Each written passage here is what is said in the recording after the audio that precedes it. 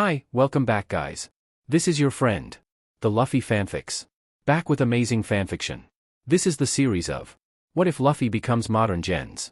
Now before starting, please give this video a like and subscribe to the channel if you want more videos like this. Now let's get into the fanfic. Awoo. Beepo. Awoo. Soft sniffing gets louder next to Law's ear by the second and his eyes slowly peel open.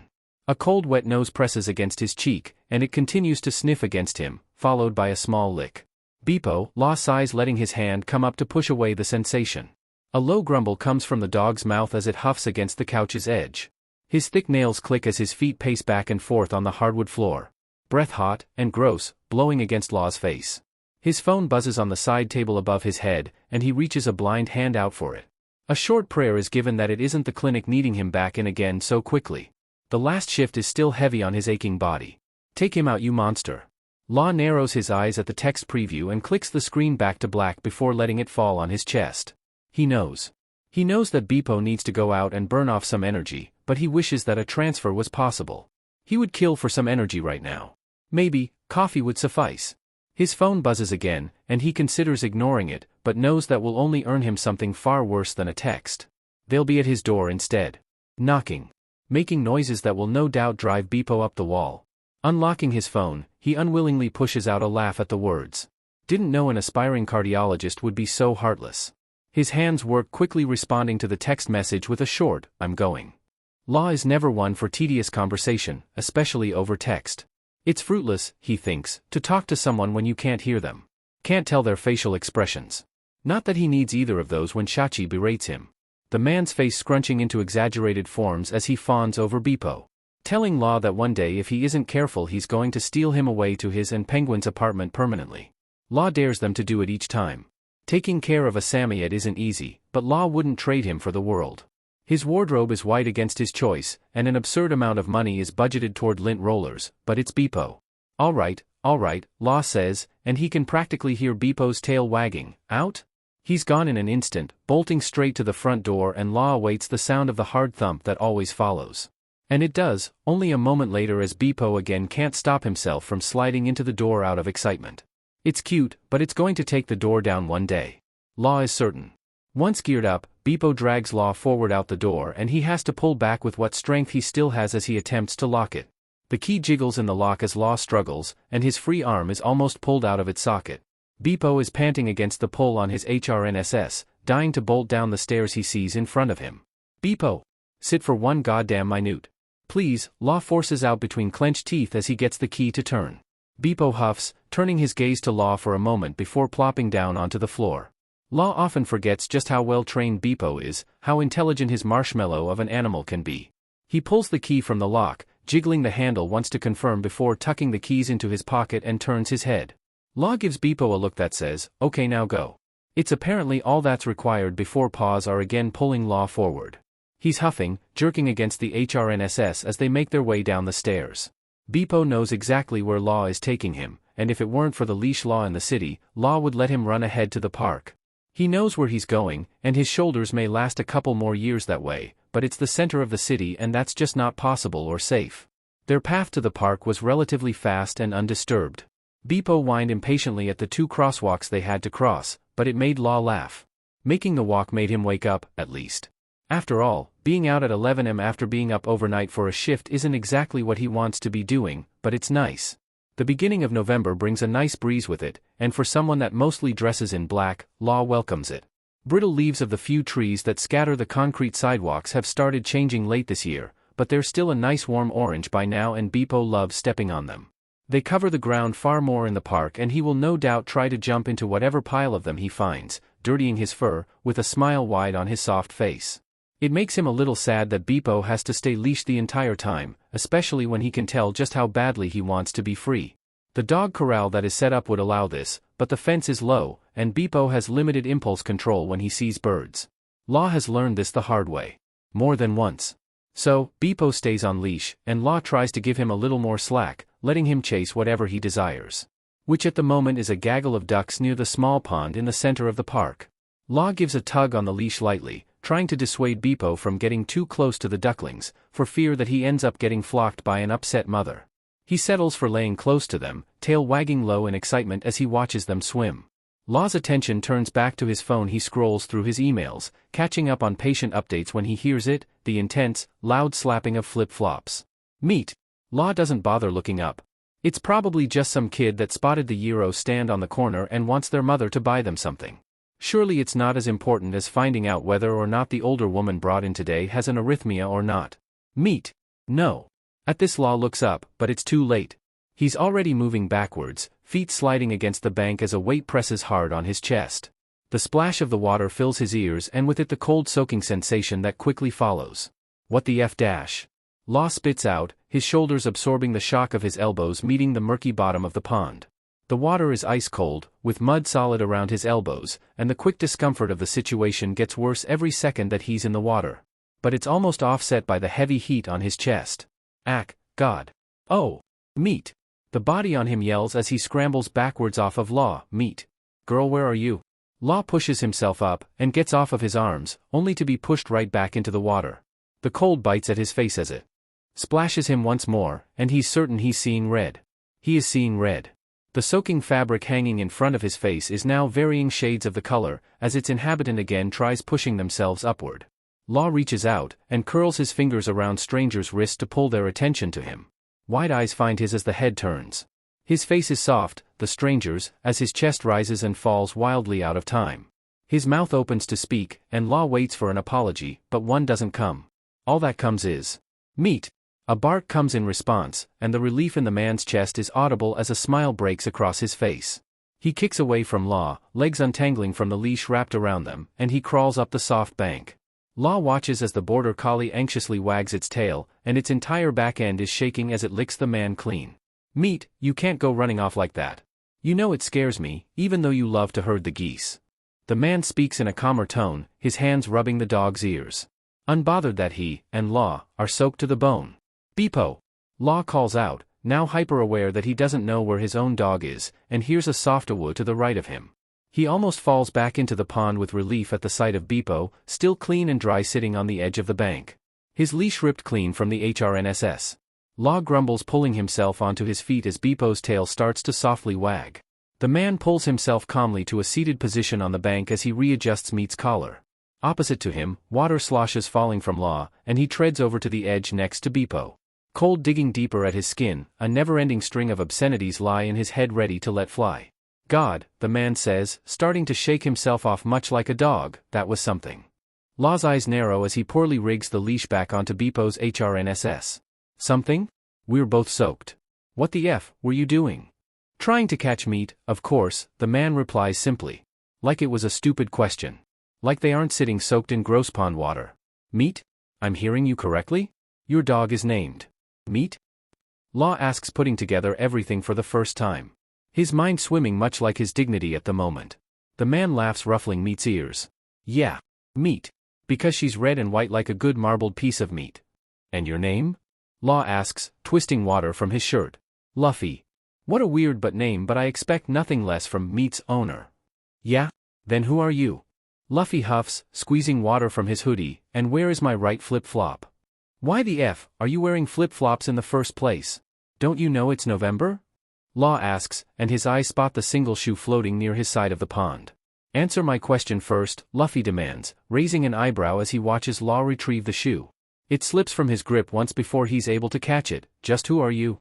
Trafalgar Law replies with a sigh. He hovers, almost refusing to hand the shoe back to Luffy, but ultimately hands it over. He's too tired for this right now, and before you ask, this is my dog, Beepo. Beepo puffs up at the mention of his name, eyes closing lightly as he leans happily against Law's leg. His fur sticks to Law's wet clothes, and he pulls back, shaking gently before settling again. Luffy laughs, and the sound pulls Beepo's attention over to him. Trotoati, Luffy musters out through giggles. Tereo is a funny name, so you're one to talk. Beepo is good though, so kudos on that. Trafalgar, Law repeats, or just L dash. Tereo. Yeah, I heard you the first time. I'm clumsy, not deaf, Luffy chides as he slips the sandal back onto his foot. Now, Tereo, how far do you live from here? That's incredibly personal, Law says, eyeing Luffy cautiously. What does that matter? Well, if you live farther than me, then I was going to offer that you could dry off in my apartment. All my roommates are at work right now, so it wouldn't be a problem, Luffy smiles. Something about his smile puts Law at ease. He reminds him of another clumsy dumbass that worms his way into anything, and the thought mulls over in Law's head for a moment. Usually, he would never even give the offer legs to stand on, but his own are still frozen from the water. Plus, it is his fault. He owes him. 15th and North, Law finally responds, and bites his tongue in second thought. It's fine, there is no way this man could possibly live CLO. Oh, yeah. That's still about 2 blocks away. I'm just off the corner, Luffy replies, and Law tries to not let his mouth fall open. This man, in a hoodie, jean shorts, and flip-flops lives further uptown than him? He must be homeless. This is a joke. A mistake. Come on, I don't live in a box, Luffy reasons, no doubt seeing the expression in Law's eyes. Now, let's get dried off.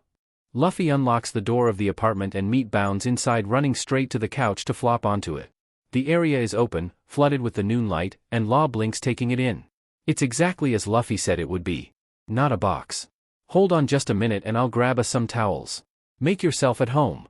Luffy calls, running back into the house, turning around a corner, quickly disappearing. Law sighs as Beepo treads forward cautiously, sniffing lightly as he goes. Meat simply keeps a watchful eye as Beepo moves, head still pressed against the couch. A faint thump echoes in the corner of the room and Law's eyes are immediately drawn.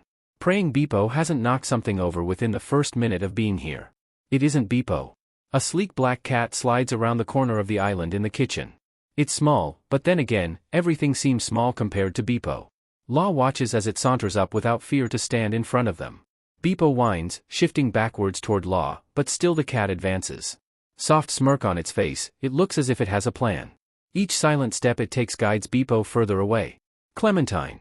Luffy calls from down the hall, arms full of the towels, go upstairs. Stop bothering the guests. The cat looks back at Luffy for a moment before adjusting its sight on Beepo. It seems to consider things for a moment before turning around to run up the spiral stairs. Sorry about her. She's finicky, kind of like her owner, Luffy laughs and then bites his lip. Don't tell her I said that. The cat? Law asks, pulling a towel from Luffy's hands. It's warm, almost as if it's fresh from a dryer, and it smells like citrus. Law can't deny that the gesture is nice. That Luffy trying to repay for the accident in this small way is bizarre, but he can't say he minds. No, Luffy says as he runs the towel over himself. Nami, my roommate. Oh. One of 7. Roommates, that is. There are 8 of us total here in this duplex, though the full group is 9. Chopper is off at school right now. So, he lives in the dorms. Brook and Usopp live downstairs, and Zoro, Sanji, and I live on this floor. Nami, Robin, and Frankie live upstairs. Sanji doesn't like that Frankie stays upstairs, because he wanted the women to have their own space away from us men. But Robin and Frankie are dating, so it's kind of dumb to keep them apart, you know? Luffy rambles as his hands continue squeezing the remaining water from his clothes. None of that even remotely registered. I hope you understand, Law replies, mirroring Luffy as he finishes drying off. Law looks around, and to an untrained eye the house seems big enough, but he can see it. The wall rack, only built for 4 coats, is worn, used to hold much more than that on the daily. The kitchen is mismatched with appliances on every corner, no doubt from the cabinets already being full. He doesn't even want to think about the fridge. Luffy finishes running the towel over himself, giving his hair a quick toss. Now. Can I get you something to drink? Oh, no. It's fine, really. I should be going anyways, Law says, waving his hand, and feels his head throb gently. He was supposed to be back by now. Getting some needed sleep by now. Not standing in a stranger's house with clothes that are still a little damp. Please? I made you fall in a pond. Let me get you something, Luffy reasons, and he's already slid into the kitchen. The opening and shutting of the pantry and fridge several times, followed by a sigh, clues Law into just what Luffy has found. So, we don't have anything but tap water right now. Robin must have not grabbed anything in an effort to get us to drink more water or something, Luffy ponders, and he walks back out into the living room, though there is totally cola upstairs for Frankie. I'd die if he ever found out I touched it. I'm fine, Law reiterates and snaps his fingers twice to call Beepo back to him. Really? Beepo huffs as he pulls away from the couch where Meat is still laid. His tail is down along with his ears, and if Law didn't know any better he'd say Beepo was sad to leave. Then at least let me buy you a coffee. There is a really nice place just down the street, not even leaving the block. They let dogs be there too, so you don't have to worry about Beepo. Luffy smiles and Beepo's ears perk up at his name. I'm sure you could use a cup. Law considers it quickly. Coffee would be nice. Beepo seems to want to stick around, and he's never heard of the place before. Probably because he never goes out anywhere that isn't work or the park. Maybe he should fix that. Sure, Law agrees and silently prays he doesn't regret the decision, but you're paying. Luffy's smile widens, pulling at the edge of his lips, the pink of his gums peeking through. Law can't help but stare. How odd, he thinks, though I'm not sure anything about Luffy is normal. Oh. Could you, give me your number? Luffy asks, slipping his phone from his pocket, just in case you're a murderer or something. Wow, that's the worst lie I've heard for my number yet. Law smirks and takes the phone from Luffy's hand, putting in his number before handing it back. Besides, if it turns out you broke something of mine from that fall, then I need your information anyways to sue your butt. Luffy's eyes are down, staring at the screen, typing quickly, and Law feels his pocket buzz. It's me. Law smiles at the text. It's so simple. Almost like something he himself would send. He saves the contact under Luffy Pond and locks his phone once more to shove back into his own slightly damp pocket. When he looks up, Luffy is typing in another message before doing the same. He gives a short whistle, and Meat jumps off the couch, trotting up next to Luffy ready to go. The cold still feels colder even though his clothes are drying, and if Law believed wives' tales he would be fussing about catching a cold right about now. But Luffy wasn't exaggerating in the slightest when he said that the shop was nearby. It took them less than 5 minutes before they came to a stop in front of the cafe. Law scans the exterior and can feel Beepo tug anxiously against his leash. Past the gate of the front, there is a room with a large glass window, and within it are several dogs. So, this is what Luffy meant by they didn't have to worry. Meat is whining, pacing from foot to foot, waiting on Luffy to move forward. She desperately wants to bound forward again, no doubt to go see her friends. Luffy tuts as he opens the gate and Meat JRKs harder against her leash. A low howl leaves her mouth as they get closer to her goal. I'm going, Luffy laughs as he's dragged forward toward the dog's entrance. You'll get in soon. Law follows a few steps behind, Beepo slightly cautious in his movements as he stays close. He can tell Beepo is excited, but nervous, so he nudges him forward with his leg. Shiny black eyes look up to Law, ears perked with alert, and Law nods forward. Go have fun, Law sighs, I'll be here. That's all Beepo needed as he bounds forward after Meat, who is already greeting the others. It is nice, Law thinks, and realizes he may just frequent this spot a little more. His eyes shift across the rest of the shop and he realizes he's lost track of the other reason he may just start coming more. Luffy is back at the coffee bar, no doubt placing an order, and Law's stomach twists lightly. He didn't even ask him what he wanted. What if Luffy gets him one of those overly sweet specialty drinks? He'll have to drink it. Instead, he watches as Luffy turns, 2 cups on plates within his hands, and he catches Law's gaze. Smile once again on his face, Luffy tilts his head to direct toward a table over in the corner. Law gives a final glance toward Beepo, who is now standing precariously on top of a slide, made no doubt for dogs much smaller than him, looking accomplished. Slipping into the booth with Luffy, he finds a warm cup of coffee in front of him. It's just coffee. Nothing more. The same thing in front of Luffy. You keep surprising me, Law sighs and feels his throat catch, realizing the words in his head actually came out of his mouth. Heat pulls up the back of his neck as he waits for Luffy's response, but simply finds him emptying 2 sugar packets into his cup. Oh, yeah? Luffy smiles, I hear that a lot. Weird. I'm sure you do, Law thinks and pulls the cup up to his mouth in an attempt to keep any other words to himself. Luffy smiles around the edge of his cup as he takes a drink. His eyes graze over Law, taking him in for the first time, and Law shifts lightly under the weight of his focus. So, what do you d-dash? Are you Tereo last? Law's words die in his mouth as the yell reverberates in the room. His mind is racing as he tries to put it together as a man scrambles up to their table. His eyes float over to Luffy for a moment and he sits, guilty grin pulled across his face. I'm sorry, WH-. Are you Tereo last? The man repeats in front of him. He's disheveled. Hair messy up in its hair tie, sweat dripping down his face. Button shirt twisted on his body and his chest is heaving hard as he tries to regain his breath. Luffy. Is this him? Luffy is now laughing. A hiss almost as it catches in the edge of his mouth, the laughter pours out of him. The man rests his hands onto his knees trying to regain his breath before pulling out a chair and sitting down at the table. Usopp. It's fine, Luffy laughs, reaching across the table to place a hand over his. This is Tereo. He's not a murderer. Usopp takes in a deep breath. A wheeze heavy in his throat as he leans back against the chair. His voice is small and strained as he speaks, clearly still winded from the run. Why you can't just text the group, I'm going out to coffee with a guy. Hope he's not a murderer, and drop his contact information, Usopp gasps, and then not answer your phone? What are you thinking? Law's chest tightens as Luffy starts to again laugh. You sent my number to your roommates. And said, "Hope he's not a murderer?" Law breathes, "Why would you do that?" "So that if you were a murderer they would have your number, obviously." Luffy rationalizes, bringing his coffee back up to his lips, "And I muted my phone because it would have been rude to be checking it while we're hanging out." "That doesn't make any sense." Law and Usopp yell in unison. Usopp looks at Law for a moment before a laugh slips out. Another before Luffy joins in along with him. Law sits baffled, watching the two men laugh, more confused than he was a minute ago. Slapping a hand onto Law's back, he catches his breath. "You know what? You're all right." Pulling his phone from his pocket, Usopp taps quickly on it before lifting out of the chair. He throws a hand toward the coffee bar and Luffy returns the quick hand with a smile. The situation that only moments ago was on high alert is now calm and Law can feel his heart start to return to normal. Though a new problem now poses itself, his cup is empty. The light remains of coffee sit within it and Law knows he needs more if he's going to make it through meeting one of Luffy's friends. He pulls himself out of the booth, but hesitates, looking down at Luffy's cup. "Do you want any more?"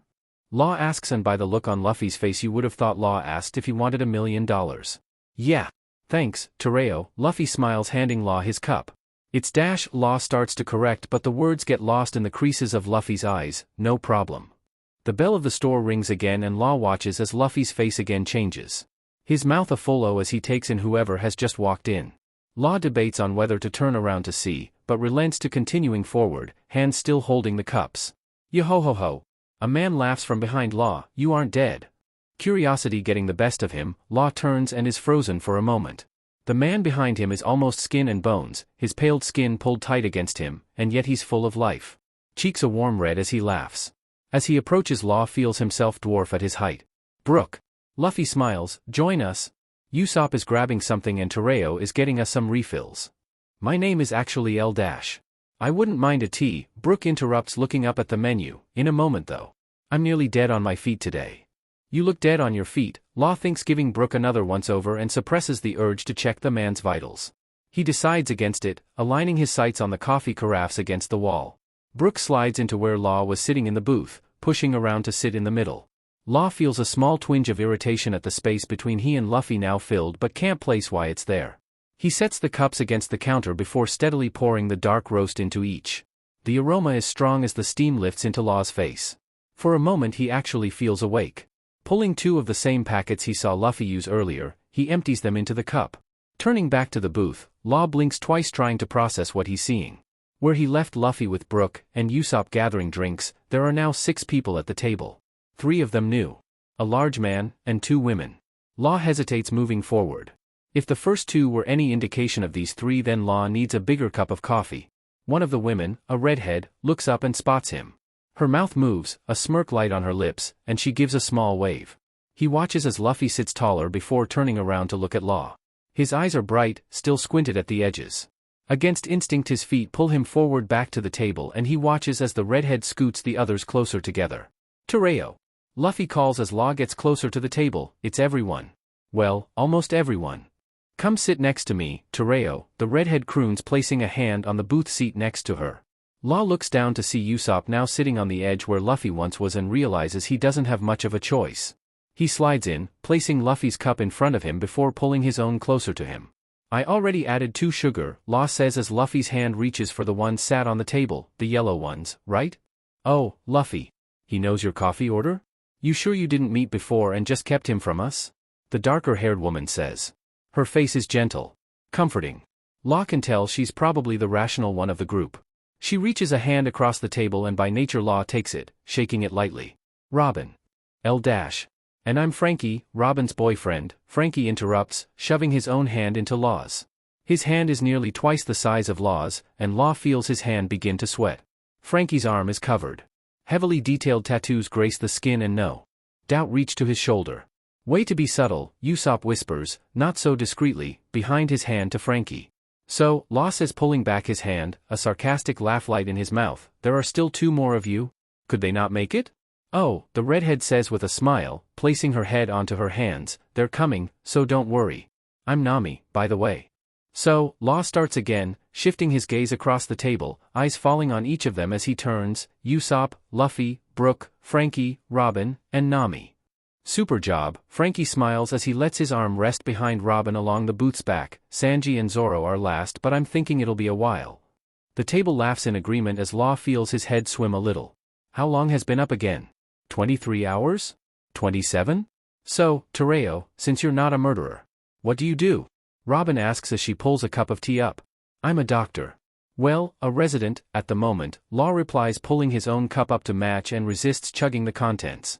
So you could murder, Usopp speculates and gets an elbow in his side from Luffy, I'm just saying. I guess I could, Law replies without thought around his cup. It's so warm. Voices growing louder around him, time seems to melt. Both speeding up and slowing down as the people at the table talk and shift. He responds as they ask questions. At least he thinks he does. At one point another coffee is put into his hands and he thanks. Brook? Usopp? He's not entirely sure. Finally. Get lost? A new voice asks from his left and Law turns his head to look. He hasn't seen this person before. Right? How long has he been there? A mint-haired man turns the chair at the end of the table around, straddling it as he lets his arms cross on top. Shut up, you bstrd. Some of us just actually have to work? He grumbles, shooting the man next to Law a look. Zoro. Nice to meet you, Tereo. Glad you're not a murderer, would have had to kill you. No offense. Law nods, processing the sentence. Mind slowly piecing things together. If that's Zoro, then the man next to me is Sanjinji. Can you get me another coffee? Nami asks, batting her eyes across Law. Sanji is up in less than a second. Feet almost floating across the cafe as he fetches what she requested. Pet names tumbling out of his mouth as he goes. Beepo, Law says, mind playing catch up, where is he? Law moves from the seat and the world tilts straight on its axis. His hand reaches out blindly to find a table to steady himself on, but finds something warm instead. Fingers curled around it, Law regains his balance before looking at what he caught. Tereo, are you alright? Zoro asks as he steadies Law back upright. He can hear it then. The loud shuffling sound that can only be the others getting up. Great. They all move from the booth, pulling into the too small aisle between tables. The last thing he wanted was a scene. He just wants his dog and some sleep. Oh. You're a resident. When was the last time you slept? Robin asks, coming forward to place a gentle hand on Law's back. Law's mind stutters, trying to do the math. He doesn't even know what time it is right now. How could he answer that? Maybe, third dash. You've been awake for 30 hours? Luffy yells and a nearby table shushes him. I knew you could use some coffee, but you need sleep. Where is Beepo? Law repeats. It doesn't matter how much he slept. It doesn't matter what his job is. What matters is where his dog is right now. Last I saw he was curled up asleep with meat, Usopp says quickly. He's fine. Law feels his chest begin to lighten and he wonders just when it tightened.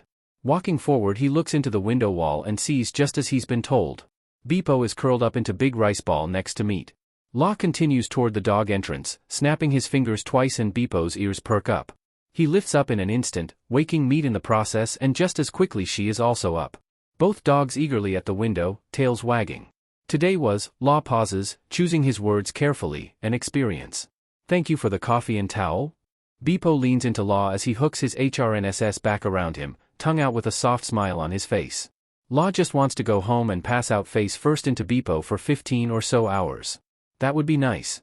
Let me walk you back, at least, Luffy reasons as he hooks Meat's leash back onto her neck. Would hate for you to die trying to walk 2 blocks.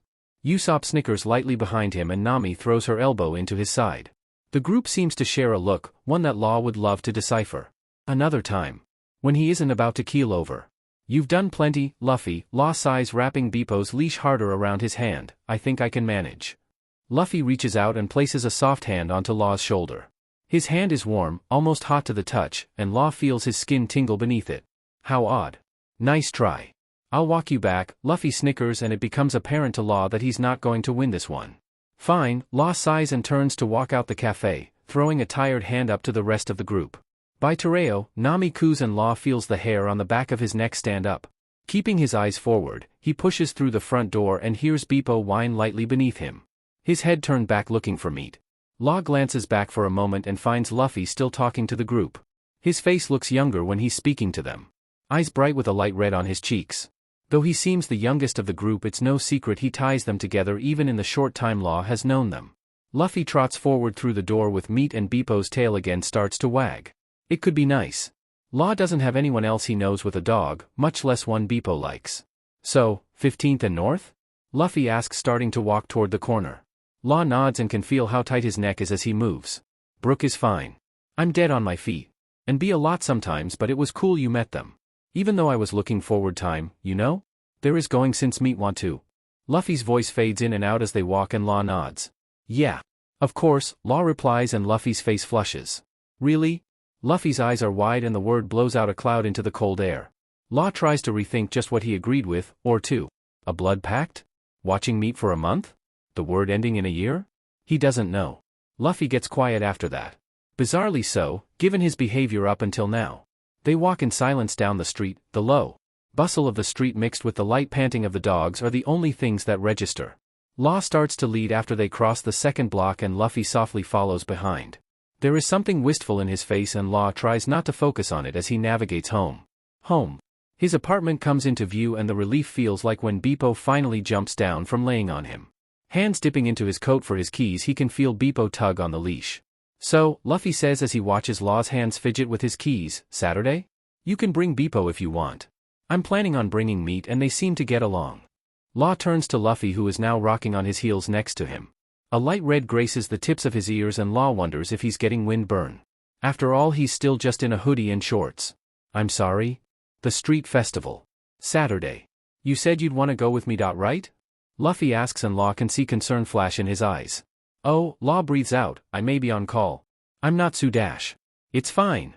It's kind of short notice and I just met you and I kept you from getting sleep, so I understand it's a lot. Luffy rambles as his face starts to grow more red. I'll let you get in now though. Get some rest. It was nice meeting you, Tereo. Law starts to protest but it's the truth. He doesn't know if he has to be in on Saturday or not. Especially if there is going to be a festival. There is no telling the number of dumbass that will end up in the ER. Yeah, Law sighs holding out a hand. Nice meeting you, Luffy. Luffy curls his hand around Law and it shakes. A small tremor in his hand before he actually moves it up and down. Luffy gives his hand a small squeeze before letting go, hand falling back to his side. He needs gloves. Luffy smiles, but for the first time today Law can tell that it's different. He throws up a hand before turning, Meat whining softly at his feet as she steals a last glance at Beepo. Luffy starts to jog, sandals again slapping on his feet as he builds up speed. Running away from Law, much the same as he ran in. Law gets through his door and resists falling straight to the floor and napping on the rug in the entryway. It's soft enough, right? Beepo tugs him forward toward the bedroom, a low whine in his throat as he watches Law. He walks the 4 steps in before he falls forward onto his bed, feet still dangling off the side. Law groans as he sinks into the mattress and Beepo hesitates at the side. Come on. Just this once, Law sighs patting the bed next to him. Beepo jumps up onto the bed curling around Law before laying down with a huff. Law opens an eye to look at his clock on the side table and it reads 3 p.m. That was only 4 hours? Law groans turning his face into the bed. Law's phone buzzes and Beepo huffs at the noise. He ignores it. Mind just starting to drift as it buzzes again. No! Law yells knowing just who it is and knows that they're listening. To that it buzzes once more. He hesitates for a minute, considering whether or not to doze off but decides against it. Barely opening his eye, he pulls his phone up to his face to read the texts. Who the F was that? Law? Who was that? Yelling no isn't an answer, which means you haven't read our texts. If you don't answer in 2 minutes we're coming upstairs. Law looks at the timestamp and groans as a hard knock comes from the front door. He hears the handle click as it's unlocked all before being pushed open. Beepo's ears perk up at the noise, tail wagging as he knows who is coming. We've broken in. Who the F was that guy? Shachi states walking into Law's bedroom. I'm gonna take your keys from you, Law mumbles into the bed, it's not worth it anymore.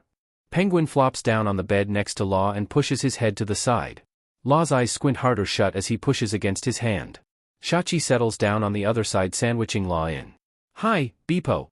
Shachi says, rubbing Beepo's face as he closes his eyes. Who was your dad talking to outside? Did he have a fun new friend for you too? Leave. I'm begging you, Law groans turning over on his back. There really is nothing to tell. There's nothing to tell about why a 30-minute walk turned into you being gone for 4 hours? Penguin says dubiously, also you smell like wet. What the hell happened to you, Trafalgar? Law sighs, scooting himself up to the headboard as Shachi and Penguin move closer, ready to hear the whole story. So, Law gives it to them. Pieces missing here and there from his exhaustion.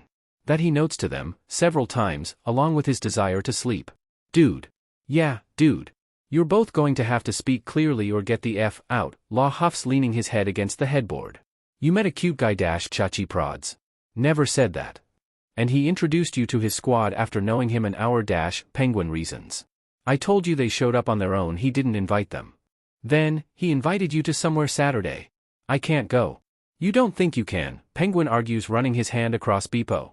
I'm almost positive I'm on call. You never ask off. Do it, Shachi says, reaching for Law's phone. This isn't a normal job, Shachi, Law sighs, smacking his hand away. It's not like I can just put in for it. Beepo obviously likes playing with, what was the dog's name again? Meat. Meat. Come on, Law. He's cute, Penguin croons as he smushes Beepo's face. You saw a glimpse of him from above. Also, who said I would want to date him? He wears shorts and flip-flops in November. Law argues, now please, let me go to sleep. Not until you agree to consider going with him Saturday, Penguin says, falling back to lay next to Law. We're both off. We have all day. I'll consider it, alright? Now get the F out, Law groans, pushing Shachi and Penguin forward by the shoulders. They slip off the bed with a laugh. Shachi pushes Penguin through the door, hovering in the frame. Sleep tight, dude. And text Luffy. Law pulls his pillow over his head with a huff, turning onto his stomach. Shachi pulls the door to, leaving it cracked for Beepo before slipping out the front. Apartment once again quiet, Law sighs as he begins to drift asleep. Beepo warm against his side, he's content, not even bothered by his clothes anymore. But something scratches at the back of his mind. His hand reaches out, clawing around the bed as he tries to find his phone, and as it wraps into his hand he hesitates. It rests in his palm for a moment as he considers it. Whether he's just delirious from lack of sleep or if it's something else entirely. Opening the screen, he navigates to his contacts and stares at the name, Luffy Pond. His finger hovers over the text icon and he swallows before tapping it. Typing quickly, he sends the message before he can back out. Hey, it's Tereo. Your place at 10, Saturday? He resists chucking his phone across the room as his heart takes off. Is he stupid? He's not even sure if he's off. He's not even sure if Luffy would want. Sounds great. See you then. Smiley face. Law sighs, clicking it shut before pressing his face into the pillow, a smile on his face. Luffy bounces next to Law, gracefully avoiding everyone in the crowd. His hand is looped hard around Meat's leash and his eyes are eagerly scanning the booths. If Law didn't know better, he would think Luffy was a child separated from his family. So, what do you want to do first? Are you hungry? Want to play a game? I think there is a band playing soon. Maybe we could go to the dog section? There are always a lot of cool handmade treats and bandanas and stuff. Nami says that it's a waste of money, but Luffy rambles and for the first time in over a minute pauses for a breath. We can do whatever. I'm just happy you were able to come. Luffy looks up at Law then, his cheeks red with the cold, smile tugging at the edges of his lips. He's still in shorts and sandals, thankfully a different pair than Law saw him in initially, proving that Luffy at least has a full wardrobe of shorts. At least he's in long sleeves this time. Regardless of whether or not he gets him, Law knows that Luffy is just being himself, genuine and unrestrained. Makes Law happy that he was actually able to come. That he gets to know Luffy when he's not sleep deprived. When he told the clinic that he was going to need Saturday off, he got the reaction that he expected, endless questioning. After bargaining the fact that he hadn't taken any personal time in over a year, they decided that it was fine. After all, Law works the most hours of all the residents. Stays when he doesn't need to. Does rounds for others when they're out for various reasons. All he ever asks for is a single day before Thanksgiving and Christmas to go back upstate to see his family. Otherwise, he's always willing to be on call, always ready to step in and get the experience. This causes the other residents to maintain their distance from him, and that's fine. He doesn't care for getting to know them anyways. That's not why he's there. Tereo? Luffy asks, pulling in front of Law, stopping short, almost causing Law to run straight into him. You okay?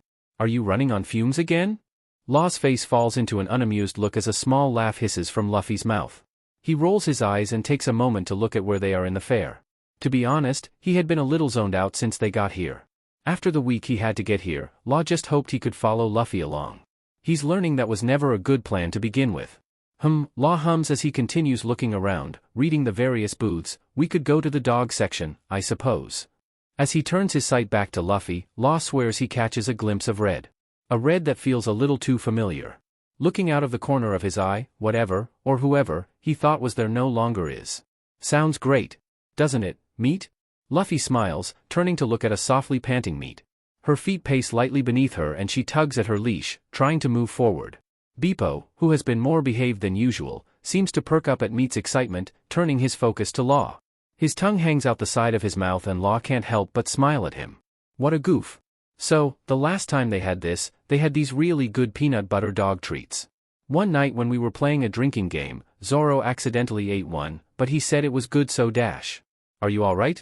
Law interrupts, and his throat tightens with the words that weren't supposed to be spoken with such a tight tone. I mean, you seem chattier than last time. Oh, Luffy laughs lightly, hand moving to rub the back of his head. I'm just excited you were able to come is all. Thought I had scared you off last time. You know, with the pond, my roommates, and sleep deprivation.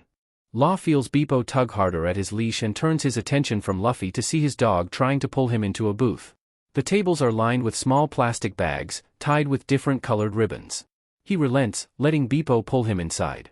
After stepping into the booth, Law's nose finally catches what Beepo's must have from yards away. Bacon. Luffy follows behind, meat tugging just as hard against her leash, and the two dogs twist around each other as they go deeper into the tent. Their noses high against the table's edges, sniffing loudly as they survey the goods. Meat stops short in front of a small section with smaller bags, the treats almost like pellets, her tail wagging hard. What is it, girl? Whatcha want? Luffy smiles, reaching over her to pick up the bag. Ooh, cheese treats. Very good choice. You can give her one to make sure she likes it. The shop owner calls, lifting out of the chair she was perched in. They're made with cheddar, Swiss and dried milk to bind them. My sweetheart loves them.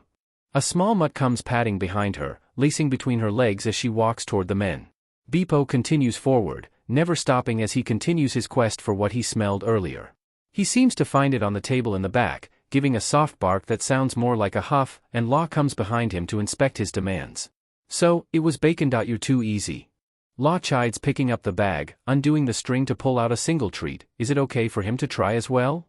The shop owner nods, a smile on her face before turning back to helping Luffy. Law tosses the treat into the air and Beepo lifts up, snapping his jaws closed around it, quickly crunching on the bone-shaped treat before eagerly insisting for another. I guess that settles it, huh? Law sighs, putting the bag down. How much? They're 2 for 7. The keeper smiles, heading back toward the small register. Do you want 2 of the bacon? Or do you 2 want to go in one each? Luffy looks up at the question, hands struggling to tie the bag back closed with a sheepish grin on his face. Law dips his hand into his pocket, pulling out his wallet, and hands the keeper his card. I'll take 2 of these and 2 of those. Oi! Don't go paying for me. I dash. Luffy huffs but is cut off by Law's held-up hand. You can. Get me back later, if you insist. It's no problem. Law says, knowing that Luffy will do just that. It's only $7, Luffy. Luffy scks in his lip in frustration but releases it with a pop. His hands gingerly pick up the cheese treats from the table and he softly tucks them into his shorts. Law takes his card back, replacing it in his wallet before grabbing 2 of the bags off the table. Luffy holds out his hand, intention clear, and Law hands them over. He tucks them into the other side of his shorts and Beepo whines softly. Thank you. Law smiles, first at Luffy and then at the shopkeeper. Luffy waves a hand of thanks before turning toward the tent opening, and Law can tell that there is still grumbling floating through his head. Thank you. Have a great rest of your day. She smiles, leaning back against her chair, her dog curling back down at her feet. Luffy hesitates on the outside of the tent, waiting for Law to follow him, but judging by the way he's looking, Law can tell Luffy is on a mission. Whether Law likes that mission is to be determined. Luffy seems to lock onto something across the street and throwing back a short glance to make sure Law is there is all he takes before setting off. Luffy! Law calls out, but he's already moving, weaving in the crowd to his goal. Beepo pulls forward against his leash to follow and Law relents, hands up defensively as he brushes against strangers. Ringing fills Law's ears as he continues, and he takes a moment to look around. Large stuffed animals hang along the edges. Bears, tigers, weirdly humanoid pieces of food? Law's shoulder tugs as Beepo follows unfazed by the new surroundings, still chasing after the muted sound of sandals. Luffy stops short at a booth, eyes narrowing up at the prizes before a soft smile breaks out on his face. He looks back then, eyes shining as they meet Law's, and waves a hand for Law to come closer as his mouth moves. The attendant at the booth starts stacking a small pile of ball into the raised cube in front of Luffy as he pulls a bill from his pocket. Oh no. What on earth do you think you're doing? Law asks in a near hiss, coming to hover behind Luffy. Luffy picks up one of the ball, tossing it lightly as if he's trying to get an idea of the weight before placing it back with the others. He points a finger forward into the booth and Law's eyes follow, finding a pyramid of milk bottles. No doubt weighted. Potentially solid. Gonna knock that stack over 3 times and win you that polar bear. Luffy says proudly. These are rigged, Luffy. You can't win these. Law sighs, crossing his arms as Bepo settles onto the ground. And why the polar bear? Luffy lets a knowing smile pull at his face, and for a moment Law is again lost in the creases in his eyes. They're like traps every time, he's learning. Rearing his arm back, Luffy closes an eye and pokes out his tongue in concentration. He's so odd, Law thinks, but can't help but stifle a laugh at the sight. Luffy lets go, his arm almost a blur as it flies forward, and Law can barely follow the action before he hears the loud clattering of the milk bottles falling on the ground. Eyes wide, Law's meet Luffy's gleaming ones, a smile just as wide on his face. It's proud. Smug. Because Bepo looks like a polar bear, don't you think? Luffy says, reaching down to ruffle Bepo's ears as the attendant resets the game, and I have to pay you back somehow. I thought you could get a drink later. Not destroy a game. Law sighs, but Luffy's attention is already gone, refocused on knocking down the second set. I don't even need a PL dash. Ooh, Luffy. A voice from behind Law says, what game have you decided to demolish this time? Law turns to find Nami walking closer as she bends down to pet a now excited meat. Her hair is tucked behind her ears, braided along her shoulder, with the end nowhere to be found beneath her scarf. At least the rest of them know how to dress in this weather. Milk bottles. Luffy grunts out as he sends the bottles flying across the back of the booth toward the attendant. Sorry. Sir, just give him the big prize and save yourself the energy. Nami sighs, leaning back up, and slips next to Law. Hi, Tereo. The attendant looks at the bottles strewn across the booth, shoulders falling as he realizes that Nami is right, and pulls the hook off the wall. He pulls down the stuffed bear, handing it gently over to Luffy like he would break his arm if he isn't careful. Luffy's face falls, and Law's eyebrows knit together in confusion. Isn't that the one you wanted? Law asks, and Luffy holds the bear, staring it into its eyes. He wanted to keep throwing. Nami sighs, and moves to loop her arms around Luffy's neck. Didn't you? Luffy narrows his eyes as he turns his head to look at Nami, sticking his tongue out at her before placing a quick kiss on her cheek. She hums, tightening her arms around him before pulling back. The small action stirs Law, his stomach a sudden mess of nerves as he processes it. Are they together? Oi, Law, I didn't think you played these. A hand weighs heavy on Law's shoulder as Shachi pulls up next to him, drawing him from his focus on Nami. Luffy suddenly perks up at the new person touching Law, and comes closer, curiosity now plaguing him. Law looks over, and if looks could kill, Shachi would at least have a broken leg. I don't. Luffy wanted to. Law answers, his tone now curt, aren't you supposed to be at work? Or anywhere but here? Shachi squeezes Law's shoulder once before holding it out to Luffy. Shachi, you must be the famous Luffy. Luffy tucks the plush under his arm awkwardly as he extends a hand to shake, his face turning redder by the second. Famous? Law JRKs the back of Shachi's hood, pulling him from the handshake and causes him to stumble backwards. Shachi huffs, escaping Law's hold before fixing his jacket once more and rights himself. Luffy is still hovering, eyes wide at the simple word. Famous. I told them about the pond is all. Law replies, trying to keep his tone even, but, Shachi, why don't you take Bepo? You're always complaining about not having time with him. Oh, good idea. Luffy, let me take meat home. Nami says, taking the leash from his hands, that way you have more hands. I'm heading home now anyways. Luffy hands the leash over without a fight, eyes still focused on Law and Shachi who are doing the same. His hand shakes lightly and Nami's hand wraps softly around his, squeezing it. He looks up at Nami, eyebrows furrowed in confusion, and she sighs. Her eyes flit between Law and Shachi, then back to Luffy, before gently shaking her head. How do you know though? Luffy whispers and Nami smiles, leaning forward to kiss Luffy's cheek. Just trust me, okay? Nami soothes in Luffy's ear before pulling away. Everything is okay. Law's attention is again on Nami as Luffy's face flushes pink, his eyes squeezing shut for a moment before he lets out a sigh. He can't just ask. Blurt out, are you dating? It doesn't matter, right? He and Luffy are just friends. I'm out, Shachi sighs, patting Law's back twice. Mon Beps. Bepo's ears perk up and he starts trotting in place waiting for Shachi to move. As Shachi starts to move, Luffy's face lights up in thought and his hands dig into his pocket, retrieving the treats from earlier. He quickly hands them to Nami and Shachi and tries to ignore the look on Nami's face. I can make these for you. I know. It's a waste of money. Nami. Gonna make Zoro try one? Nami smirks as she tosses them into her purse. I think he might do it sober this time. Luffy laughs and Nami tilts her head as to say, you're not wrong. I'm not gonna eat one of these. Shachi grumbles as he tucks the bag into his pocket. Maybe I could get Ping Dash. No one is eating dog treats.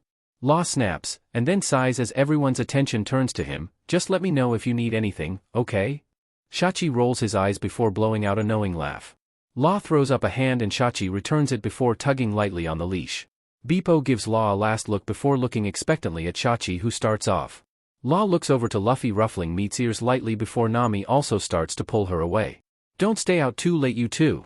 Nami croons, giving a quick wink, turning to slip away into the crowd next to Shachi.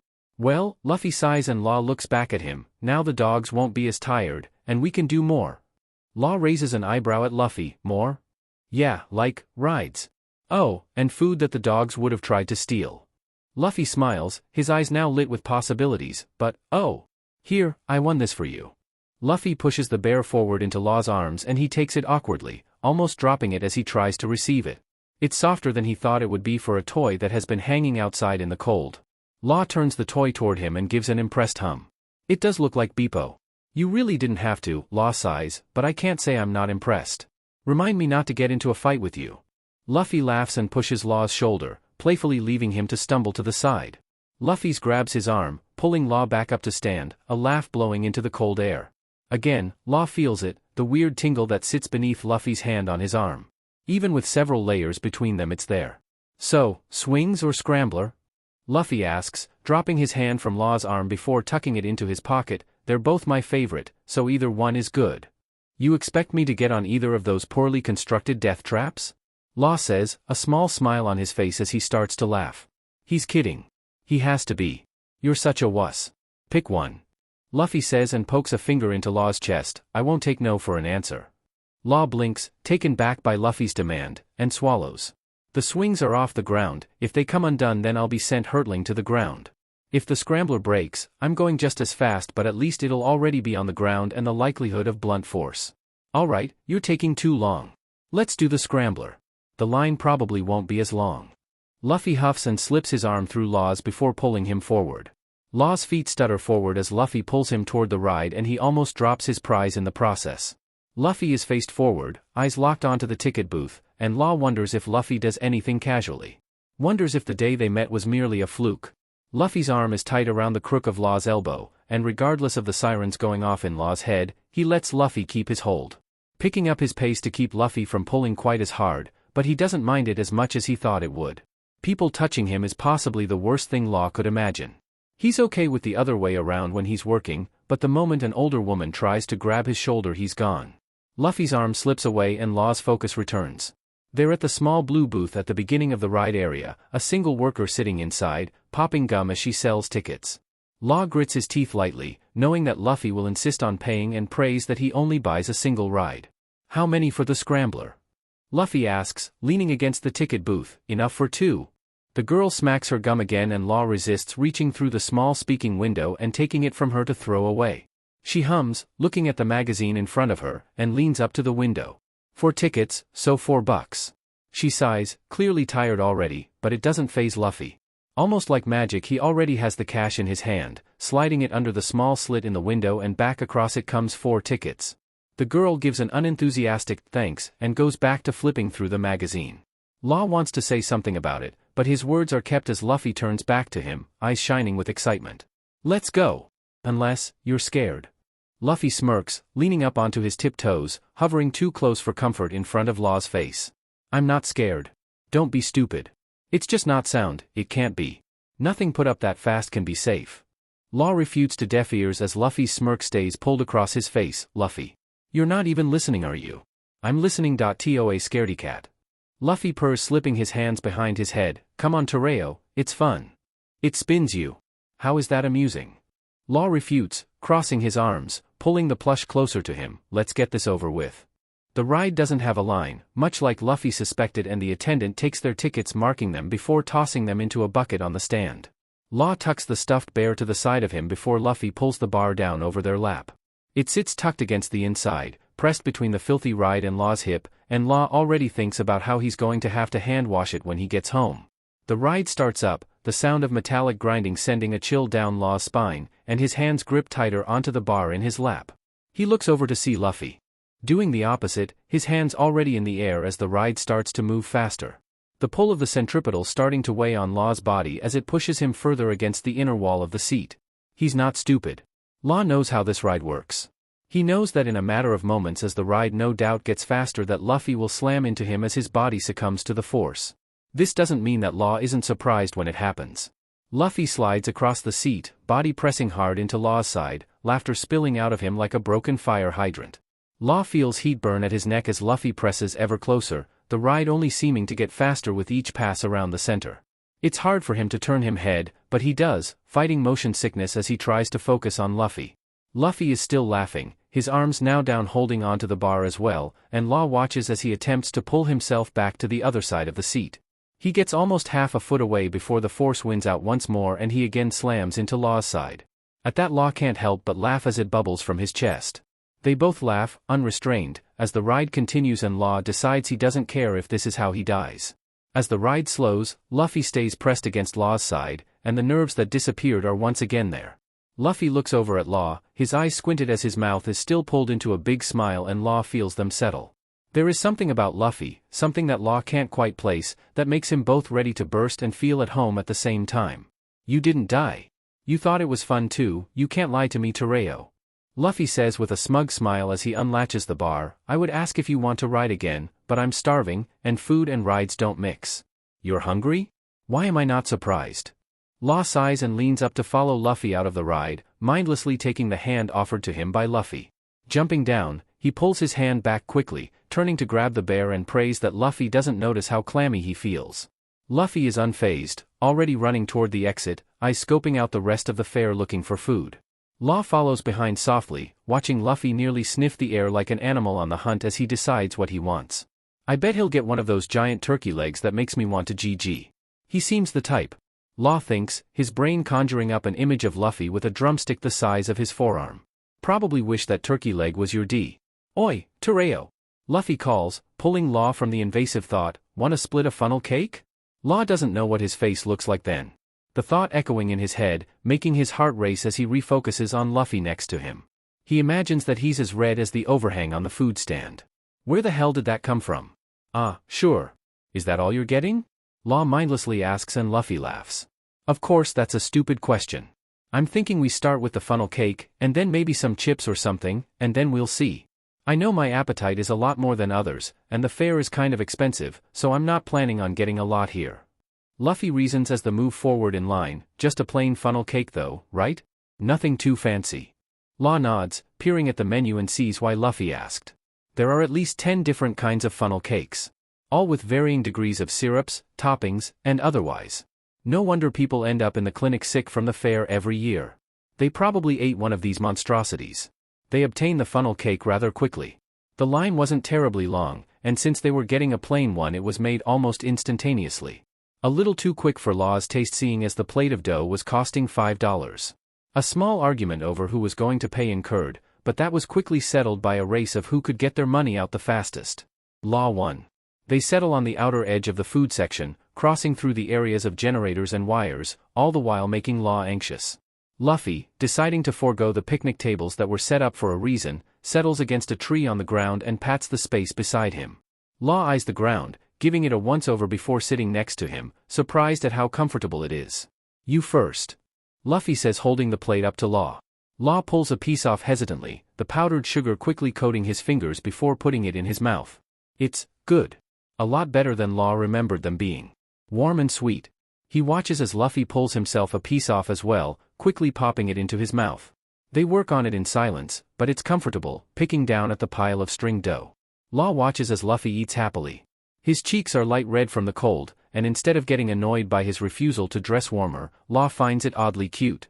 An idea he quickly tries to distract himself from. So, what's any dash? Law's sentence is stopped as Luffy leans forward with a laugh. He dips his thumb into his mouth quickly and before Law can stop him Luffy is wiping it across the corner of Law's mouth. Luffy hisses out a giggle as he pulls back, giving Law's face a once-over before he cleans the rest of his fingers off in his mouth. Law sits frozen at the action for a moment before wiping his sleeve against the corner of his mouth to remove both the excess spit and also the weird tingle that lies there. Luffy folds the now empty plate in half, holding it to his mouth to dump the rest of the powdered sugar inside. Law snorts out a small laugh at the action and Luffy turns to him with a small pout. What? I didn't want to be wasteful. And I'm far cleaner than someone. Luffy says rolling his eyes and Law leans back against the tree with a huff. I can't say that I'm too familiar with the proper funnel cake eating etiquette. Law says, closing his eyes for a moment. The fair sounds seem dulled here even though they're still so close by. It seems like every time he ends up with Luffy he's pulled into another world, one so similar to the real one that for a moment he forgets. So, what's next? Luffy hums, rocking to his feet, crumbling the plate up before tossing it into the trash. He stretches up on his toes, trying to look out amongst the stands for his next target, and Law can't help but stare. He can't seem to figure it out, how Luffy is built. He's lanky, almost awkwardly so, like a gangly teenager that hasn't hit PBRTY. But he knows. That doesn't mean Luffy is weak. Luffy is fast, not as fast as meat he's learned, but definitely faster than Law. Strong too, given by how easily he sent the milk bottles flying earlier, and Law smiles thinking about the fear on the attendant's face. Luffy is something else, and that is all Law is certain of. I think dash. Luffy is cut off by the loud ring in Law's pocket. Law sighs as he digs it out, face falling at the number before answering. He holds up a hand, signaling for Luffy to wait a minute as he gets up and walks further from the fair, trying to hear a little better. Luffy watches as Law seems to argue with whoever is on the phone, his eyes flitting from the street, back to Luffy, back to the street. He's not happy about this phone call, whatever it is, and Luffy starts thinking about how he can cheer him up when he comes back. Today is supposed to be fun after all. Maybe we go play another game? Get something to drink? I think the band is supposed to start playing soon. Oh, but it's an 80s cover band and I haven't asked Tereo what his favorite music is. I haven't asked Tereo what his favorite anything is. I only know his coffee order because it's black. Luffy, Law calls, drawing Luffy from his thoughts. I'm sorry, but I've got to leave. Oh. Luffy blows out, disappointment clear in his voice, and Law can hear it. It's not you, honest, I'm actually having a really good time. I just got called in. A couple of the nurses got food poisoning from something in the cafeteria and they're short-staffed and dash, Law rambles, trying desperately to reason with Luffy, falling off with a sigh, I'm sorry. Luffy gives a weak smile and places a hand on Law's shoulder, squeezing it. It's simple but reassuring and it makes Law even more irritated that he has to leave. Law groans as his phone buzzes again and he sends it straight to voicemail. Well, I guess you found your way out of having to eat a turkey leg with me, huh? Luffy smirks, taking back his hand. Sliding past Law, he leans over to pick up the stuffed bear off the ground. I'll take this home since you probably have to head straight there, right? Yeah, Law sighs, looking out into the street. I need to get going. I'll come by and get it later this week. Sound good? Luffy nods, tucking the bear under his arm and holds out his hand.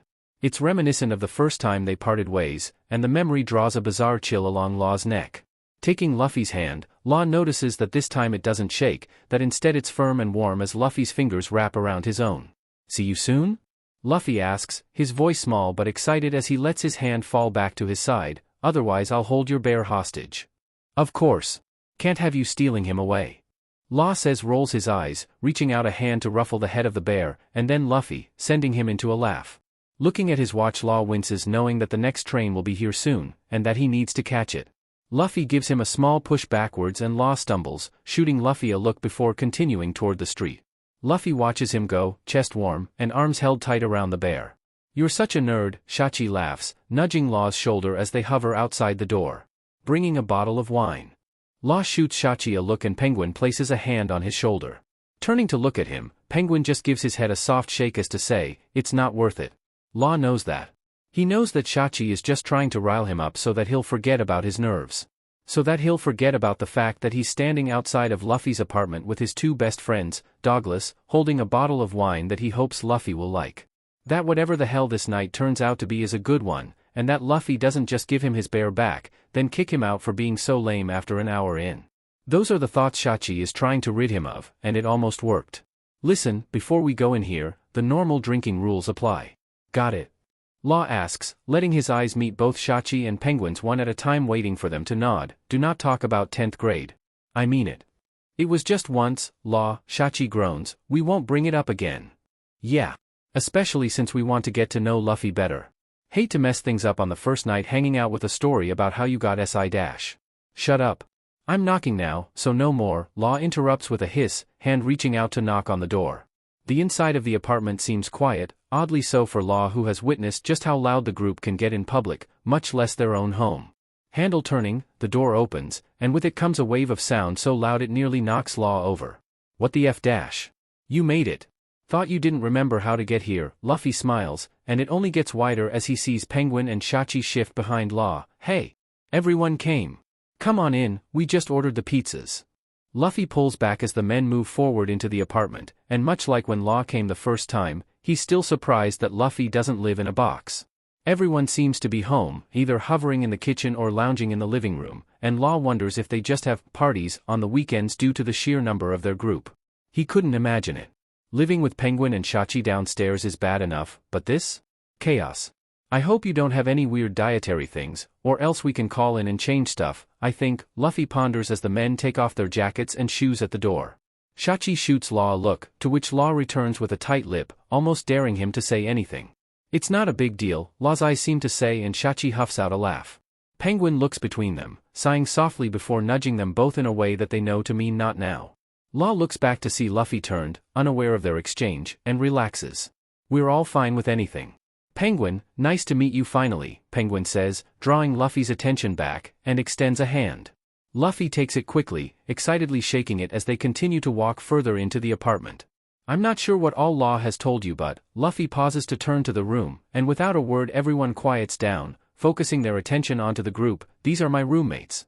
Left to right we have Frankie, Robin, Usopp, Nami, Sanji, Zoro and Brook.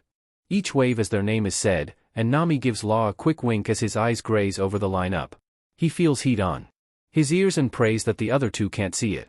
Thankfully, they're distracted moving forward to introduce themselves to the others, and Luffy falls beside Law. They hover for a moment watching their friends interact, and Law can feel Luffy vibrate next to him. It's exciting, isn't it?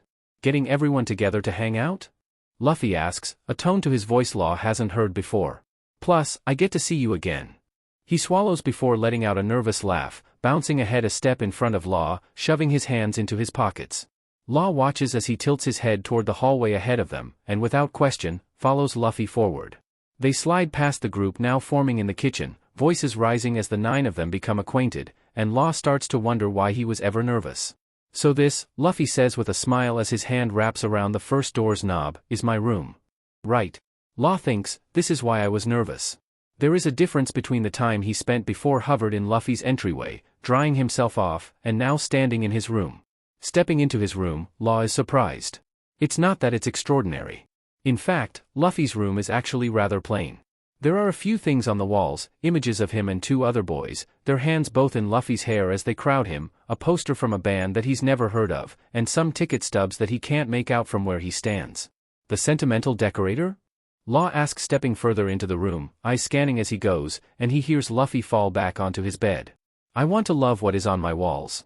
Those things bring me joy when I see them because of the memories attached to them. Is that so bad?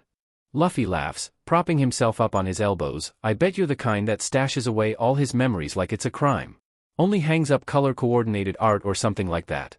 Law's mind flits to the pair of paintings in his living room and his mouth tightens into a line.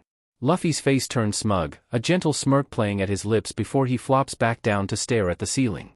Turning, Laws tries to distract himself from Luffy's call-out by looking around more, and on his desk he spots another photo frame. In it is a picture of Luffy as a child, held by an older man whose face isn't entirely showing, mostly because Luffy is covering it with his body. He seems happy, eyes pinched shut then just like they do now, and Law smiles back. So, when am I going to see your place? You've been here twice now, and I know where you live, so Luffy trails off as Law turns back to him abruptly. What? Is it like a punch card system? 5 visits here gets me 1 visit there. Law shoves his hands into his pockets, willing the weird buzz in his chest to dissipate. Luffy in his apartment? It's not such a bizarre request seeing as he's been here twice now, but the thought of Luffy in his home leaves him uneasy in a way he's not able to place. Hey, it's not a big deal. If you're actually a murderer and harboring a bunch of bodies there or something, I don't want to see it, Luffy laughs, pushing himself back off the bed to stand in front of an unamused Law. Now, let's go see what trouble our friends have gotten into by being left alone for 5 minutes. All right, Luffy says, clapping his hands together. Everyone has pizza? Everyone has a drink. The room nods, mouths full of pizza or snacks. They're spread around in a circle, all finding their place on furniture or in the floor. The group is intermingled, more so than Luffy expected, with Shachi talking to Nami and Penguin propped back on his hands next to Frankie.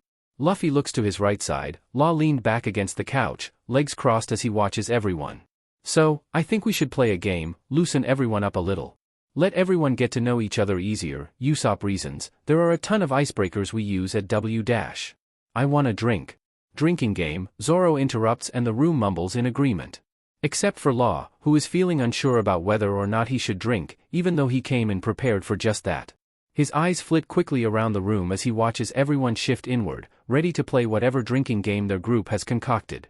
Robin reaches over from the chair arm that she's perched on, and lightly taps Law's shoulder. Thank you for the wine, she smiles, lifting her glass to show Law she's drinking it. I love dry reds. Are they your favorite as well? Typically.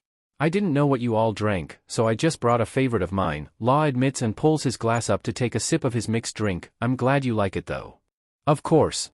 You can tell a lot about someone by their choice in wine. Robin winks before leaning back up on the arm, resting against Frankie's shoulder.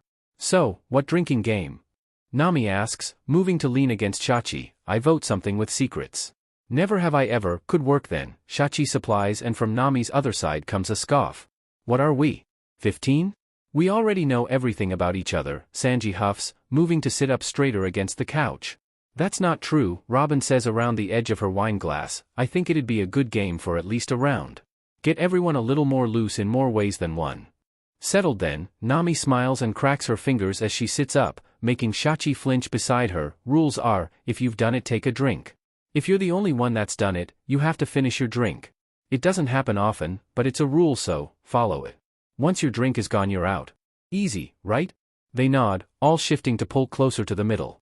A quick game of nose goes determines who has to start, which, much to his objection, is Sanji. His eyebrows furrow as he tries to think, eyes scanning the group as if he's trying to think about who he could get to drink.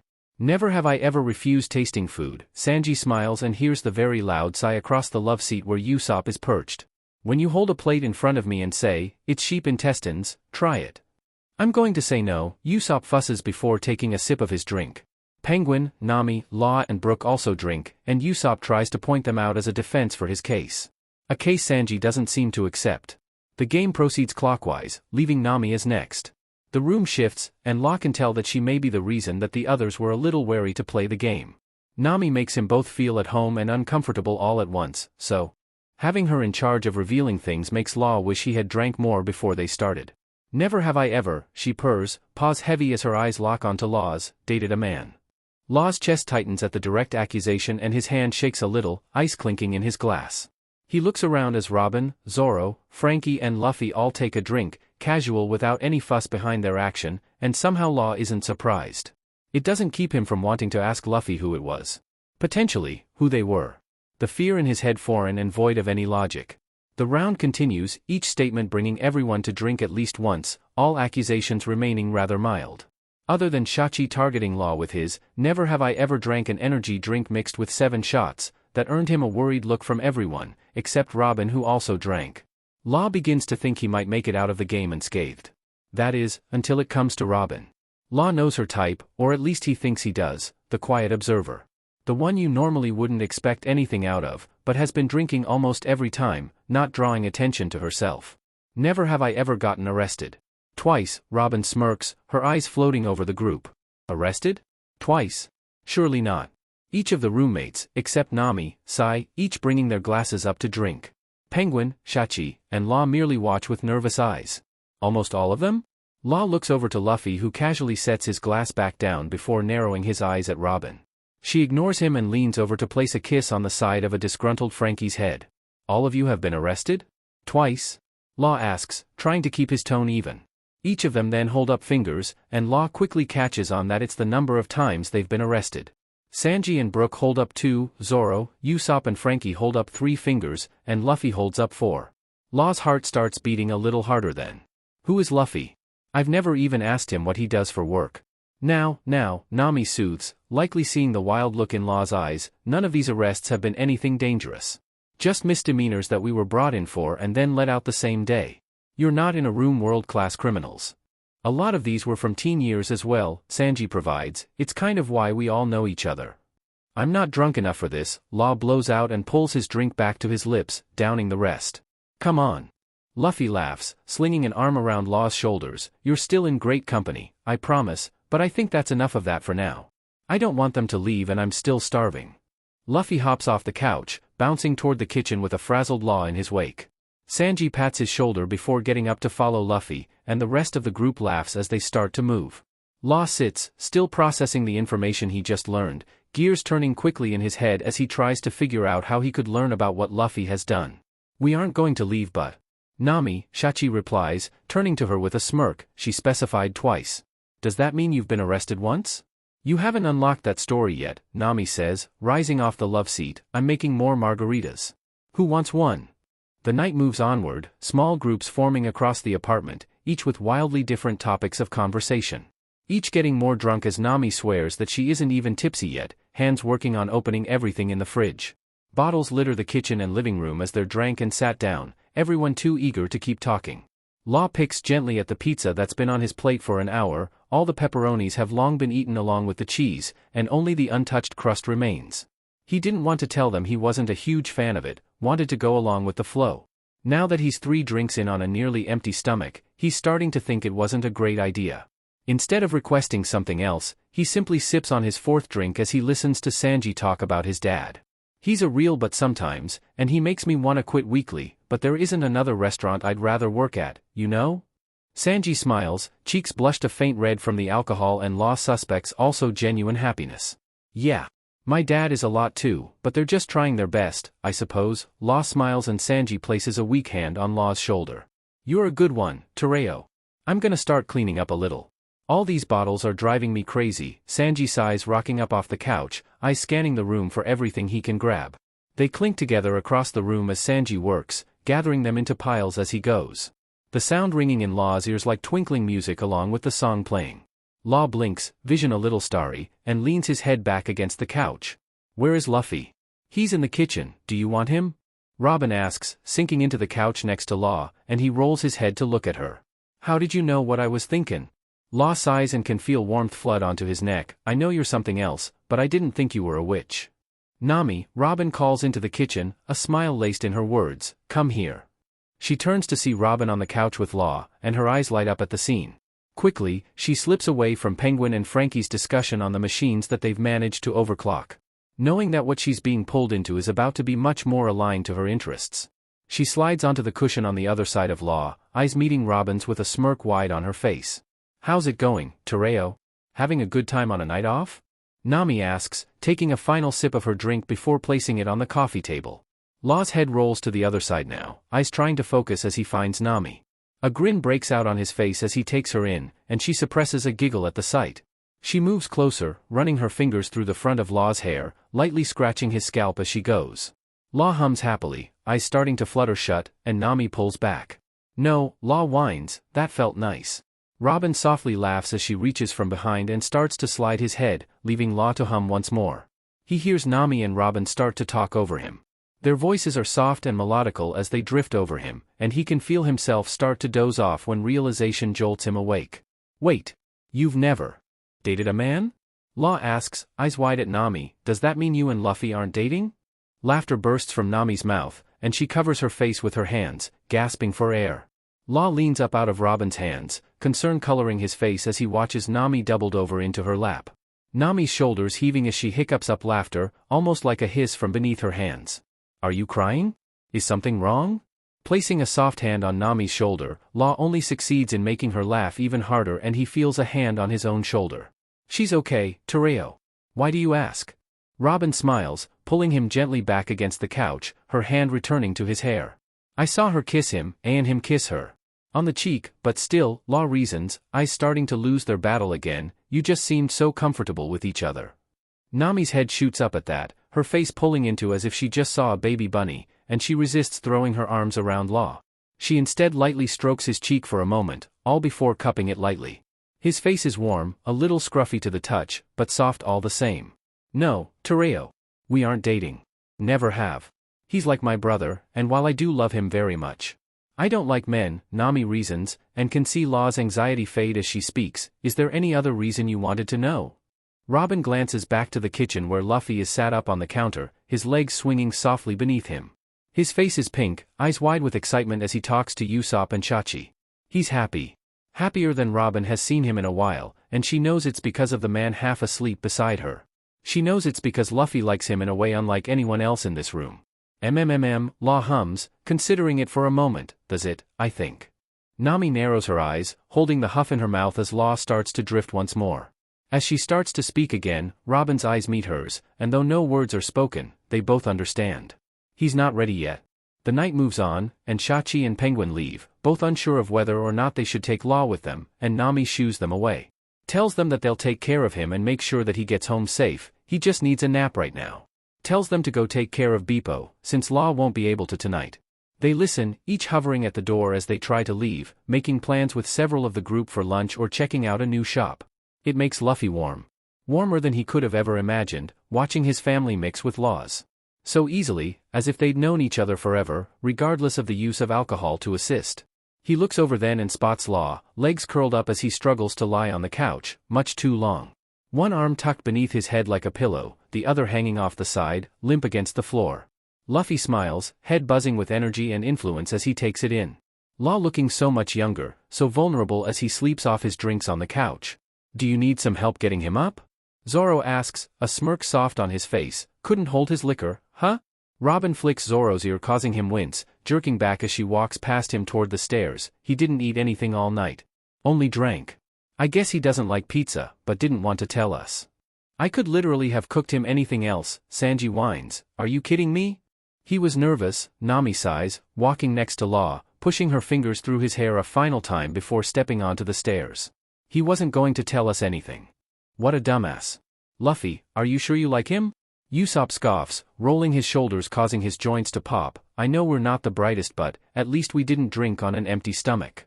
I don't like him, Luffy quickly responds, and the whole room stifles their laughs so as to not wake up Law. Luffy, Brook sighs, placing a hand on his shoulder. It's obvious. To everyone it seems, but you too. Luffy JRKS from Brook's hand, face red, and his lips tighten into a line. He waves his hands around jerkily, signaling what everyone seems to understand as please go to bed and leave me alone about this. They all sigh, moving toward their rooms, each giving Law a last look before tucking in for the night. Luffy grumbles, stomach wound in knots as he looks at Law asleep on the couch. He doesn't like him. What are they? 5? He just gets excited around Law is all. He gets excited around a lot of people after all, this isn't new. Hey, Tereo. You need to get up. You're too big for this couch, Luffy gently whispers to Law, hand rocking him as he tries to wake him up. Law mumbles, incoherent as his eyes barely open, the slits giving way to barely any white before they close once more. Luffy sighs, running his eyes along Law's body, and realizes he's going to have to try a more direct approach. He's going to have to pull Law off this couch. I'm gonna stand you up, okay? So that you can go to bed for real, alright? Luffy soothes, nerves at an all-time high as he starts to slide Law around, positioning him so that Luffy can pull him to his feet. Law squeezes his eyes shut as Luffy moves him, and he feels 10 again, when Korra would carry him out of the car back into the house. So small. So tired. You're a lot lighter than I thought you were, Tereo, Luffy murmurs and gently drags Law up next to him. Slinging his arm over his shoulder, Luffy lifts Law further, pulling him up to standing. Law is slumped, a mix of drunk and tired, his head hazy as he tries to remember where the floor is. Is he really getting that old? He only had a few drinks. With no food. I can't send you home like this. You okay to stay the night?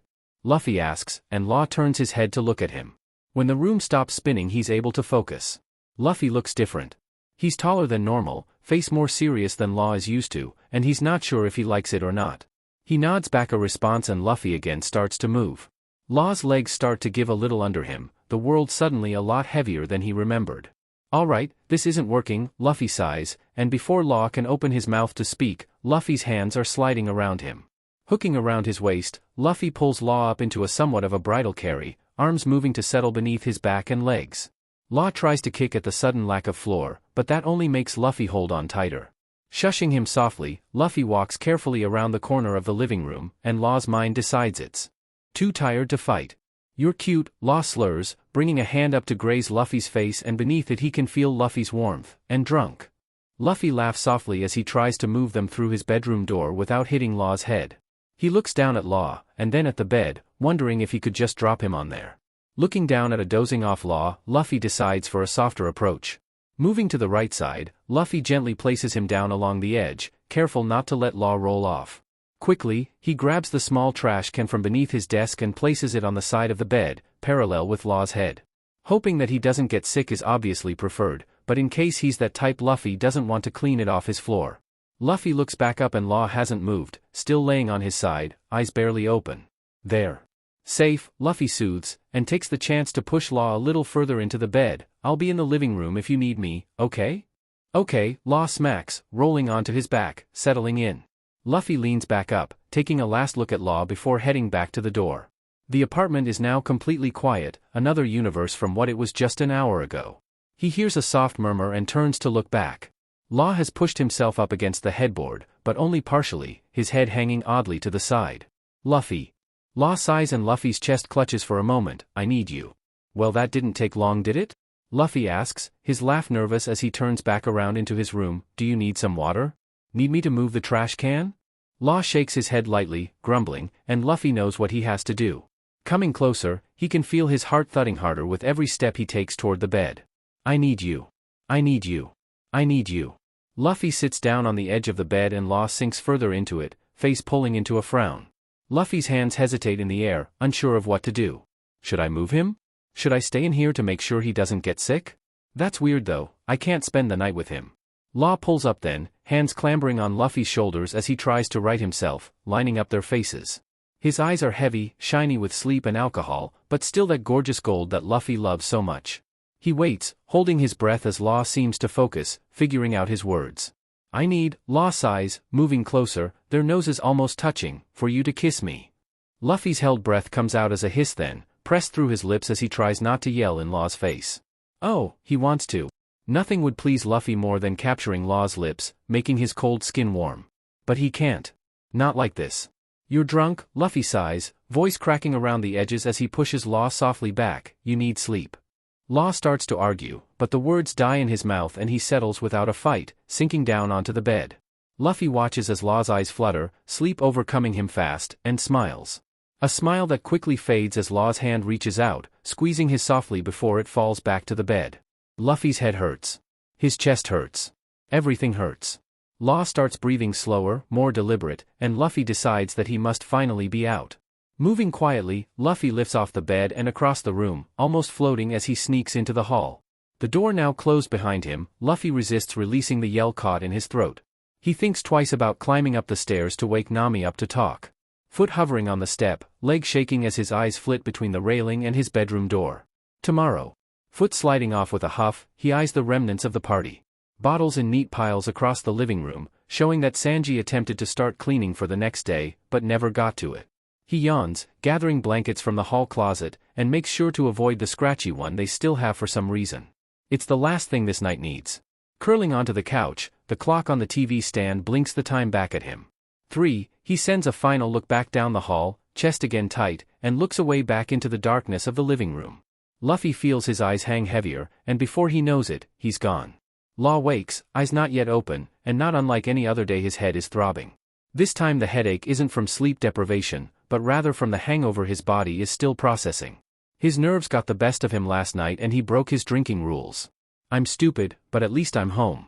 A loud clattering rings out and Law's eyes fly open, his heart now racing. Blinking as he sits up, Law breathes heavily, hands starting to claw around for something to defend himself with but comes up only with sheets. Brain catching up, he realizes that the door in front of him looks different. The entire room is different. He's not home. F-. Law hisses out, hands rubbing his eyes as he scoots to the edge of the bed. Swinging his feet over, he kicks over the trash can sitting next to the edge, sending it to clatter into the nightstand. He freezes, chest tight and head spinning as the noise echoes in the room. Luffy's room. Soft footsteps pad outside of the door and a moment later a soft knock follows. Oi, you okay in there, Tereo? Zoro's voice asks and Law swallows, unsure if he should just pretend to be dead. Why yeah. Law answers lifting off of the bed, I didn't realize there was a trash can within kicking distance. Oi, Luffy. It was the trash can. Law's stomach lurches at the mention of Luffy's name. So, he was the one who put me in here. Of course. Law's mind starts replaying the night before, but his memories stop short of him on the couch with Robin and Nami. Everything else isn't even a blur, it simply doesn't exist. Well, what if he got sick? Luffy asks and Law can hear footsteps once again outside the door, followed soon after by another knock. Hey, can I come in? Law looks himself over quickly, praying that he didn't throw up over the night and not remember, but finds nothing but the clothes he was wearing yesterday, now wrinkled with sleep. Yeah. Law sighs, falling back onto the bed, wishing that he had enough time to suffocate himself out of embarrassment. It's your room. Luffy opens the door slowly, almost as if he's trying not to spook an animal, face sliding into the crack. His hair is mussed from sleep, expression soft, and something about it makes Law's neck a little warm. Luffy smiles as he continues to slip in, hand keeping a hold on the door. You live. Luffy laughs, tightening his lips into a tight line as Law winces from the noise. Sorry. Luffy comes in gently, almost comically, as he tiptoes across the floor before sliding onto the bed next to Law. He lays back next to him, heart thrumming wildly as he waits for Law to look at him. Law's arm remains over his eyes, a grumble emerging deep from his chest, and he hears Luffy snicker next to him. You didn't have to bring me in here. I'm sure I was fine on the couch. Law mumbles and feels the bed shift next to him. Pulling his arm back, he blinks again, trying to focus on not throwing up before turning his head to look at Luffy. He's propped up on one arm, face scrunched into disagreement, and Law knows that he's about to argue with him. Waving a weak hand, Law pushes against Luffy's arm, trying to dissuade him from saying what he's about to say. Just thank you, I guess is what I'm trying to say. Law sighs, I never get drunk, honest. For a reason too, seeing as I don't even remember anything past Robin stroking my hair on the couch. Luffy's chest clutches, a quick tightening as he realizes that Law doesn't remember the end of last night. Doesn't remember calling out for him. Doesn't remember asking him to kiss him. Luffy swallows, unsure of whether or not he should tell Law. Law turns his head then. His eyes barely opening, exhaustion painted across his face, and Luffy decides against it. After all, he'd rather forget it himself. Oh, you just fell asleep on the couch, but you were too long for it and looked uncomfortable. So, I moved you in here. Luffy smiles weakly, rubbing the back of his head. I thought you'd have an easier time with your hangover if you at least slept comfortably. Law lets out a short laugh before wincing at the pain in his head. His hangover is miserable, but Luffy is right. It could have been so much worse had he slept in whatever bizarre position he ended up in on the couch overnight. Which only brings about conflicted feelings of guilt and appreciation to his already swimming mind. Clinking sounds resume from outside the door, and with it the faint smell of food. Luffy perks up at the smell, a small hum in his throat. Sanji is cooking breakfast. I don't know how you handle hangovers, but you're more than welcome to food since you didn't eat last night. Luffy says, tone turning sour at the mention of Law's actions last night. Law narrows his eyes at Luffy, who sticks out his tongue before rocking up off the bed. He can't deny that Luffy is right. He should have asked for something else to eat. They would have given it to him without issue, but his nerves got the best of him. In more ways than one. I don't think I can stomach food right now. I really just want to go home and clean up before I have to go in this afternoon. Law sighs, lifting up onto the edge. Thank you for everything. For what? Letting you get a nasty hangover before you have to work? That's not worth a thank you. Luffy huffs, crossing his arms. No. For making my friends feel so welcome. It's just been the three of us forever. Law muses, a smile soft on his face, and Luffy lets his arms fall. He holds a hand out to Law, flexing it lightly to coax him into taking it. Law resigns and takes it, hand and head buzzing, fingers curling around Luffy's. He's warm as always, and Law's mind drifts a little, conjuring images that fade as quickly as they form. Luffy fast asleep next to him, arm across his chest, warm as always. They're always welcome here, but I think they know that now. Luffy laughs and pulls Law gently to his feet. Now, let's get you home. Law falls back onto his bed that night, headache mostly gone, but body still aching from the shift he just had. As much fun as he had over at Luffy's, he's unsure if he'll ever do it again. At least if he does, he won't drink. If for some reason he does drink, he'll make sure he doesn't have to work in pediatrics the next day. Beepo's soft howl comes from the edge of the bed, and Law turns his head to look at him. His eyes hold concern, and it makes Law's heart hurt a little. Usually if he's going to be gone overnight, he leaves him in the care of Penguin and Shachi, or in even more rare cases, the woman next door. While they probably came and checked on him when they got back last night, Beepo wasn't prepared for Law not to come home. I'm sorry I wasn't home last night, Law sighs, holding his hand out to let Beepo rub against it. I won't be doing it again anytime soon, okay? Beepo huffs at Law's hand softly, pushing harder up against it, forcing his fingers to scratch against his head. Law continues petting him gently, sleep starting to reclaim him as he goes. That is until his phone starts to ring in his pocket. The song that plays only belonging to one person. A person, no matter how tired he is, he can't ignore. His hand pulls his phone from his pocket weakly as the song continues to play. The melody is repetitive and annoying, which is exactly why they chose that song when they put it in. Law answers the call, pushing it onto speaker before letting his hand fall against the bed once more. Dad, can you ple dash? Why haven't you called me in 2 days? The voice echoes out and Beepo whines softly, ears perking up at the familiar sound. Dad, you could have been dead for all I know. He continues interrupting Law once more. If it weren't for S&P texting me back this morning, then I would have been in the car already. Law narrows his eyes at the mention of Shachi and Penguin. They've basically been part of his family for 13 years now, and unfortunately that comes with them having his dad's phone number. Leaving him to find things out, Law would rather he didn't. Of course, they texted you. They love their Korada. Law huffs, rolling onto his back, pulling the phone onto his chest. Stupid nickname. Stupid friends. Hey, nicknames are nice. I love Salt and Pepper very much since someone can't be bothered to call their dad and tell him that he met someone. Korra rambles on, his voice getting faster, but lower, and Law feels 11 all over again. Who? I haven't met anyone. Law makes a face at his ceiling. What the hell are they telling him? That pond guy. I know you've seen him not once since you met him, but twice, and you haven't told me about him. So that obviously means that he's a big deal. Korra continues on and Law can just feel him pacing at the end of his bed. When do I meet him? Law sits up quickly, leaving his stomach down on the bed, his heart now racing. What? When do I meet him? I don't think. That's such a hard question. Korra replies. Why would you want to meet him? It's just Luffy. Law rambles and slides off his bed. I'm going to kill them with my bare hands. Luffy. That's a cute name. Probably comes with a cute face. Dad. No. Law argues, rubbing his hands against his face. He's just a guy that ran into me and Beepo, and we're friends now, at least I think so. Shachi says that you went to a fair together. You hate fairs. That you all went over and hung out with his roommates. And spent the night. Korra accuses and Law stammers, unable to deny anything. You're bringing him to Thanksgiving brunch next week. It's settled. Dad. Settled. Dad. Please, I doubt he'll be free. He has family that will want him. Law argues, slipping on his shoes. Why are you making such a big deal out of this? Because you're my son and the last time you made friends were S&P, and that's been years ago. So, whoever this new person is that has wormed his way into your life must be something special. That's all. Korra says and Law stops moving, swallowing at his words. Just ask him, will you? Law groans and Beepo comes up to lay his head into his lap. Eyes shut happily as his tail wags and Law can't help but smile. He'll say no anyways. What's the harm if it gets Dad off my back? Fine. I'll text him right now and I'll let you know what he says. Law sighs and lifts up off the bed. Now, I have something I need to do. I'll call you tomorrow. I promise. You better. Korra sighs. I love you, don't work too hard, and don't give Shachi too many bruises. You know he means well. I love you too, Dad. No promises. Law smiles and the line clicks. Staring at the screen for a moment, Law considers not doing it. Just lying to his dad and saying that Luffy said no. The thought of texting him and asking him to come to a holiday meal makes him uneasy. A weight that comes with it on his stomach he isn't familiar with. He starts the text a total of 5 times. Each time, deleting everything just before he gets to his question. It's not like he's going to say yes. He saw photos of what he assumes is Luffy's family in his room.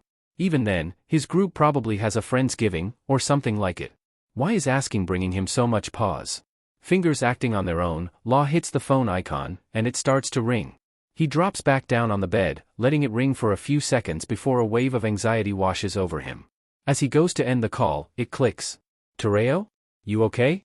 Luffy's voice asks, concern already present in his tone. Law taps the speakerphone button and swallows a final time. He knows that he can't stay quiet any longer unless he wants Luffy at his door. The similarities to his dad being a little more than he has time to process at the moment. Yeah. I'm fine. Just needed to ask you something.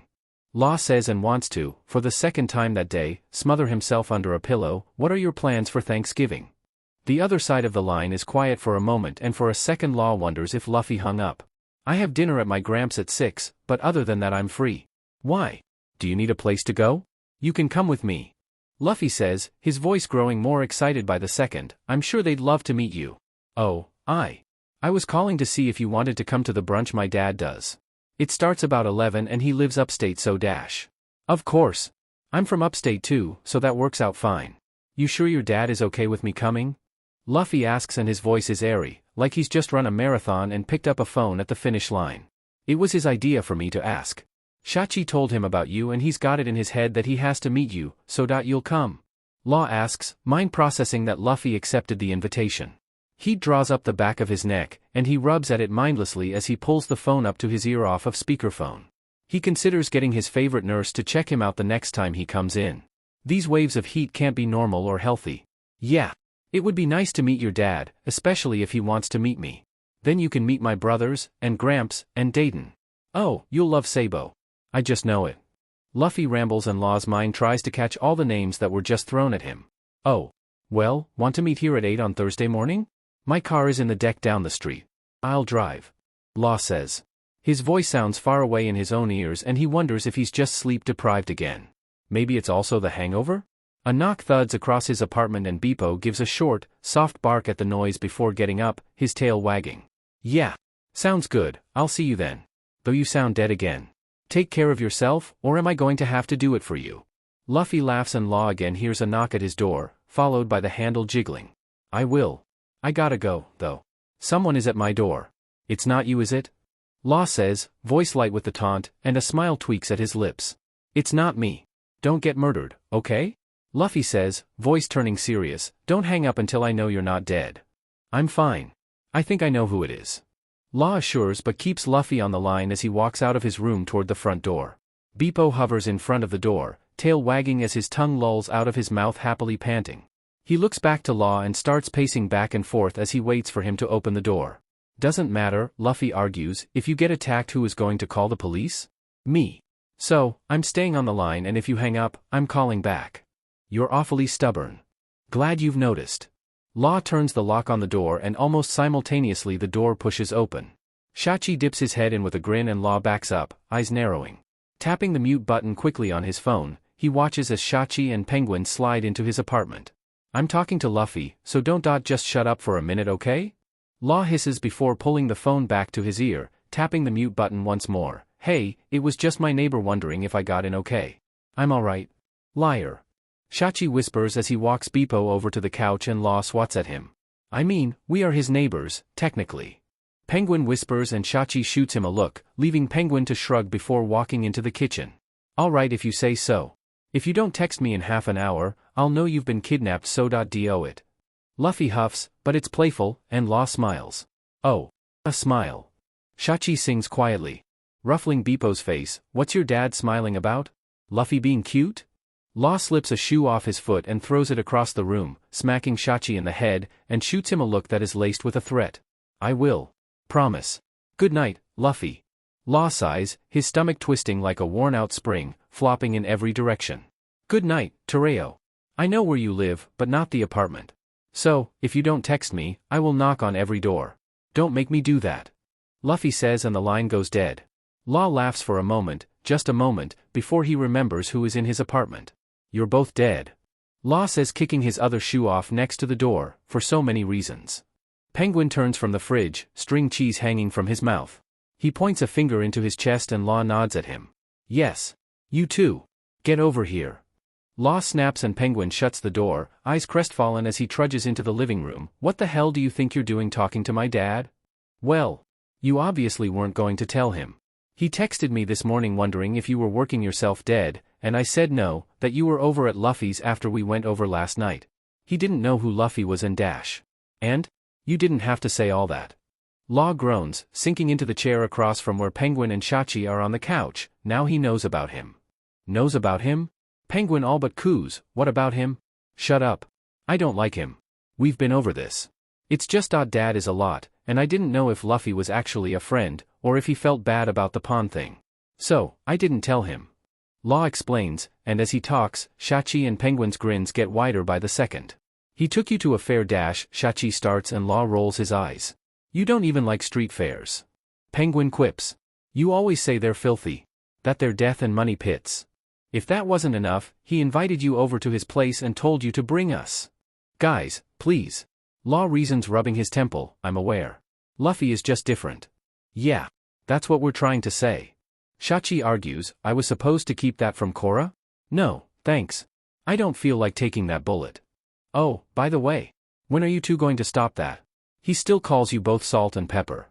Law says sinking further into the chair, head starting to again steadily throb. He needs a shower and about 12 hours of sleep. He needs thicker rugs so they can't hear his apartment so clearly. He needs to text Luffy in 25 minutes. Ah, Korra. I love your dad. Shachi fawns. Our dad, basically. Penguin reasons. Yeah. Our dad. So, we can call him Korra forever if we want, Paprika. Shachi smiles and Law raises his middle finger up at him. Shachi leans back and returns the gesture casually. Get out of my apartment. Law says, throwing his hand at the door, I worked peds tonight and my head is still killing. You're just going to call Luffy back when we leave. Penguin smiles and nudges Shachi's shoulder with his. Yeah. Do the whole, no, you hang up, for half an hour, and we'll have to hear it. Shachi croons, resting his head onto his hands. You're not allowed to come to Thanksgiving. I'm telling Dad you're both sick. Law says and lifts up out of the chair, I will not put myself through the three of you with Luffy. Beepo hops off the couch from between Shachi and Penguin, following Law as he goes. Law looks at his leash on the hook and realizes that he probably needs to be let out. He looks down at Beepo and gives him a look that says, quick. No park. Beepo pants softly, tilting his head to the side and Law sighs. Well, that's why we came up anyways. Penguin says, we can't go this year. Law turns back to look at them, eyebrow raised in suspicion. They always go, even though his dad isn't the best cook in the world, they always go. Law suspects they do it just to torture him yearly, but against all, they really are his family. Why not? Law asks and quickly waves his hand to cut them off, not that it matters. You're not allowed to come. Reaching down to put the leash on, Beepo whines as he paces back and forth, ready to get out the door. Shachi groans as he lifts off the couch and smacks Penguin on the shoulder, signaling him to get up as well. Law checks his phone and grimaces. He has to text Luffy back in 20 minutes, and hopefully he can get Beepo out and back in by then. Fine. Just promise to bring us some of his cookies and cream cake back, okay? Penguin asks, pulling his hands to his mouth in a small prayer, you know it's my favorite. Ooh. Some of the burnt edges of the green bean casserole too. Shachi chimes in, resting his head on Penguin's shoulder, which are, you know, any of the edges. You both know he's going to send me back with food for both of you. It's Dad. Law sighs, and pulls open the front door, leaving Beepo to JRK forward. I need to take him out. I'll talk to you both later. Shachi and Penguin both slip past, running a hand against Beepo for a last time as they leave. Law pulls the door closed behind them all, locking it quickly before he loses his shoulder. They all head toward the stairwell as Beepo tugs forward, nearly choking against the leash, and Law trots forward to keep him from slipping out of his collar. Good night, Tereo. Shachi croons as they get back down to their floor. You aren't allowed to call me that. Law snaps and Beepo again starts to tug towards the next floor. Good night. Night, Paprika. Penguin smiles, poking out a tongue as the floor door shuts behind them. Throwing a look towards the door, Law continues forward down the stairs with Beepo. As he gets to the bottom floor, he pulls his phone from his pocket. Pulling up Luffy's contact, his finger hovers over the message icon, eyes flitting to the time to check how long he has. Something within him stirs. Makes him curious if he doesn't text him. Would Luffy come over? Why would he want that anyways? Beepo sniffs around the small garden outside of the apartment and Law allows him a little more slack. He looks up, knowing he won't see any stars because of the city lights, but something about the night sky brings him a little more clarity. Deciding quickly, he taps his phone and watches the screen change, the ring soft as he holds it in his hand. The line connects and he brings it up to his ear, smile soft on his face. Hey, Luffy. I'm not dead. Law blows out a breath into the cold air and knocks on the door once more. Next to him Luffy hovers, practically vibrating, and Law hopes he's not shivering and is merely excited. Alright, he's not coming. I'm just gonna use my key. Law grumbles, filing through his keys. As he finds the right one, the door swings open, the smell of food pushing through the door with a breeze. Law's face falls as he pushes his keys back into his pocket quickly, knowing what is about to happen. Korra steps out of the door frame and wraps his arms around Law, completely encompassing him as he hugs him. You're here. I swear I didn't hear the door. I just had a feeling you were here.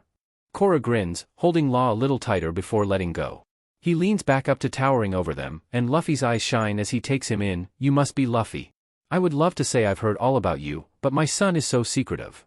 We've been here all of 2 minutes. Can we at least get inside? Law sighs and Korra's eyes light up. Oh, of course. Come in, food is almost ready. Now, I have been told you have an appetite, right? Korra smiles as Luffy and Law come in, taking off their coats and shoes. Law wants to be irritated that his dad is being as extravagant as he is, but he can't find the energy to do it once the feeling of being home washes over him. The familiar smell of the house that he was only able to notice once he moved away. The weird toaster, that only barely toasts or nearly burns the bread if you're not watching it carefully, ready to eject it manually when it's the right amount of done. Photos of their family lining the wall, his dad's police exam photo, his grandfather in his military uniform, holding his dad when he was 6, and the same photo recreated with Law when he was that age. It's all the same as it always is, and for that Law is thankful. A feeling that starts to slip the second he zones back into everything. He finds that Luffy and Korra are no longer standing in the entryway but have disappeared into the house. Scrambling forward, he tries to listen for them but comes up with nothing. Sheet. Law hisses and hurries toward the room. He can only assume Luffy has been dragged to his. Law turns the corner and walks down the hall, his suspicions confirmed by the light on at the end of the hallway. As he walks, he passes the numerous school photos, trying not to think about the fact that Luffy has now seen them. His awkwardness intensifying with each frame as he grows up down the hall. Great. He walks into Korra sitting propped back into a chair, Luffy sitting casually on the ground in front of him, both of them laughing.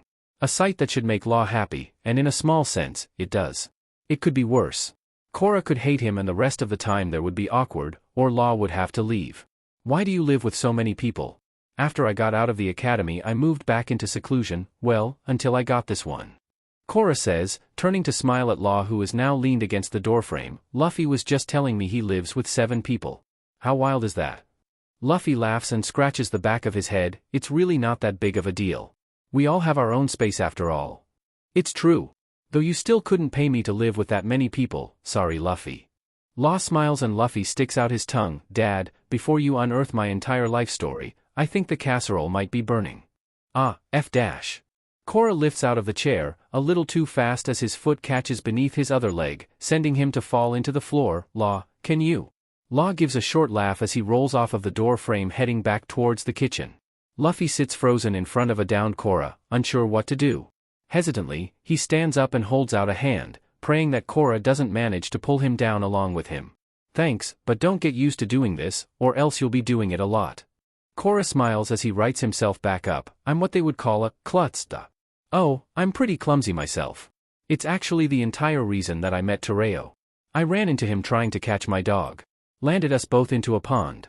Luffy laughs and feels blood rush to his face at the memory. Somehow, he decided that it wasn't enough to sue me or anything, and we've become fast friends, I think. Tereo? Korra asks and hears a clatter from the kitchen. Law? Do you not own any pot holders? I bought you some for Christmas. Where are they? Law calls out from down the hall, annoyance seeped into his voice. I guess we should help him, huh? Korra sighs and walks through the door into the hall. Luffy follows closely behind him, hands shoved into his pockets. I'm not that great of a cook. Luffy smiles sheepishly, so, just tell me what to do and I'll do my best to help. Korra slows to let Luffy catch up to him and wraps an arm around his shoulder. To be honest, I'm not that great either. I follow recipes and pray they work every single time. If it weren't for Law, I'm sure we would have eaten out a whole lot more for fear of what I cooked. Luffy smiles as he looks up at Korra. He's massive, at least 6'6", maybe taller, and Luffy wonders what the rest of Law's family looks like if this is his dad. Korra must see the look in Luffy's eyes and leans in close as they approach the dining room. I'm not Law's biological father. So, if you're worried that he'll get as tall as me, don't. Korra whispers and Luffy softly nods in understanding. I adopted this little Spitfire when he was 5 and he turned up at the police station. Didn't know shit about raising a kid, but one look in his eyes and I knew that he was my son. Korra looks up to a disgruntled Law working around the kitchen, rearranging the oven, sorting out the silverware, moving easily through everything that needs to be done. A wistful smile tugs at his face and Luffy feels Korra's hand tighten on his shoulder. You seem good for him. Based off what S&P told me. Also, given that Law actually brought you here, instead of just telling me he asked you and lied that you couldn't come. Korra laughs, pulling back his hand. Luffy smiles, a small thrill pulling through him with the words of validation, and for once he thinks he's lost his appetite. That is until he watches Law bring food to the table and it's back all at once, stomach growling gently. Law looks up to see Korra next to Luffy and locks eyes with him, concern flashing across his face until Luffy smiles back. It soothes him in a way he didn't think he would get today. In a way that feels entirely foreign, yet familiar. Something he's learning is common when it comes to Luffy. He takes a breath in and it comes out a cough, and he struggles to turn fast enough into his sleeve. You better not be sick. Korra fusses and walks up quickly, hand reaching out to touch Law's forehead. Stop. Law huffs, swatting Korra's hand away. It's probably all the pepper. It better be all the pepper or I'm going to put you in sick jail. Korra grumbles, go wash your hands again. Luffy, help me serve? Luffy keeps a concerned eye on Law as he turns back around into the kitchen to wash his hands. Korra's hand on his shoulder pulls his attention back and he hands him serving spoons to start divvying out the sides. Luffy resigns to the task at hand, still watching Law out of the corner of his eye as he comes back to the table. Oh, remind me to set aside the boys' favorites. I hate they weren't able to come this year. Did they say why? Korra says, placing slices of ham onto each plate. Law shrugs his shoulders as he slips into the chair and warmth spreads across his chest at the sight in front of him. His dad, cheeks warm, eyes bright as he gives everything a final once-over. All right, Law, you know the drill. Korra croons, placing his head into his hands, one thing you loved about last year and one thing you're looking forward to. Luffy perks up at this, eyes turning a little wide, and Korra notices. He holds a hand out to Law, directing Luffy's attention toward him, and Law rolls his eyes. His dad's traditions are unlike anyone else's that he knows of. While Shachi and Penguin are used to them, he forgets that not everyone operates like his dad. Instead of saying what we're thankful for, like I assume most families do, we say one thing since last Thanksgiving that we loved and something that we're looking forward to loving during the upcoming year. Law explains and Luffy nods softly. I'd have to say what I loved last year is a little tough. It was long, residency has been hard, and even though it's paying off, it's a lot. When I think of a bright spot, I guess it would be meeting you, Luffy. Luffy swallows at Law's words, heart thudding hard as his brain does a quick recap of the last 2 weeks together.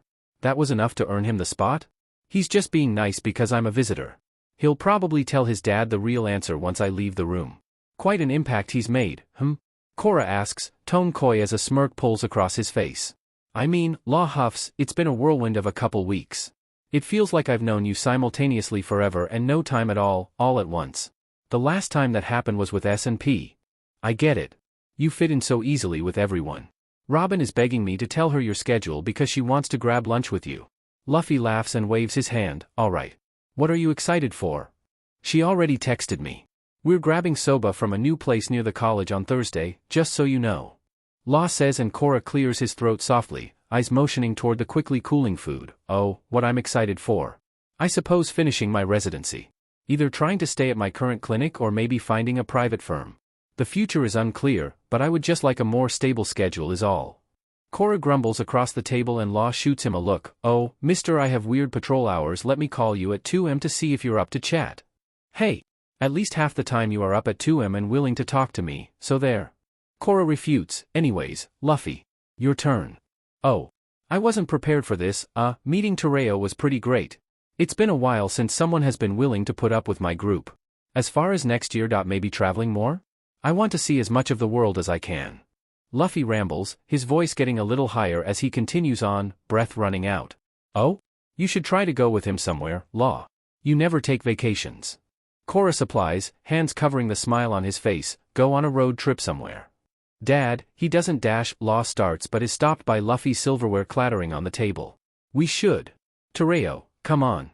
You work too hard and I promise that I'm a really good traveler. Luffy says. I'll think about it. Law laughs nervously and shoots Korra a look across the table. Your turn. Hurry, I'm starving. I loved when Law came to see me out of the blue one weekend last year. It was completely a surprise, but it's like he knows when I need him the most. Korra smiles and Law rolls his eyes, blush coloring along his cheeks. For the next year I suppose I would like to get into the city more. See what makes it so special. You should come for sure. I know so many places that I haven't even taken Tereo to yet. It would be a great time. Luffy smiles, words flowing eagerly from his mouth. Korra smiles as he watches Law take Luffy in. Face bright and ready to lead him around on an adventure when he met him not even an hour before. He isn't sure how Law came across Luffy, but he's happy he did. They eat then, and Law can tell that Luffy is restraining himself slightly, trying his hardest not to inhale everything. Not that Korra would mind. The food never gets eaten in its entirety, and Law doesn't like leftovers, so right now Luffy is acting as a blessing. After the portions for Shachi and Penguin have been divided into the promised containers, much to Luffy's displeasure as the most burnt piece gets tucked away, Law starts to collect the dishes.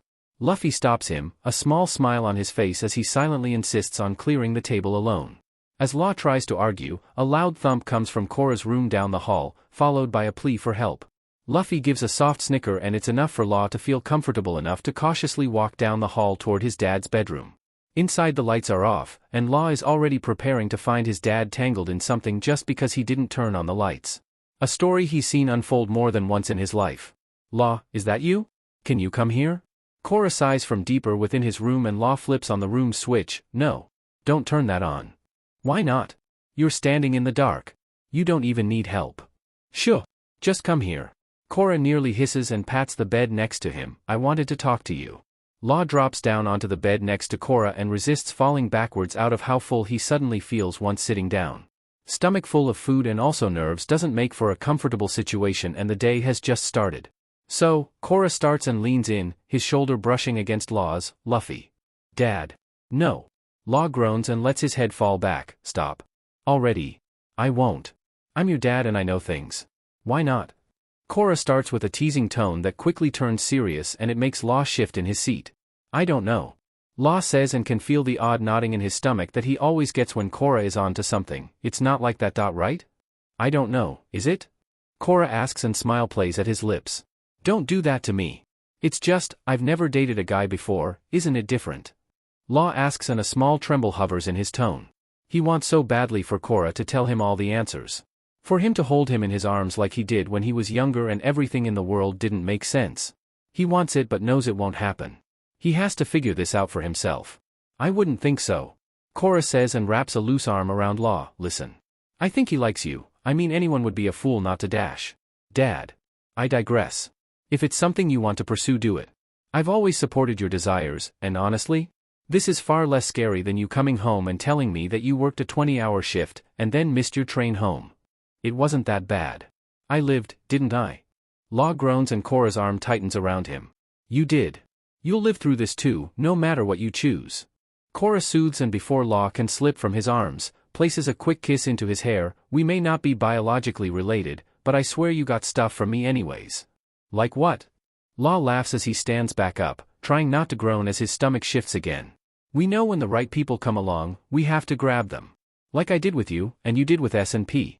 Now, are you going to grab Luffy? As he opens his mouth to reply, Law hears Luffy let out a small yelp in the kitchen followed by the clattering of plates.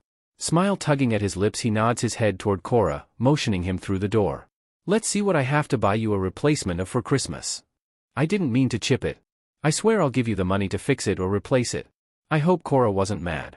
Luffy groans as he leans against the window. It's fine. I was trying to figure out what I was going to get him for Christmas anyway.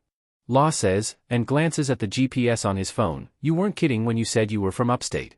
I've never even heard of this town. No one usually has. Luffy smiles as he turns his attention back to Law. We have one stoplight, but it's not even enforced. A grocery store, and I think last year they may have put in a park? Though usually all of the kids just play in the woods. I thought my hometown was small. Law mumbles and Luffy belts out a laugh. Your hometown is bustling compared to mine.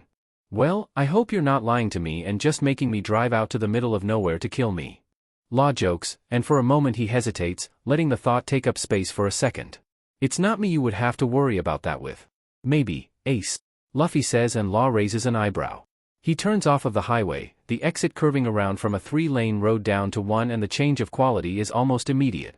Almost grinding beneath his tires for a moment, Law tries to readjust as he merges onto the road, but the quality doesn't improve.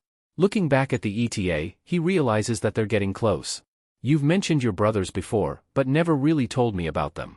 Anything I have to know before we get there? Law asks and watches as Luffy's face lights up out of the corner of his eye.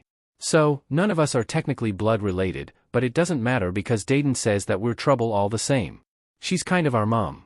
In that she made sure when we were growing up that we had enough to eat and watched us sometimes when Gramps had to travel. Luffy says and looks out the window, smile growing wider each mile they get closer. Ace is the oldest. He's a little rough around the edges, but he'll like you, I'm sure. Sabo isn't much younger, but he's a little more serious. To strangers, never to us. So, you were all three raised by your grandfather? Is he related to any of you? Law asks and feels his chest tighten at the blunt question. I mean Dash. Yeah, he's my grandfather. I don't really talk to my parents, but he took care of me, and then eventually Ace and Sabo too. Wow, that's really difficult. Law blows out and Luffy laughs again. He was in the military, so I doubt much phases him anymore. Though we got him close a couple times, I'm sure. Luffy says and sinks back into the seat before stretching back up. Oh, my grandfather was in the military too. Though, I don't think he would have willingly adopted 3 kids. One seemed to be enough for him. Law smiles. We come from similar backgrounds, who knew? Yeah. Anyways, take a left up here. From here on out the GPS is basically useless unless you feel like wasting 20 more minutes. Law follows Luffy's directions, each turn more troublesome than the last as the roads get rougher and rougher. He doesn't actually think Luffy is out to destroy his car, but until they hit a solid road again, Law was starting to feel convinced. It's just as Luffy said it would be. As they drive through town, all that seems to exist are houses. Each with at least 2 acres of a yard. Every other one having chickens casually strolling around in the lawn. They drive under the single stoplight, which was blinking yellow for some reason, and past the Mountain Mart that Law notes as the only grocery store. All before driving down the half-mile-long driveway that leads to Luffy's home. It's bigger than Law would have expected given the description Luffy had given him of the area. A decent-sized farmhouse nestled on what looks like about 2 acres of land. Could be more, but past the tree line is hard to see, and Law has a feeling he'll find out soon. Getting out of the car, Luffy runs, uncaring of Law still cautiously slipping out. The gravel of the pathway crunches under Luffy's feet and from the inside of the house Law can hear voices start to get louder. The front door slams open and out run 2 men. One with darker hair much like Luffy, freckles painted across his face, with bare arms and legs. The other golden blonde with a raspberry scar across his eye, and for once, sleeves and pants that cover his body. That must be Sabo. Arms tangled, the 3 brothers seem to wrestle into a position where they're all together. Loud laughter coming from the pile. It makes Law warm to watch and reminds him of when his trio would get together. After being away for even a week. All of their faces bright red as they struggle to speak over the other, a simultaneous wave of 3 conversations at once flooding Law's ears. Oi! Tereo! Come on! Luffy calls and Law walks softly as the gravel shifts under his feet. Each grinding step raising his anxiety a little more. So, this is him, huh? Ace asks and juts out a hand. Ace. Nice to meet you, Tereo. My name is actually L-. Sabo. Another hand presses into his before Law can finish his sentence, and his attention is turned toward the blonde. So, Luffy. He's worthy enough to come to Thanksgiving? Must be something. Yep. We just came from his dad's place for brunch. Oh, Ace. You would have loved his casserole. All the edges were burnt. Luffy rambles and draws both of his brothers' attentions back to him, but, let's get inside before Dayton yells. Don't leave the door open. Almost on cue, the yell echoes through the front door and all 3 boys laugh. Luffy's arm slips around Law's and before he can argue, Law is being pulled into the house. The steps creak as Ace and Sabo leap up them and through the front door, and before they're even 2 steps in they're talking again. Law's ears ring at the sound of his heartbeat thudding heavy in them, eyes frantically trying to take everything in as they get inside. A woman with curly red hair looks up from the sink in the kitchen, her eyes narrowing at Law as he slips off his shoes at the door. She walks around the corner, still drying her hands on a dish towel before she holds it out to Law. Dayton. No, I'm not their mother. She says and a low snicker comes from beside her. I can hear you. Come on, you're kind of our mom. Sabo smiles and places his head on Dayton's shoulder. Why else would you do Thanksgiving with us every year? Yeah. Or give us jobs at the store when we were younger. Ace asks setting his head on her other shoulder. Or Luffy starts but is cut off by Dayton's hand smacking his shoulder, sending all 3 of the boys into a fit of laughter. Hey, where's Gramps? He went to grab another can of cranberries from the store. Dayton says, shrugging off Ace and Sabo before walking back to the kitchen, he should be back soon. Almost as if she spoke it into existence, the front door creaks open once more. Law watches as Luffy's eyes widen, his smile starting to pull along with it as he watches whoever is coming through the front door enter. Law turns and sees a man, almost as broad as the door frame itself, slide in with a small paper bag tucked into his arms. Hair nearly white with streaks of gray coloring it throughout, along with a matching beard, leaves a strange tingle in Law's memory. Almost like déjà vu, his mind races to try to figure out who this man reminds him of. The memory is hazy, nowhere near clear enough of a picture, and Law resigns to letting it go. The man looks up, and almost as if he was an exact copy of Luffy, Law watches as his brows furrow for a moment before a smile breaks out across his face. Trafalgar? Trafalgar? Garp laughs out as he hovers in the front door. Is that why? Hey! Shoes! Door! Dayton calls from the kitchen and Garp shuts the door behind him, a light grimace on his face as he kicks off his shoes. Law's throat closes on him as he tries to respond, but nothing comes out.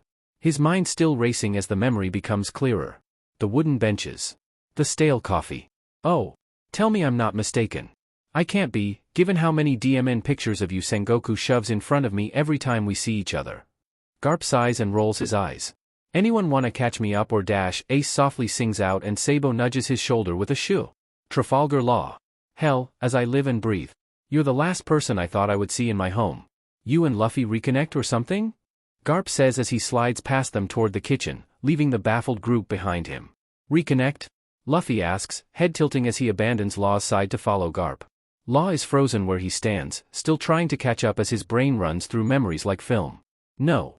Looking at Luffy, it's all a little too much watching him bounce behind Garp. It can't be him. Yeah. From when you two used to play together while Sengoku and I had our monthly meetups at, God, what was it again? Mamas. Law barely gets the word out and Garp smacks his hand against the counter. That's right. Mamas. God, that coffee SCKED. Garp grumbles as he works to open the can of cranberries. Ace and Sabo pull up on either side of Law, their elbows resting on his shoulders, and while usually the action would leave Law pulling away, he stands, watching the man in front of him travel back through time until he's just 4 years old. Small with the same messy hair and bright eyes, and he wonders how he could be so stupid. I don't remember this. Luffy says and looks between Garp and Law, his eyebrows knitted. What's Mama's? A donut shop.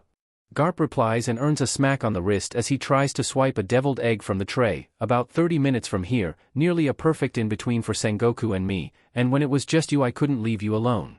So, once a month we would go grab a bite and catch up. I would bring you and Sengoku dash. Would bring me. Law finishes and a groan tosses in the back of his throat. I remember now. So, Sabo says, and Law's attention is drawn back just enough for him to dip out from the brother's weight on him. So, you two reconnected.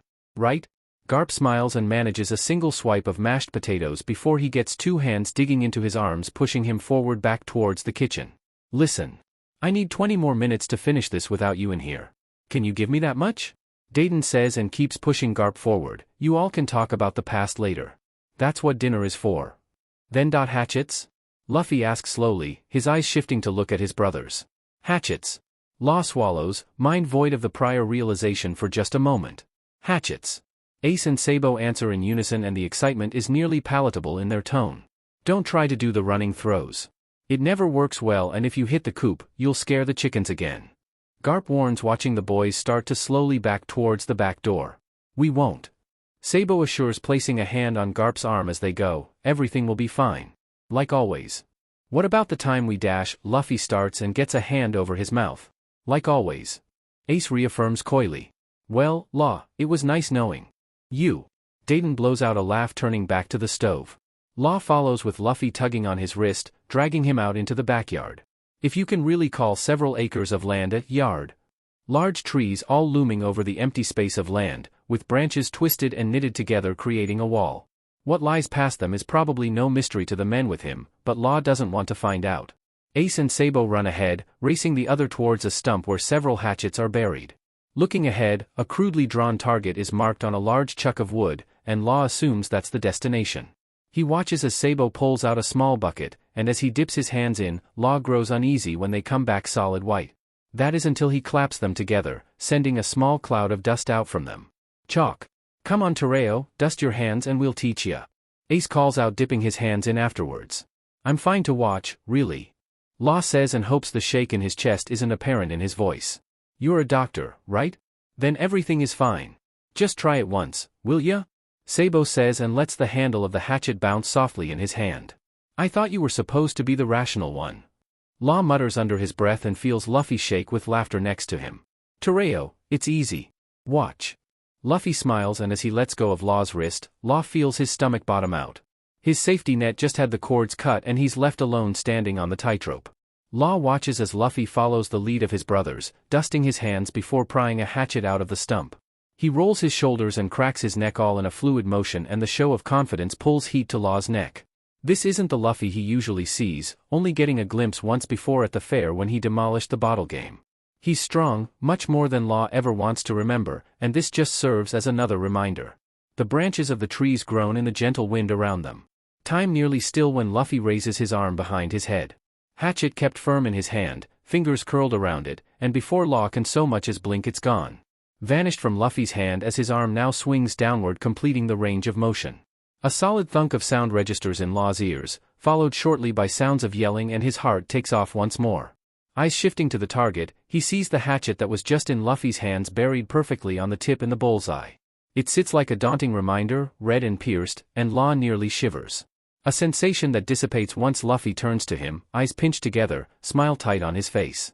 I don't know how you do that every single time, but DMN, it never gets old. Ace laughs and Luffy trots forward to wedge the hatchet out of the stump. There is a reason we don't play with points anymore. Yeah, because you're cowards. Luffy says, the taunt laced in his voice, and Sabo and Ace narrow their eyes. Alright, who's next?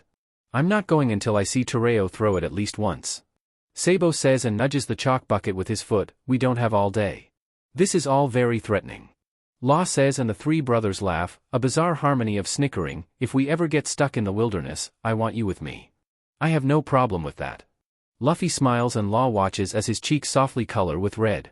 Something he's learned to ignore, given how often he ends up outside with Luffy, and how often he refuses to dress properly. This time though, it sticks with him for just a moment, almost allowing a thought to form in his mind. All tangled with what he learned earlier, the throw Luffy just made, and the fact that he's about to attempt it himself. Luffy waves a hand at the bucket and wordlessly Law resigns. Sticking his hands in, he rolls the piece of chalk in his hands before dropping it and claps his hands together much like the others. A cold sweat begins to collect at the back of his neck, stomach rolling as he lifts back up to stand, but he writes it off to anxiety. Ace holds out the hatchet to him and Law hesitates before taking it from him, handshaking at the pass-off. Law watches as he and Sabo back up from the range, and go further still, just a few steps closer to the house, and he knows it's out of precaution. Not that he can blame them. Alright, so I'm not going to teach you how to do it one-handed right away. That's really hard to jump into and is pretty dangerous. So, we'll start with 2. Sound good? Luffy asks and Law can tell that he's waiting for confirmation, so he nods. Good. Luffy moves behind Law, placing a hand on either of his shoulders. From his side he can hear Ace and Sabo talking, but can't make out the words. Not that he needs to, he's pretty sure he knows. A thought quickly removed from his mind with Luffy's thumbs pressing into either side of his neck. You gotta loosen up if you're going to do it right. Otherwise, you'll be too stiff and end up throwing it into the ground. Luffy says, completely unbothered, continuing to let his hands press into Law. You're so tense. You gonna throw or have a couple's massage? Ace calls out and Luffy shoots him a sharp look before pulling his hands back. Alright, so non-dominant hand on top, hold the base with both hands in front of you. Luffy directs and Law does as he says, placing left over right. Okay. Next, you're going to keep that angle that you have now and pull your arms back over your head until the hatchet is in line with your spine. Law pulls the hatchet up over his head, but hesitates with it just behind his head, fingers digging into his palm as he tries not to drop it. Without warning, Luffy's hands are on his, pushing the hatchet further back until it's entirely behind his head. His hands, like always, are warm against Law's skin regardless of the weather. Luffy's hand curls around Law's wrist as he continues to move, and Law holds his breath. So, after you wind it back, you're going to. Luffy starts and tugs gently on Law's wrist to follow along, drawing him back over his head. Bring your arms back over your head and release right here. Law's arms are stopped right in front of his face and he swallows, staring at the sight of the hatchet in his vision, hand held in place by Luffy's. When you release, continue the range of motion, each arm going down and back to your side. This is all going to be at once, you won't stop in between or else you obviously can't get any power behind it. Try going through the motions a little faster on your own once. Luffy explains and steps back from Law. With empty hands he demonstrates the motions all at once, and even though Law thinks he understands, it doesn't stop his heart from thudding at the walls of his chest. Pressing against the edges, trying not to think about the sweat forming on his hands. Bringing it back in front of his chest, Law completes the motions again, this time with no pause in between, and as he reaches back over his head, he again feels Luffy's hands on him. You gotta go a little further behind your head, otherwise you won't get enough momentum. Luffy says as his hands push Law's lower again, I don't want you to get hurt. Alright. Law breathes out, readjusting behind his head, I won't. Good. You're the doctor here, so we can't have you getting hurt. Luffy smiles and steps back again. I think you're ready to throw if you want to. Just take a deep breath and let it out when you release. Okay. Law nods and steadies himself in front of the target. Following Luffy's instruction, he takes a deep breath, and before he can talk himself out of it, his arms are moving up behind his head, gearing up before he brings them forward again. Releasing in front of his face, he lets his held breath out, eyes shutting as his arms continue forward, swinging at his sides. He waits for a sound, anything to give him an idea of what he just did, but nothing comes. Nothing for just a second before a roar of laughter sounds off next to him. Opening a single eye, Law sees the hatchet resting in the grass about a foot from the target and sighs. It didn't even make it. Great. Luffy jogs ahead to where it lays and scoops it up, a laugh light in his mouth. It was your first try. You have to get the feel down first, don't worry. Luffy says and hands Law the hatchet again. Try one more time, and if you don't like it, I won't make you do it again. Law looks down at it in his hands before looking over to where Ace and Sabo stand. They are each holding a thumbs up, teeth biting at their lips trying to stifle a laugh. He wants to at least hit the target this time, otherwise he's unsure if he can even show his face at dinner. Maybe if he misses he can wander into the woods and disappear. Steadying it in front of his face, Law repeats the motions, this time moving faster and releasing harder. His arms swing to his sides and he clenches his eyes shut once more, but this time he hears it. A soft thunk of wood. Eyes flying open, Law sees it, his hatchet barely hanging on but still there, sunk into the edge of the target. Before he can even turn to say anything, Luffy's arms are around him, trapping him into a tight hug. He bounces in front of Law, laughter bubbling out of him, and Law can't help but to smile. Luffy pauses but doesn't let go as he settles in front of him, eyes shiny with pride as he looks up at Law. Ace and Sabo walk up, hands in the air before starting to clap, and Law becomes overly aware of Luffy's hands. You did it. I knew you could. Luffy says with a smile, his eyes again pinching together, and Law feels the cold grace his neck again. Shifting, Law tries to pull his arms out and almost as if he realized where he was, Luffy drops his arms from around him. Taking a step back, Luffy lifts onto his toes, grin wide and face red as Ace and Sabo come up next to him. Unease still plagues Law's stomach, but a quick glance back to the target takes it away. I did it. Want me to take your picture with it? To show Korra? Luffy asks and Law quickly shakes his head. He can never know that I did this. It's all I'll hear about for weeks. Law sighs. That's no fun, anyways, my turn. Sabo grins and Law realizes it's not just Luffy who doesn't linger on things. Walking to the stump, he wiggles the hatchet from the wood and tries not to find pride in the small sound it makes when it comes out. The slit it created in the wood was small, but it's still there and the sight makes Law's stomach flip. He's cut people before, and that doesn't give him any pause, but seeing this is different. Looking up and around the rest of the target he sees too many slits to count, and the very center is starting to be worn away. Move your butt, Tereo. Law grimaces as he moves to the side, getting only a couple steps away before hearing the target vibrate with a thud. He turns, mouth agape in disbelief, and Sabo belts out a laugh. I wouldn't hit you. Come on. You could've. Law argues and the cold chill of nearly escaping a dangerous situation hangs on his chest. What is W-? Oi! Dinner's on. Stop trying to kill each other and get in here. Dayton yells, and before Law can look up to find her, the screen door has already been shut. Hurry Ace, throw. Luffy urges and Law walks faster out of the way, eyes still narrowed at Sabo. Bouncing it in his hand, Ace throws similar to Luffy, but the sound the hatchet makes when it hits the target is unlike that of the others. It's a solid, low sound, followed by a crack and the men groan. You broke it again.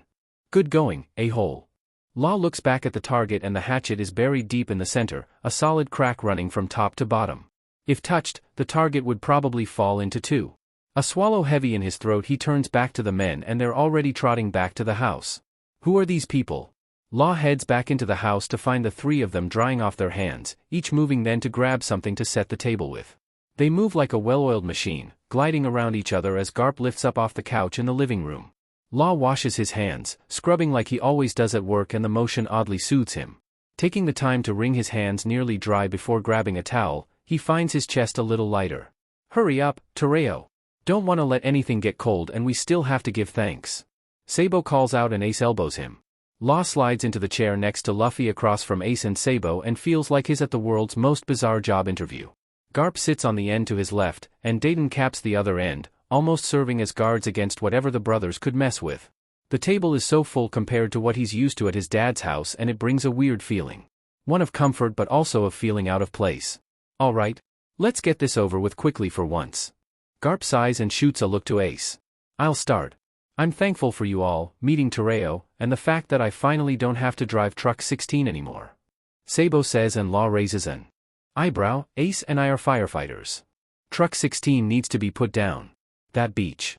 Ace grumbles and hisses at whoever kicked him under the table. Law suspects Garp.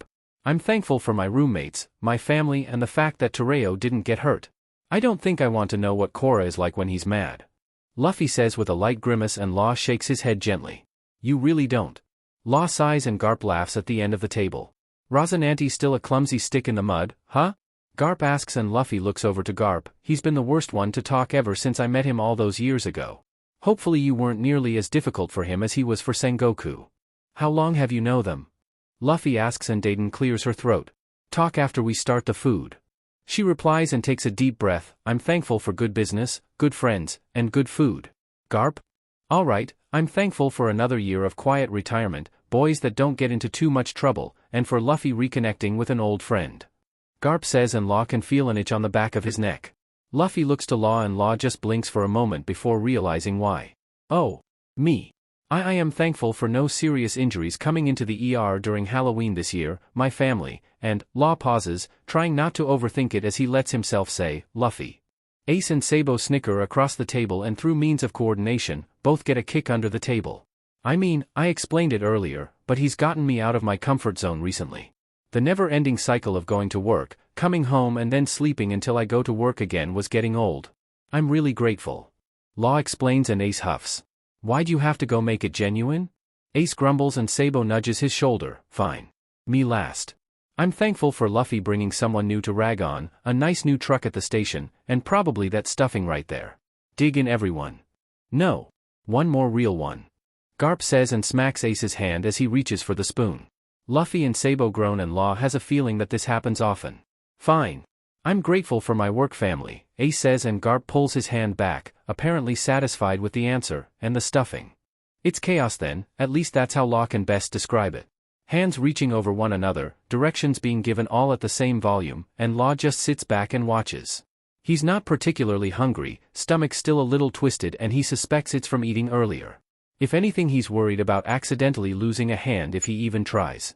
Much to his surprise, each time Luffy gets himself a helping of something, he serves out a little for Law onto his plate too. Just a little of each thing and Law wonders how Luffy is single, his thoughtfulness far different than anyone else he's encountered. So, how long have you known Tereo? Luffy asks and Garp finishes the bite of turkey in his mouth, a smile on his lips as he chews. Pretty much as long as Rosie has had him. Though I only saw him when Sengoku had him, and once he got old enough to stay home alone he stopped bringing him. Not that it's kept your grandfather from showing me pictures of you every chance he gets. His grandson the doctor. Garp says and Law smiles. Grandpa can be a bit overzealous about that. I'm sure he won't let you forget. Law sighs pushing the sweet potatoes around on his plate. I thought Dad was bad, but he's nothing in comparison. You're DMN right? You'd think you cured cancer or something. Garp rolls his eyes with a huff. Either way, was it him that got you back in contact with Luffy? He never said anything to me about it. Actually we ran into each other. Literally. Luffy interrupts with a laugh and Garp raises an eyebrow as he reaches for another roll. I was walking Meat and he was walking Beepo, his dog, and Meat got away from me. And then we were in a pond. Cute. Sabo smiles and Luffy narrows his eyes, like a movie. Soaking wet in dirty pond water in November is not cute, I can say that much. Law says and can see Luffy grimace in his peripheral. He bought me a coffee, but then his roommates showed up and well. The rest has just snowballed. I didn't even recognize him. How many people have the last name Monkey? Garp argues and Luffy rubs the back of his head. I never told him my last name. Luffy says softly and Ace snorts, it wasn't important. My god, you two are a special brand of stupid. You met how many times as children and didn't remember the other? Dayton says and leans her elbows onto the table, resting her head on her hands.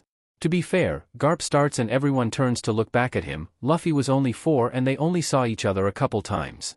Not exactly a memorable experience. I don't even remember the donut shop. Luffy reasons and Sabo and Ace roll their eyes. I don't. Law used to get soup for breakfast because he didn't like pastries and the one time he tried coffee he nearly got sick. Still on your vow to never drink it? Garp laughs nudging his arm around the corner of the table. Luffy snickers out a laugh. Tereo? Hating coffee? I'm pretty sure it's half of his blood by now. Yeah, well, a lot of things have changed. Law says and his smile falters a little. Just a small press of his lips into a line as the words sink in. Sabo catches it and his eyes shift over to Ace who is already looking back to him. Both of them knowing what the other is thinking. A silent debate carries out between their eyes as they look between Law and Luffy, all the while still taking bites of food to keep notices off of themselves. You grew up good, Trafalgar. Would be nice for the grandsons to get along, Garp smiles and turns his attention back to his plate, raking up the rest of the potatoes onto his fork. Yeah, it's nice. Luffy smiles over at Law. Law gives a smile back, but again he feels his stomach twist and pull a chill along his neck. They're bound by so much more than he thought. What was a run-in with someone new, no strings attached to the insanity that Luffy is there now gone. What could have been a relationship, if Law could even make it that far, is now gone and lost to his memories. The man in front of him blurred with another version of himself. Luffy, 4 years old, holding up just how many he was with chocolate smeared on his face. Law sitting there trying to keep him at bay while his grandpa talked to his friend.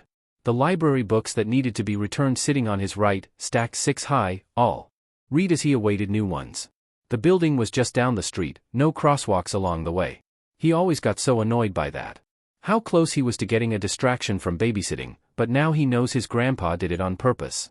Made him wait so that he would keep Luffy out of their hair. Law had only seen Luffy a few times before he ultimately disappeared and considered it an abnormality. Just another coming and going of people in his life, nothing new.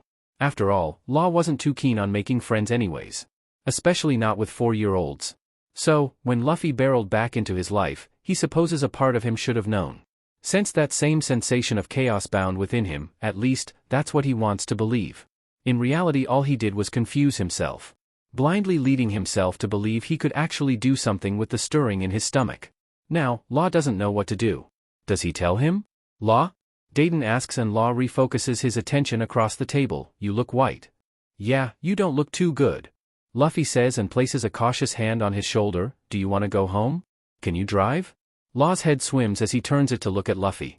Face flushed softly with pink of concern, his hand grips tighter onto Law's shoulder. Usually, an action like this would be fine, maybe a little jarring, but now it just makes Law want to be sick. He avoided throwing up on Luffy once and he's not about to ruin that now. I can drive.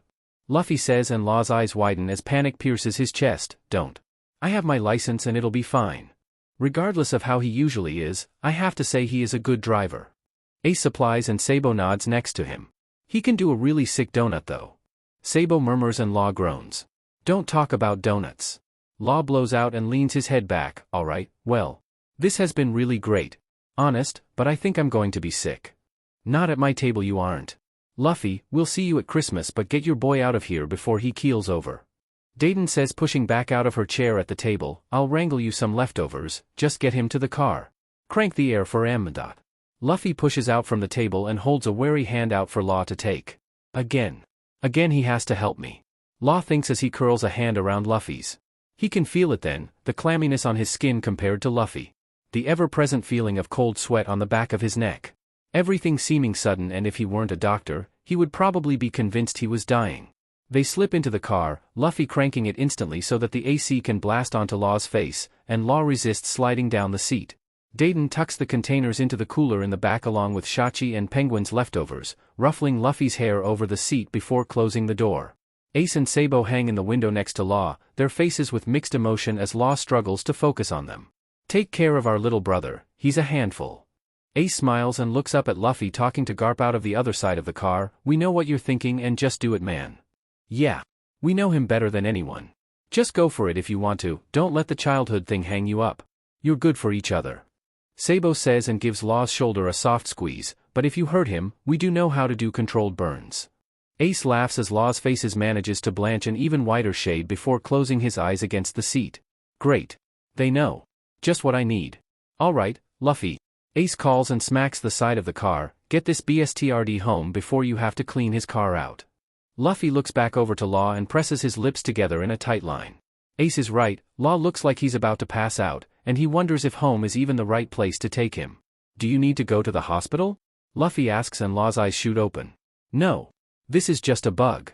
It's not my appendix or anything else, I'm just an unlucky fool. Law sighs and his head lolls to the side. Please, just get me home in one piece. It showed up so fast though. Luffy argues and Garp smacks the side of the car to get him to focus. Alright. I'll take you home. Waving through the windshield they back down the driveway and Law tries not to think about Luffy operating the vehicle.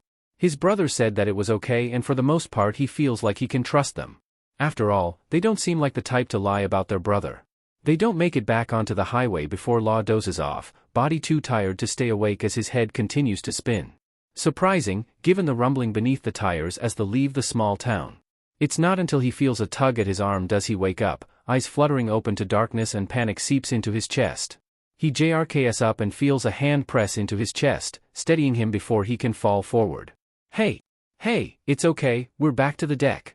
What apartment are you in? Luffy asks from Law's side and he turns his head. Luffy's face is blurry as tears crowd the bottom of Law's eyes, his stomach turning as it tries hard to create something to come out. 312. Did we die? Law asks and Luffy snickers softly. I told you it was fine. Now, come on, let's get you inside.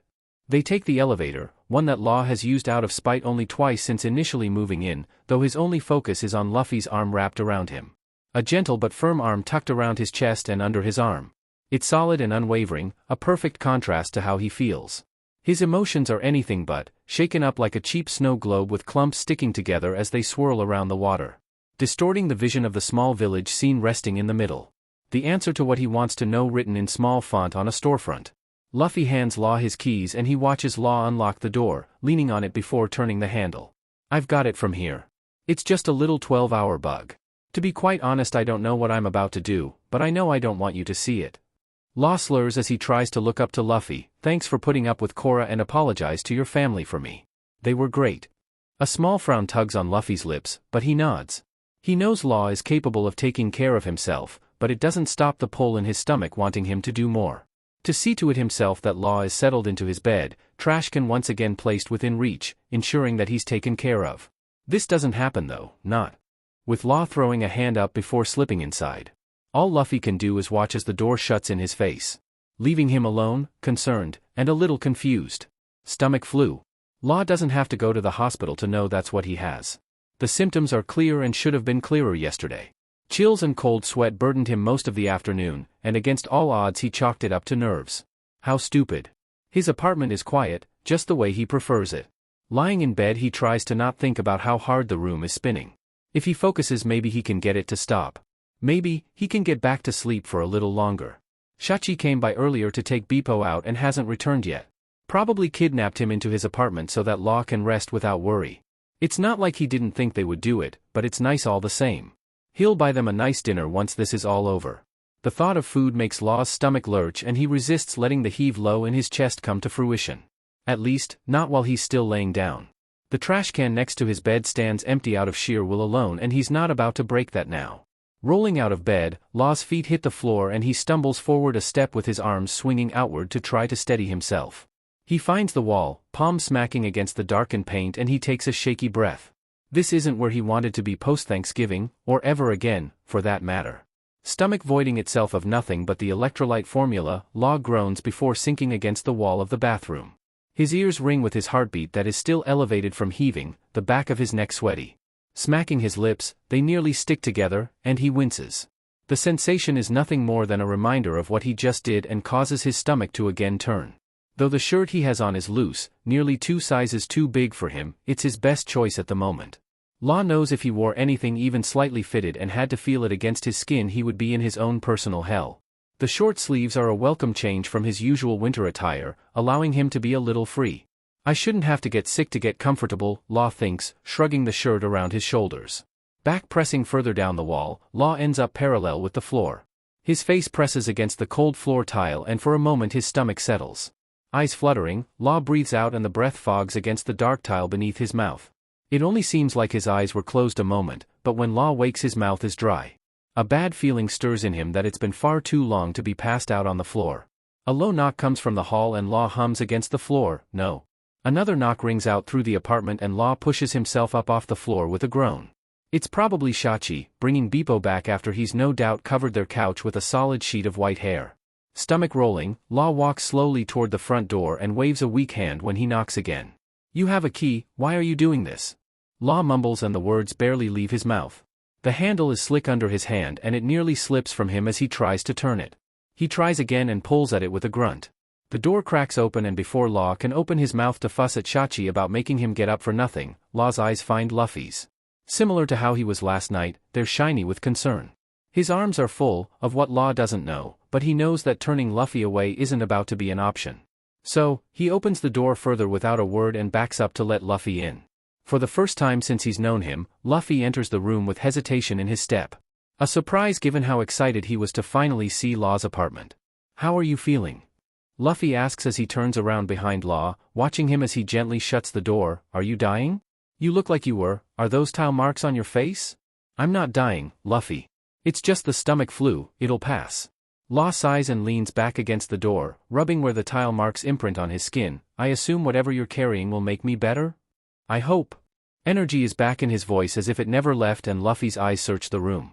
Moving quickly, he dumps the bag out onto the table, and Law watches as a bizarre combination of items fall out. A giant ice pack wrapped around small airplane bottles of whiskey, orange tea, a coloring book with pens, a thermos, a book, a DVD, 2 cans of soda, and a CD. Anything look good? Law moves toward the pile with a skeptical eye, collecting the tea, thermos, and book. As Luffy starts to push the rest of the items back into his bag, Law stops him with a weak hand. Soda, fridge. Ice pack and whiskey, freezer. Please. The requests are hardly formed, and Luffy can hear the exhaustion in Law's voice. Gathering everything, he moves toward the fridge, placing everything where Law requested them. Thank you. What's the thermos? Sanji made you some soup. I mean, personally, I think the canned kind is better when you're sick though. Luffy reasons and holds out a hand to take the thermos from Law. I got it. Go sit down. Canned? Law asks as he turns to shuffle toward the couch. Doesn't Sanji work at a Michelin St. Why does that matter? Can you tell me? What does the tire guy have to do with the restaurant? Luffy grumbles as he undoes the lid. Anyways. It's still good, of course, because it's Sanji's.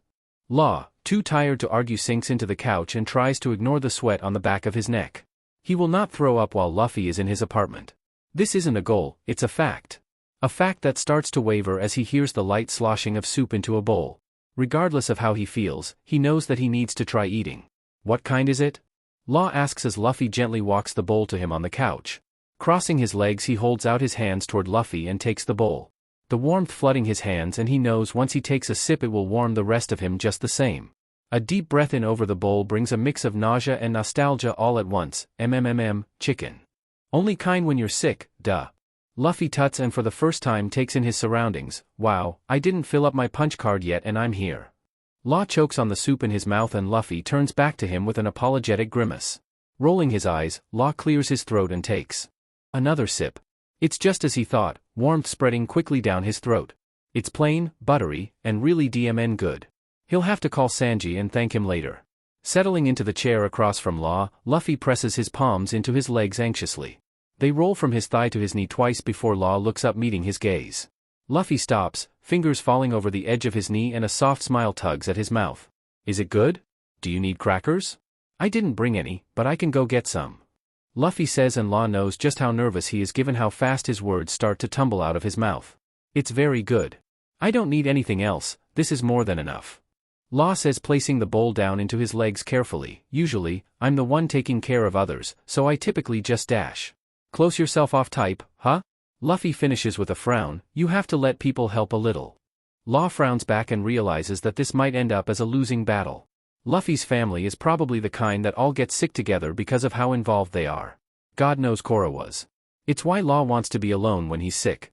He doesn't mind others being ill, obviously, or else his profession would be a little bizarre, but when it's people he's close to it makes things harder. He ends up wanting to do more. Ends up feeling a little helpless. I'm an adult. I'm a doctor. Law argues and Luffy scoots to the edge of the chair, pressing his hands onto his face. I have it under control. Plus, I could get you sick. Well, you've obviously never been taken care of by me, so I can see why you think that. Luffy smiles behind his hands, and Law pulls the bowl back up to his mouth to hide the quirk of a smile. I've not gotten sick in over 12 years. I'm indestructible, let me help. You're not going to leave until you help, are you? Law asks, sitting the bowl back into his legs. Luffy shakes his head with a smile, pulling his knees up to his chest while falling back further into the chair. I brought all the things that help when the others are sick, so I figured one of them would work. Though, if there is something that you want, I'll go get it. Law shakes his head weakly, careful not to make the room spin again. Even though he prefers to be alone when he doesn't feel well, he can't deny that Luffy's presence helps a little. Just a little. I know it's nearly 1, but I have a feeling this is the first thing you've eaten all day. I guess soup is still your favorite breakfast food. Luffy says with a wink, and Law nearly swallows wrong. The soup struggles in his closing throat as he tries to get it down. Oh right.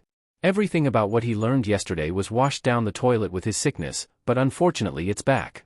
They've known each other before. Law is intertwined into his family, and vice versa, in ways that neither of them realized that day in the park.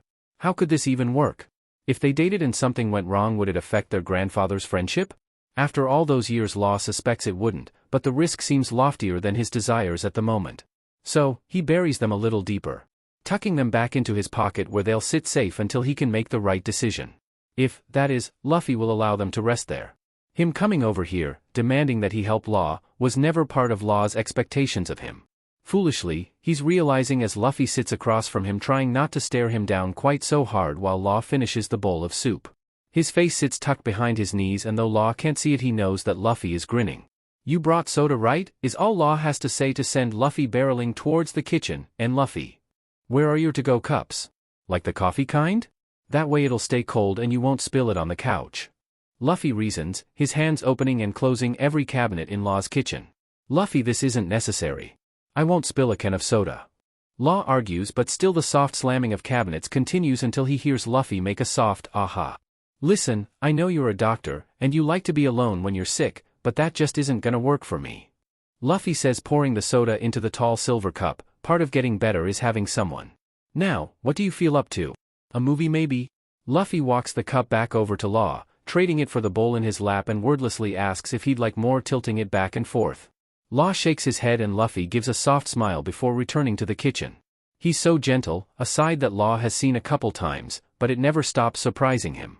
Luffy's chaotic entrance still imprinted in his mind along with the stain he can't seem to get out of his pants from that day.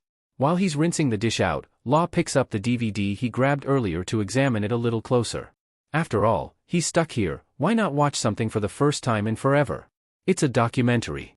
One about ancient medical practices and how they influenced medicine today, something that Law often reads for fun. "Did you buy this for me?" Law asks, flipping the DVD case around to continue reading the back. "This is really interesting." "Huh? Oh. No, it's Robin's." Luffy replies, drying off his hands. "I thought you'd like it, so I asked her if I could borrow it." Law starts to lift off the couch, which only causes Luffy to trot forward quickly. Pressing a polite hand into his shoulder, Luffy takes the DVD case from Law's hands with a smile. Popping it open, he looks toward the TV set in the corner and Law can tell that he isn't going to do a single thing for himself while Luffy is over. Law watches him fidget with the device for a moment, a small twinge of concern pulls at his chest amidst the clicking, but soon enough the documentary has started up.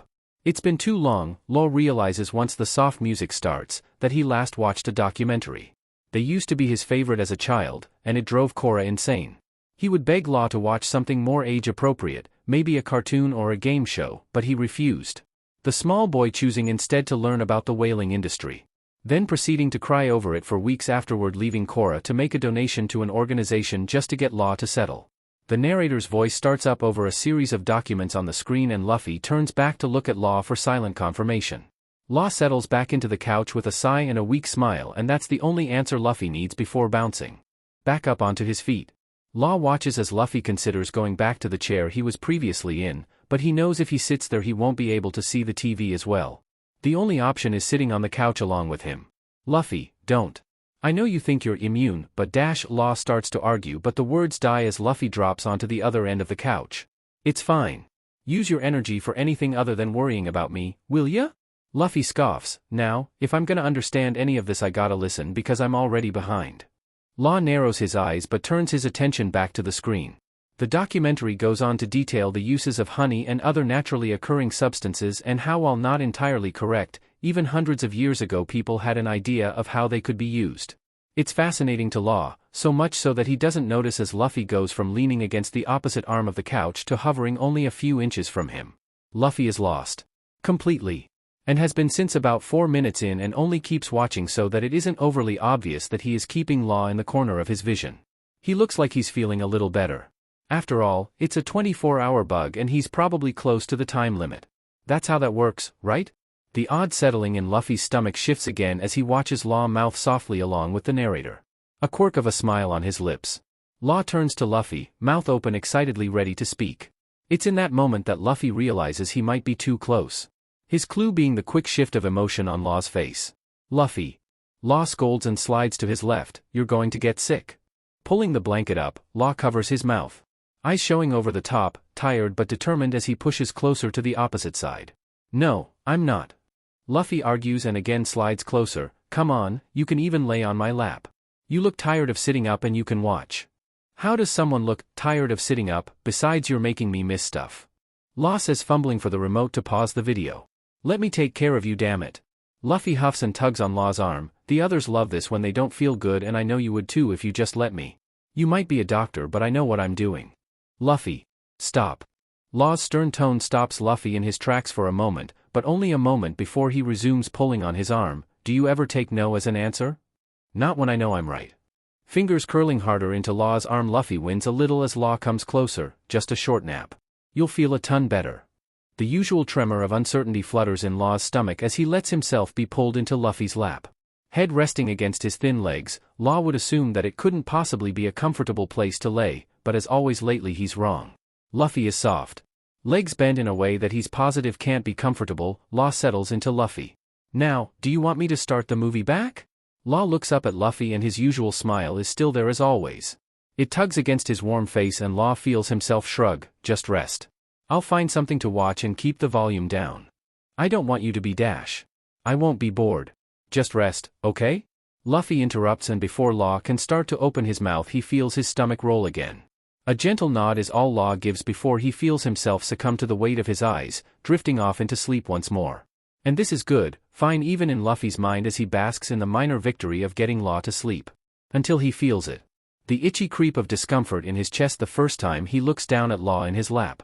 This isn't like when the others are sick and he forces them into being cared for. This isn't like that at all. Pulling his phone gently from his pocket, careful as to not stir Law, Luffy opens his texts to Nami. Tereo is asleep on my lap, I f up help. Luffy sends the message and before she can ask, raises his phone above his head to document proof of what is happening. If Nami is going to help him, she has to know everything, and since he's not always the best at explaining, he's learned snapping a quick picture is usually the easiest method. The photo processes and not 30 seconds later does the reply come. What in God's name have you gotten yourself into? Luffy whines at the question. If he knew he wouldn't have texted her. As Luffy looks back down to a sleeping Law, his phone buzzes in his hand again. Wait, is that a tattoo?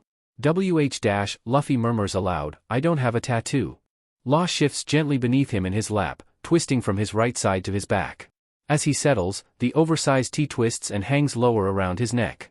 Beneath it, black pokes out at the edge, a curl of a design's edge, and Luffy's breath catches in his throat. Tereo has a tattoo. The desire to pull on the shirt and see the rest floods Luffy's mind. He wants to know what it looks like, needs to know what the seemingly strict man in his lap has permanently painted onto his skin. Before his hand can reach forward to touch, his eyes catch another design. This time on his arm. The same sort of twisting black design hugs the edges of Law's arm and Luffy feels his stomach flip. How many does he have? Gently, Luffy reaches around Law toward his sleeve. Careful as to not touch Law himself, Luffy pulls on the edge of the sleeve, shimming it a little further up Law's arm. Design curling further around his bicep into what looks like the shape of a heart. Before he can push the shirt any further, Law again shifts and Luffy recoils quickly as if he nearly got bitten. He wants to know what the rest looks like, but not at the expense of Law waking up from rest he clearly needs. Law turns onto his left side, curling into Luffy's stomach with a soft NNH blowing from his mouth. Oh God. Luffy whispers, oh God, how do phone still in hand. Luffy considers snapping a better picture of the tattoos, but his mind tugs at him to reconsider. After all, Law is asleep and sick. He shouldn't invade much more than he already has, just chill. He'll wake up soon and it'll be alright. And he tries. As much as Luffy can, he tries to chill as Law sleeps on him. He texts Nami back that he'll talk to her later, and much to his surprise she accepts the delay. Texting could be more interesting but potentially dangerous if Law wakes up and catches him. Instead, he flips through all of the channels about 4 times over before he gives up and settles on a sitcom rerun. It's the one where the daughter ends up back at home after living in the city. She falls in love with her childhood crush. It's all very dramatic and Luffy is disinterested. All the while his eyes flit down to the man his lap. Each time trying to get a better glimpse of the design on his skin. Each time getting harder to pull his gaze away. He doesn't know how he feels about it. This doesn't seem like the Tereo that he knows, this feels like someone else entirely. Even though it's only been a few weeks, Luffy felt like he knew Law fairly well. Hell, their families know each other. They've met before. So why is it so DMN weird? It's not like he's not allowed to have tattoos. If anything, it makes Luffy more comfortable with Law. Shows him that he's not always so strict, that the stick can be removed from the mud. Along with a tingle of heat on his neck that demands that he accept the fact that it's kinda hot. Luffy's hand hovers uncomfortably on his knee just above Law's head, hand pleading with him to brush through the dark mess of hair spread across his lap, but he knows better. Law is sick after all and is probably that sticky sweat-ridden type regardless of how often he showers. No matter how hot he is, that's gross. Maybe you shower when you wake up. That could be nice. The words come from Luffy, near silent as he holds the conversation with himself. Get new clothes on. Eat a little more. All after I leave, I guess. Law hums out another NNH, eyes fluttering gently. Luffy thinks he won't stay awake as he watches Law fight a losing battle with his heavy lids, but when Law presses a heavy hand through his hair, Luffy knows he's awake. His chest falls a little when he realizes it, and were he not so anxious he would recognize the feeling as disappointment. But he is anxious and Law is awake. Ah, f dash dot. Law blows out, hands rubbing his eyes. How long was I out? Did I trap you? Oh, a quick breathy word that Luffy follows with a nervous laugh. It's no big deal, almost 2 hours, but hey yo dash. Law shoots up before Luffy can finish. Body swaying lightly, Luffy waits for him to fall back onto his lap, but he remains seated. Shirt twisted around his thin frame, eyes wild like Luffy just told him he's been out for days instead of hours. Law breathes frantically. 2 hours? 2? He sat here for that long? Luffy, I'm so sorry I dash. Law starts to ramble his weak apology, but he feels it then. Sick rising in his throat, and before he can explain his feet are on the ground. Luffy watches as Law tears away from the living room. His feet thudding against the ground before the sound of the bathroom door is pulled open, door slamming against the wall. Luffy grimaces at the sound of Law coughing and feels his own stomach turn. A lot of things don't bother Luffy, but this is not one of them. Sabo used to get sick a lot when they were kids and Luffy assumed he would get used to it. Clearly he never did. The soft rumble of the toilet flushing alerts Luffy to uncover his ears. Heartbeat still thrumming within them from where he pressed his hands tight. All to keep from getting ill himself. Turning around, he watches as a pale Law rounds the corner. He's green around the gills and all rest he just obtained has obviously left his body with whatever ended up in the toilet. Luffy's stomach twists at the sight and everything in him pulls into opposite directions. Does he stay and help him? Or does he leave him alone to rest? Hey, do you need anything? Luffy asks and his voice is small. He doesn't know what to do for Law, can't tell what he's thinking as he drops back onto the couch next to him. Law's head falls back against the couch and he smacks his lips. Slowly they almost click against each other and Luffy nearly winces. You want water? You still have some soda if that would help. Law groans and shakes his head softly. I'm okay. I need you to go. Okay? Luffy swallows at the words. Deep down he knows that Law doesn't mean it like that.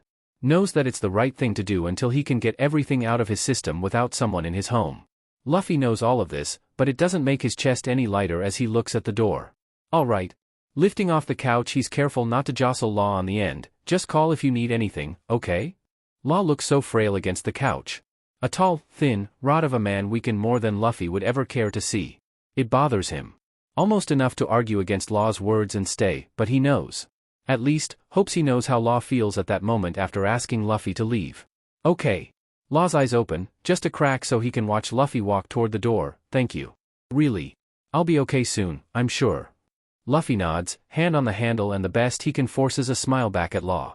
Unsure if he even sees it, Luffy lets his gaze linger, just for a moment before slipping out into the hall. Again, he's there just outside Law's door.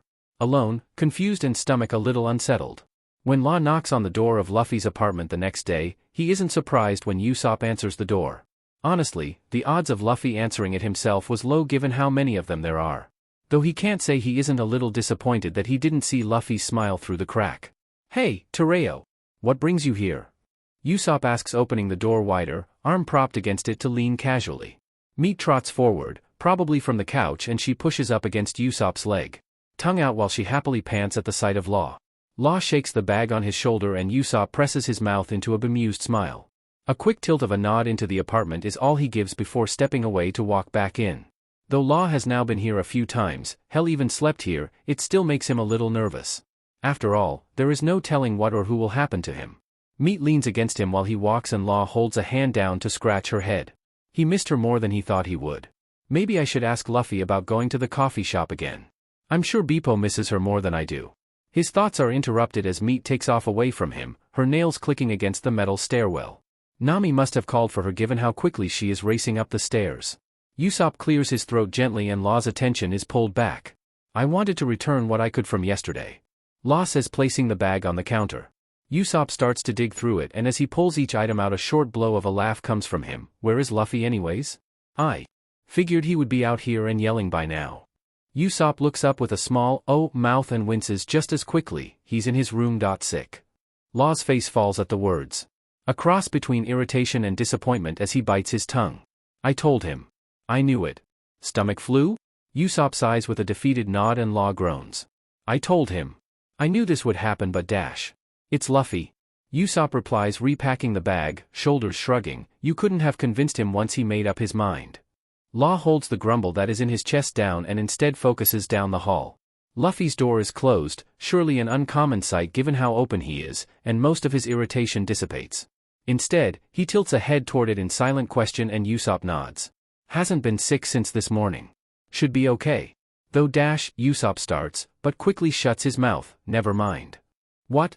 Law asks, eyes caught between wanting to move toward Luffy's room and an anxious Usopp. Out with it. He told us not to tell you. The admission weak and shaky in Usopp's throat. He didn't want you to be upset with him for coming over and getting sick. Law sighs audibly this time.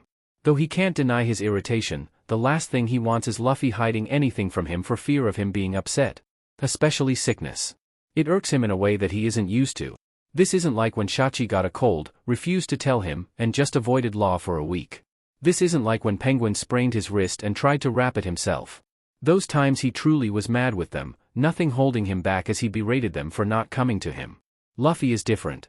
Luffy, who brought him soup, forced him into a nap, tried to show him a documentary that he thought he'd like, did all of this knowing there was a risk that he could get sick, and regardless of his track record, did.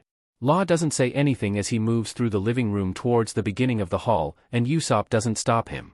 His usual focus as he approaches an exam room courses through him. Feeling bare without his normal things, it's like a bizarre dream.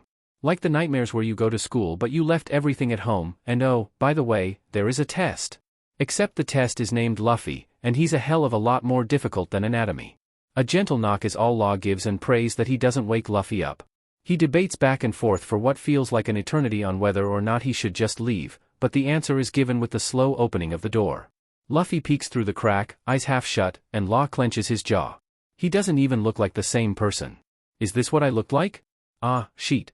Luffy breathes, a small smile on the edge of his lips. You got me. I ruined your record. Is all Law can think to say, heart stuttering in his chest like a fish dropped onto land. Sorry about that. Luffy shrugs, a slow one, and Law resists the heavy gaze he has on Luffy, trying to quickly figure out if it's just a stomach bug or if he caught something far worse. All without letting Luffy know that he's doing it, but resigns knowing he can't do it off-site alone. Regardless of how good he thinks he is, no amount of teaching prepared him for this.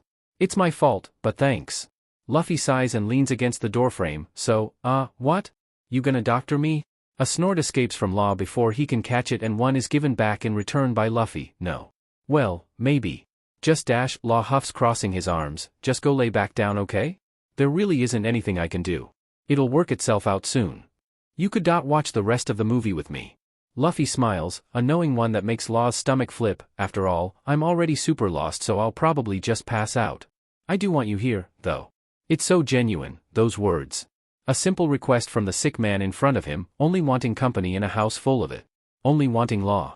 If not for the desire to make sure he doesn't keel over, Law would try to refuse. Run far from the feeling that keeps tugging at him every time Luffy looks at him that way. But he doesn't. They rest on the couch, Luffy's head against Law's thigh, drifting in and out. Questions weak and slurred as he builds his own story around what he's able to catch. With anyone else this would drive Law crazy. Turning the show off just to get them to stop, them being Shachi and Penguin every time he attempted a new documentary and they refused to even read the description, but not Luffy. After all, as he already knows, Luffy is different. Come on. A man yells next to Law, and he swears he can feel his eardrum shake in his head. The view forward, someone just stole the puck away from the other team and is heading back down the opposite end of the ice. If it weren't for the drastic color difference, Law is unsure if he would remember who he's supposed to be pulling for. He thinks the red team? This is normally where he would ask Luffy, and have him excitedly explain what is going on with his own set of rules, but he's not here. He disappeared 15 minutes ago, but honestly it feels a lot longer than that. Apparently, the food line is shorter right before the breaks, and he had a lot of stuff that he wanted to grab for them. What stuff entails he isn't sure. Looking up at the stairs, Luffy is starting to descend them and like Law expected, he has full hands. 2 white boats that contain unknown things, but whatever it is, Law knows it isn't going to be healthy. Luffy works his way across the other people in the row, and Law swears he's made of something inhuman.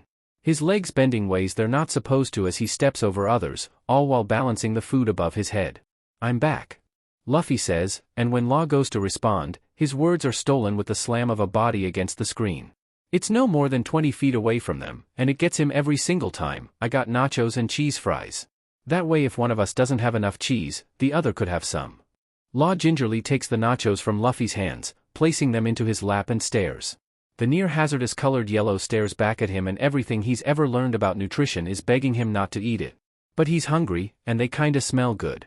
"What if we both don't have enough cheese?" Law says, tone sarcastic while pulling a chip up letting it drip cheese back into the tray.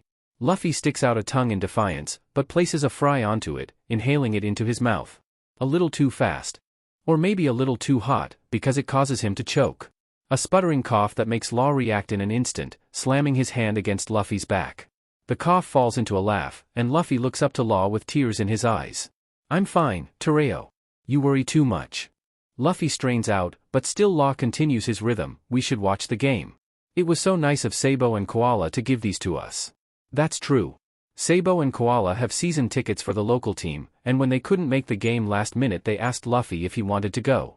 In turn, that meant Luffy was calling Law, begging him to come to the game with him. While sports aren't Law's forte, the last 3 times he's seen Luffy one of them has been sick. Usually that fact wouldn't bother Law. He doesn't care about the frequency in which he sees people, but the idea of turning Luffy down felt weird. So, he accepted.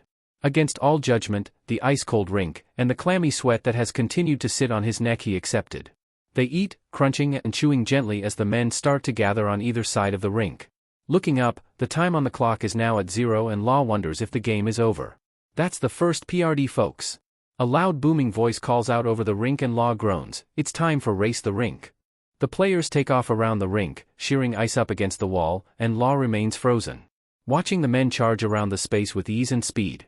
He supposes there could be worse games for them to play. Louder ones. "I can do that," Luffy says, and Law's eyes drift over to meet his, doubt heavy within them. "I can. We had a pond near the house that always froze over, so Dayton got us all skates for Christmas one year." "I'm so fast." "I'm sure you are," Law replies, and something in Luffy's face tells him that this isn't the end of the conversation. "We need to go ice skating together. It would be so fun," Luffy says, and Law sighs. "There it is. I think Ace still has his skates at the house, you could borrow them." Images of blood fills his mind. Flashing lights of an ambulance.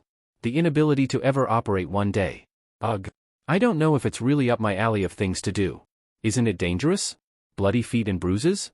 You could get your fingers cut off. Law argues, and feels himself getting far more defensive than he thought he would. "Can't I just watch you instead?" The question is innocent enough, but there is weight behind it that both of them can feel. Weight that immediately disappears the moment the speakers again blare. This time with a song, one Law has heard before, but can't remember the name of right away. That is, until it comes on the Jumbotron in front of them. "Kiss Cam? Crazy little thing called love?" Law scoffs, sliding back into his chair, fingers still picking at the last remaining nacho. "Oh, you need more cheese?" Luffy isn't looking. His eyes are instead glued to the screen above them, smile light on his face while he watches the couple's kiss. Law wishes he had the same feeling about it, but watching Luffy smile might be the same. Law takes the empty container from Luffy's lap, drawing his attention back. His only response is a bigger smile, that one that makes his eyes pinch and Law's heart flutter. So simple, yet effective. "It's sweet," Luffy says looking back up to the screen. They love each other. The camera is focused on an older couple, one Law can only assume has been together for years. Nothing stirs in him to appreciate it. No croon from his mouth in admiration. What's wrong? Law looks over at Luffy, and his attention is no longer on the couple on the screen, but rather on him. His eyes are still smiling, but there is concern in his tone. A laugh floats across his lips and fogs in the air between. "So, what do we do afterwards? Dinner? Maybe just, go home dash," Law starts to ask, but is cut off by the sound of the crowd, and the nudge on his shoulder by the man next to him, the F dash. Law looks over to the man, but he's grinning, pointing up at the Jumbotron above them. Letting his eyes focus, he sees himself and it doesn't register at first. He's up there, next to a red-looking Luffy, and he squints. Even with contacts in, he's still fairly nearsighted, but it doesn't take great vision to understand. They're on the kiss cam. The frame is bright pink, surrounded by hearts, and Law is suddenly hyper-aware of his own. It's beating so hard it might break out of his chest, and nearly does when Luffy touches his shoulder. His smile is apologetic, but there is sincerity in his eyes. Does he want this? Luffy gives an awkward laugh, and Law didn't think he was capable of it. Everything Luffy does is with meaning, whether or not he considered it first. This seems different. He's hesitating. Law could do it, he could kiss Luffy here and now and finally find out how he feels. Shedding the layers of insecurities, he keeps wrapping around himself like winter blankets. He's so warm now, layers deep in the unknown, and while he's comfortable he knows he can't stay this way forever. The crowd breaks into a chant, snapping Law out of his thoughts. I can't. Not like this. Making a sharp cutting motion across his neck, Law zeroes in on the screen. His head shakes, and to his side, he's able to see slight disappointment on Luffy's face. The camera shifts to another couple, and the weight on Law's chest alleviates. Luffy opens his mouth to speak, but before anything is said, the crowd is loud again. Law looks back up and they're again on the screen. He looks so disheveled on the screen next to the eternally youthful Luffy, and his face is a shade of red he's never seen. The crowd is now chanting, a loud ringing of, kiss. Kiss. Kiss. A single word reverberating in Law's ears and it makes him want to scream. He wants to. Don't they get it? Don't they understand that he can't be here like this? Maybe not just the cheek? Just to get them to stop? Law looks over at a grinning Luffy, his eyes shiny with an unknown hope, and Law processes his words. The cheek? Maybe. It wouldn't be the worst thing in the world, after all it's what he had to do to Sengoku every time they left when he was younger. It doesn't have to mean anything. But that's just it, isn't it? He wants the first time, regardless of how or where, to mean something. A stupid thought to grace his mind now that he isn't 13, but to throw it away on this game that he doesn't want that. Luffy doesn't want that, right? Law focuses on him again, and Luffy is still there with wide anxious eyes, and Law swallows. Law starts but is cut off by the sound of the buzzer. The screen returns to normal, and the crowd collectively sighs, I'm sorry. The apology is quiet, so much so that Luffy has to lean in closer to hear him. Sorry? It's alright, I didn't wanna anyways. Law can hear the insincerity in Luffy's tone. It's not as bright and is actually kind of quiet. Very out of character for him, but it snaps back when he leans up in an instant. Like a switch that's been flipped. Law merely nods before turning back around to the ice. He doesn't know what's happening in the game, but he doesn't care. His stomach is flipping, over and over, and looking at Luffy is doing nothing to help. I'm gonna grab us some drinks, okay? Luffy says, and when Law turns to look at him, Luffy is already to the end of the aisle. He stops at the stairs and gives a quick wink to Law, don't kiss anyone while I'm gone. Before he can call out, Luffy is bounding up towards the concessions and Law is unsure if he'll even be able to drink what Luffy brings him. The last time alcohol was involved, he wasn't full though, so maybe this time would be different. Well, he won't wake up in Luffy's bed this time, he thinks. Law shivers as a skater shears ice up onto the wall, and the man next to him laughs. He looks over, against better judgment, and sees the owner of the sound. He's a larger man, with warm red cheeks, decked in the home team's gear. He's the kind of man Law would expect to see in the ER after a championship game. Great. A kiss could have warmed you up. He says with a laugh and another nudge, though, are you two really not together? Everything shuts down then. The sounds of the rink are gone, only the thudding of Law's heart remains in his ears, and his held breath. Are you two really not together? The sentence echoes in Law's mind. Reverberating, but never getting a response. I really don't see how that could be anyone's business but our own. Law says, tone colder than the ice, and his voice doesn't sound like his own to his ears. He doesn't like this. He wants to leave, but the man in question is still gone, off getting them something else. Law's eyes narrow slightly at the man next to him, and he shrugs. His face is blushed with something more than cold, and Law figures he's probably tipsy at best. Turning back to the ice, Law's leg bounces anxiously against the concrete. How long does it take to get a couple beers anyways? The idea of alcohol gives him a little peace, regardless of whether or not it's a good idea, but maybe he can calm down. There is a mumble of discussion towards the end of the row and Law looks over to Luffy climbing over them again. His eyes are transfixed on the cups in his hands, balancing them carefully. They don't look like what Law expected, cups being a small white styrofoam instead of the larger clear ones he's accustomed to. Luffy reaches a hand forward and Law takes one, nearly dropping it once it makes contact with his skin. It's hot. It's not beer. Hot chocolate? Law asks looking down into the cup, and Luffy cautiously settles at his side. For some reason I thought you were getting us beers. It smells better than I remember. Luffy sips cautiously at the cup in his hands, and winces at the too hot contents. He blows on it gently and again pulls it up to his face, breath pushing the steam over the top into the air. We don't always have to drink together, Tereo. Besides, it's the perfect time for hot chocolate. Luffy says, grinning around the edge of his cup. His eyes pinch shut, but soften when he sips the drink in again, and Law smiles. An unintentional one, that he'll never tire of doing so long as Luffy is the cause. A thought that quickly vanishes with a sharp blow of an air horn. Right, they're still at this godforsaken game. While the game continues, Law sneaks glances at Luffy. He lifts and leans into each move of the game, hands all the while clasped around his cup.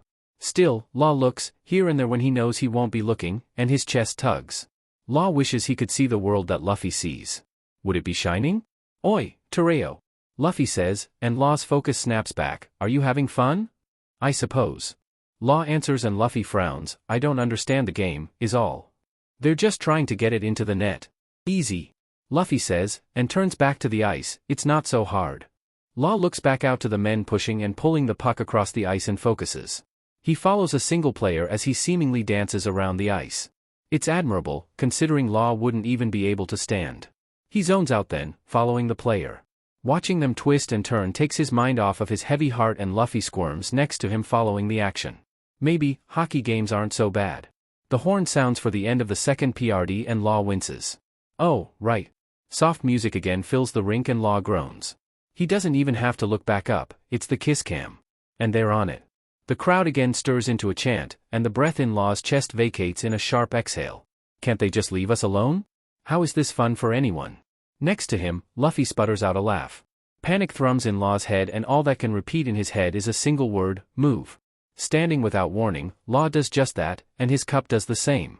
The now lukewarm chocolate spills over his legs and drenches his pants. It's heavy, sticky, and somehow the least of his worries because Luffy's hands are in his lap.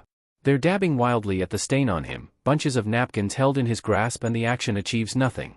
Well, not completely nothing, as Law's face turns an even brighter shade of red.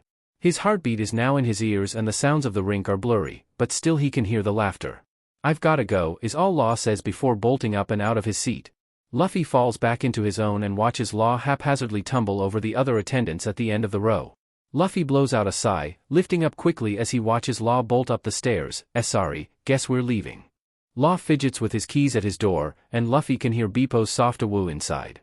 They didn't speak on the way over, only rushed as fast they could to get Law cleaned up. Not that Luffy minded, it was fun moving fast.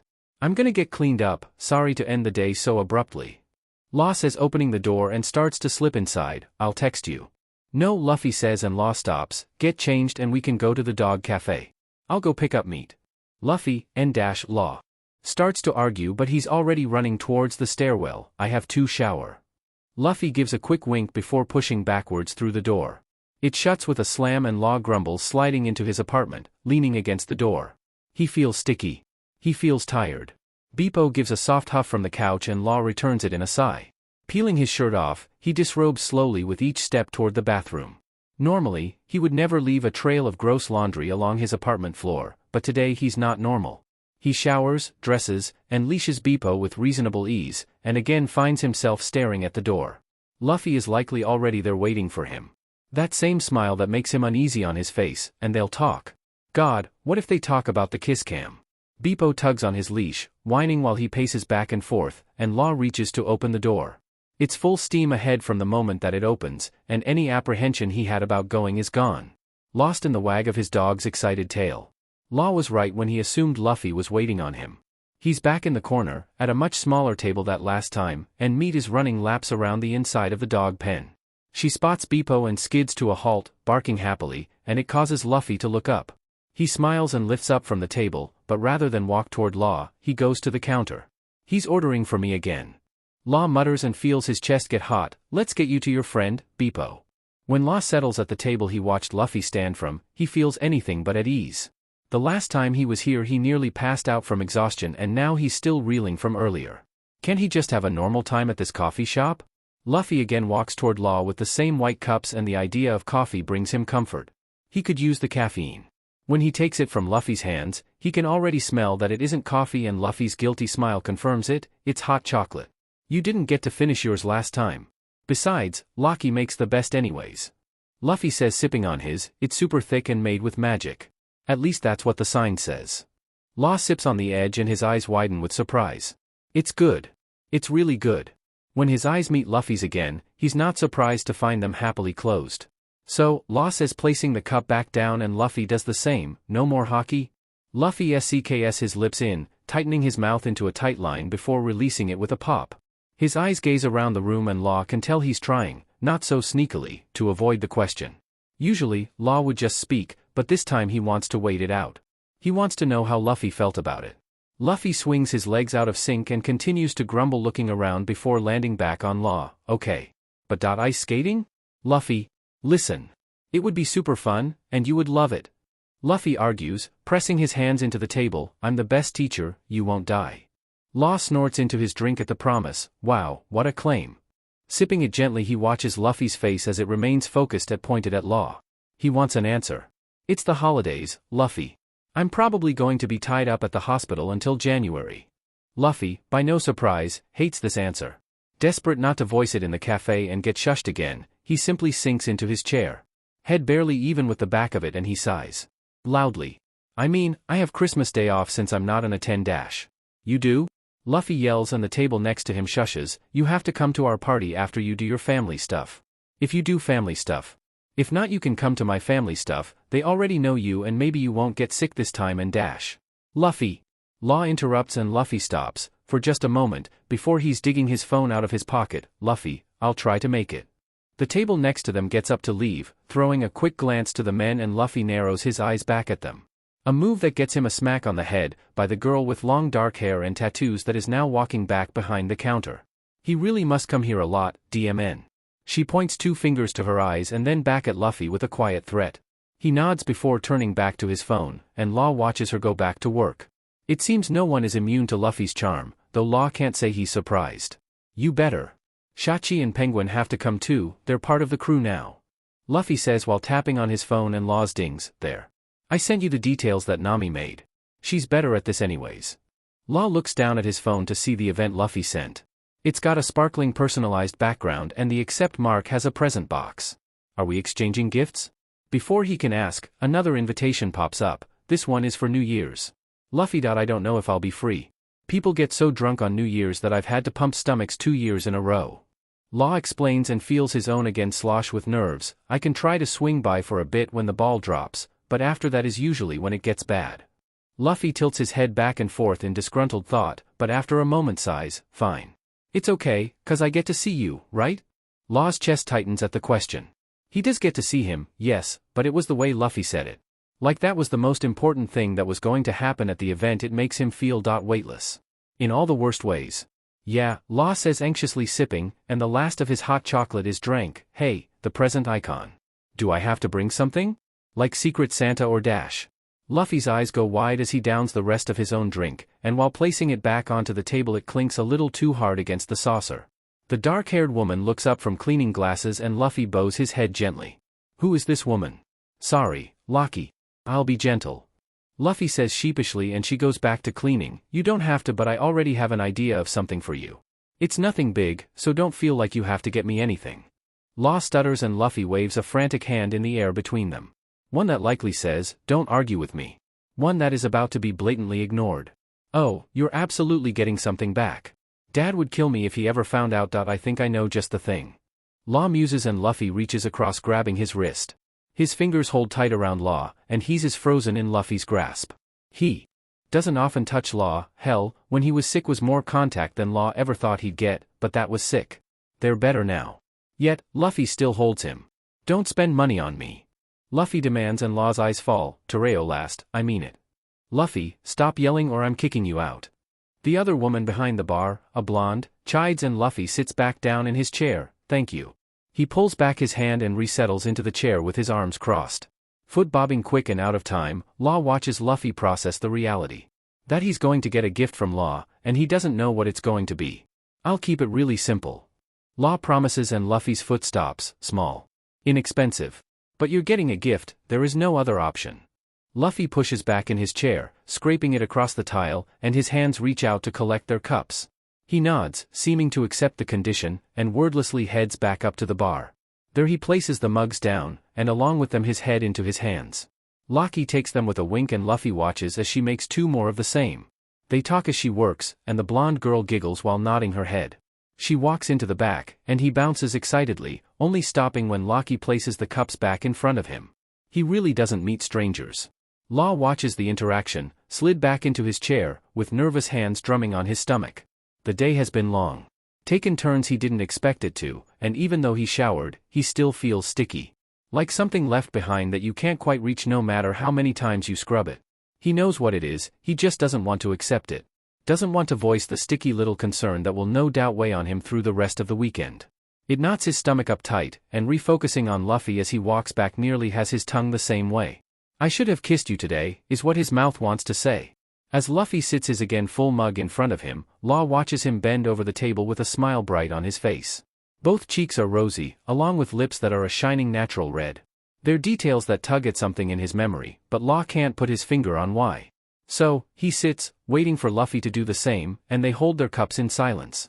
Each drinking their hot chocolate until a familiar song comes on overhead, and Luffy laughs over the edge of his soon-to-be empty cup. Crazy little thing, huh? Stepping out the door, Law hesitates, waiting for what he knows is going to come. Korra's arms wrap around him from behind, and he presses his lips into Law's head. It's then that Law is truly happy that Luffy isn't with him this time. His stomach is full and so are his hands of Korra's Christmas food. Each little container having bits of the dinner he and his dad make special each year. It's nice. Makes Law miss him a little more. Maybe he and Luffy can come up next month.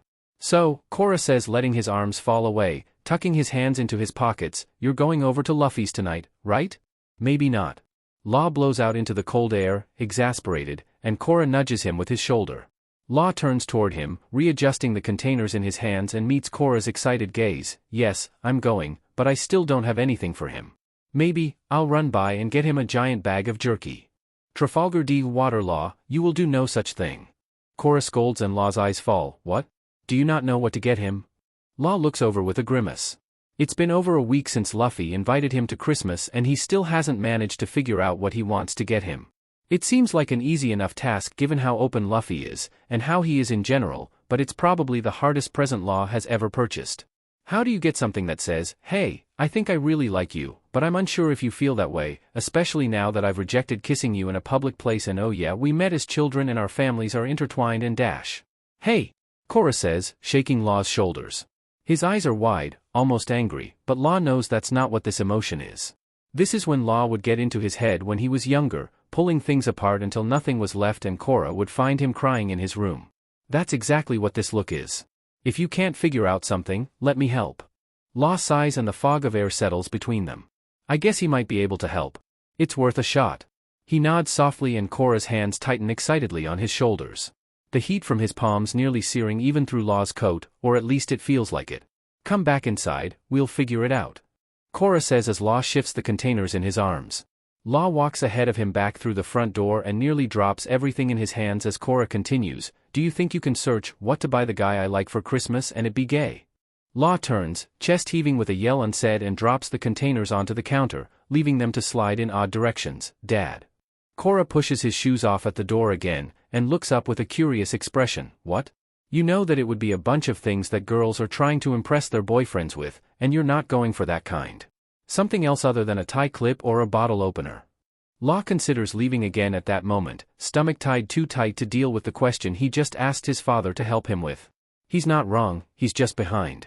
Law searched that exact phrase when he got home the day Luffy invited him. It gave him just that, tie clips and bottle openers. No, Law grumbles and Korra crosses his arms, I already tried that. Laughter sputters from Korra's mouth, hissing like a sprinkler filled with too much water. He's doubled over, still most of Law's height, and wheezing. For whatever reason, Law too starts to laugh, choked behind his hand before he falls prey to the same. When Korra manages to catch his breath, he places a steadying hand on Law. The laughter dies slowly, and they again stare at each other. Law knows that his dad knows him better than anyone else, it's what parents do. So, if he thinks that he can help, by God Law is going to let him. Alright, Korra says, confidence coloring his tone and Law swallows softly, let's get Luffy the perfect Christmas present. Luffy settles onto the couch, legs swinging over the arm out of time. His mind is itchy. A racing of thoughts and concerns, all converging with the overwhelming desire to go stick his finger in the pie that Dayton just pulled out of the oven. It's apple, his favorite. Still, he knows it will burn him and he doesn't want to have a sore hand all day. What if they play games at the party tonight and he needs that finger? What if the only thing that Law needs is his help and that very finger is what prevents him? Luffy snorts at the thought. Law doesn't need him like that. Law doesn't need him like that. How does Law need him? Oi! Luffy looks up to dark hair hanging over his face, and Ace's grin is wide. Wanna go touch the pie? Luffy presses a hand into his brother's face, earning him one back. They stand there, hands unmoving and stable against the other, waiting to see who breaks. It's a poor man's game of chicken, or at least that's what Dayton always called it when she would watch the brothers argue. Each not letting go until the other relents to their desire. Or Sabo stops them. Like he does now, bending both of their arms away, replacing their hands with his own. It's a stupid compromise, but it works, and Sabo isn't afraid to do it. So, what's got you like this? Aren't you supposed to be excited to see Law in a few hours? Sabo asks, and Luffy grumbles under his hand, was that too blunt? Ace shakes his head no, while Luffy shakes his head yes. Sabo often just says what comes to his mind, and usually that's what the brothers prefer. It's how they live, without secrets and pleasantries. But something about how Sabo says it Luffy doesn't like it. You're excited to see him. You like him. What's so wrong with that? Ace asks, breaking free of Sabo's hold. You're being so DMN weird, Luffy. Just kiss him already. Sabo releases his hand from Luffy's face, and he presses his lips together into a hard line. Luffy knows that he's right. Usually, he would have already kissed Law weeks ago just to figure out if anything was there. It's not such a big deal, kissing people, but something about Law gives him pause. Makes him reconsider. I can't. Luffy sighs and Ace boos, shut up. I can't, he's not like that. Sabo falls back onto the couch above Luffy's head, making him dip into his thigh. Tapping his foot on the coffee table, Ace sits, legs bouncing gently on the ground. They're both waiting. Playing a new game of chicken until Luffy fesses up. Don't make me explain it. Luffy whines and the brothers continue to stare in silence, each glare adding more weight onto Luffy's chest. I already tried to tell Nami, but she said I was being dumb. Ace lifts a leg up to push Luffy's face with his foot, earning him a glare, because you are dumb, that is. It's so obvious that he likes you. Ace tsks, rolling his eyes and Sabo hits his arm, not that it's a bad thing. I guess he's alright. Luffy throws his hands up in exasperation and Sabo chuckles. I don't even know if his gift is good enough. What if his is way better and all mine does is makes things worse? Luffy murmurs, kicking his legs a little harder over the side of the couch. What if it makes him reconsider if he hasn't already? Sabo presses his hands onto both sides of Luffy's head, palms clamped hard over his ears, and smiles. Luffy knows what he's doing, and soon it starts to work as he's able to hear his own heartbeat louder in his ears. His eyes slowly shut, and pulling in his breath he tries to focus on the beat. It's heavy, a loud swishing as it circles back and forth, and when he tries to match his breathing to it, it slows. After a minute, Luffy opens his eyes and Sabo is still there, but his eyes aren't watching him anymore. Shifting his vision, Luffy looks over and barely over the edge of Sabo's hand, he can see Ace, finger digging into the apple pie. Luffy JRKS up out of Sabo's hold, legs scrambling for ground, and he nearly knocks over the side table in the process. His head is clearer now. Just as it always seems to be after Sabo helps him calm down, and Luffy doesn't have to voice it. He just looks at Sabo, smile pinching at his eyes, and Luffy knows he knows. They always know. So? Shachi asks, bumping against Law's shoulder as the walk to Luffy's place, what did you end up getting him? Law wishes they would have driven. The sidewalks are icy, and no amount of cover seems to keep his nose from being cold. It's miserable, and the weight of Luffy's gift in his pocket is only making things worse. It's like a piece of hot lead, burning through his stomach. Penguin steps on the pieces of ice ahead of them, laughing at each crunch, and Law waits. Waits for the worst-case scenario, as he will no doubt slip and fall, busting his butt and ruining their night. It never happens, and Law wonders what kind of deal Penguin made with the devil to avoid it. His own foot skids and Shachi tucks a quick arm around his, steadying him. Whoa, can't let you eat it before you even get there. Shachi says, and Law rights himself, hand anxiously checking his pocket where Luffy's gift is. It's still there. Good. Shut up. Law snaps, and sighs not a moment later, you both have to keep cool tonight, I mean it.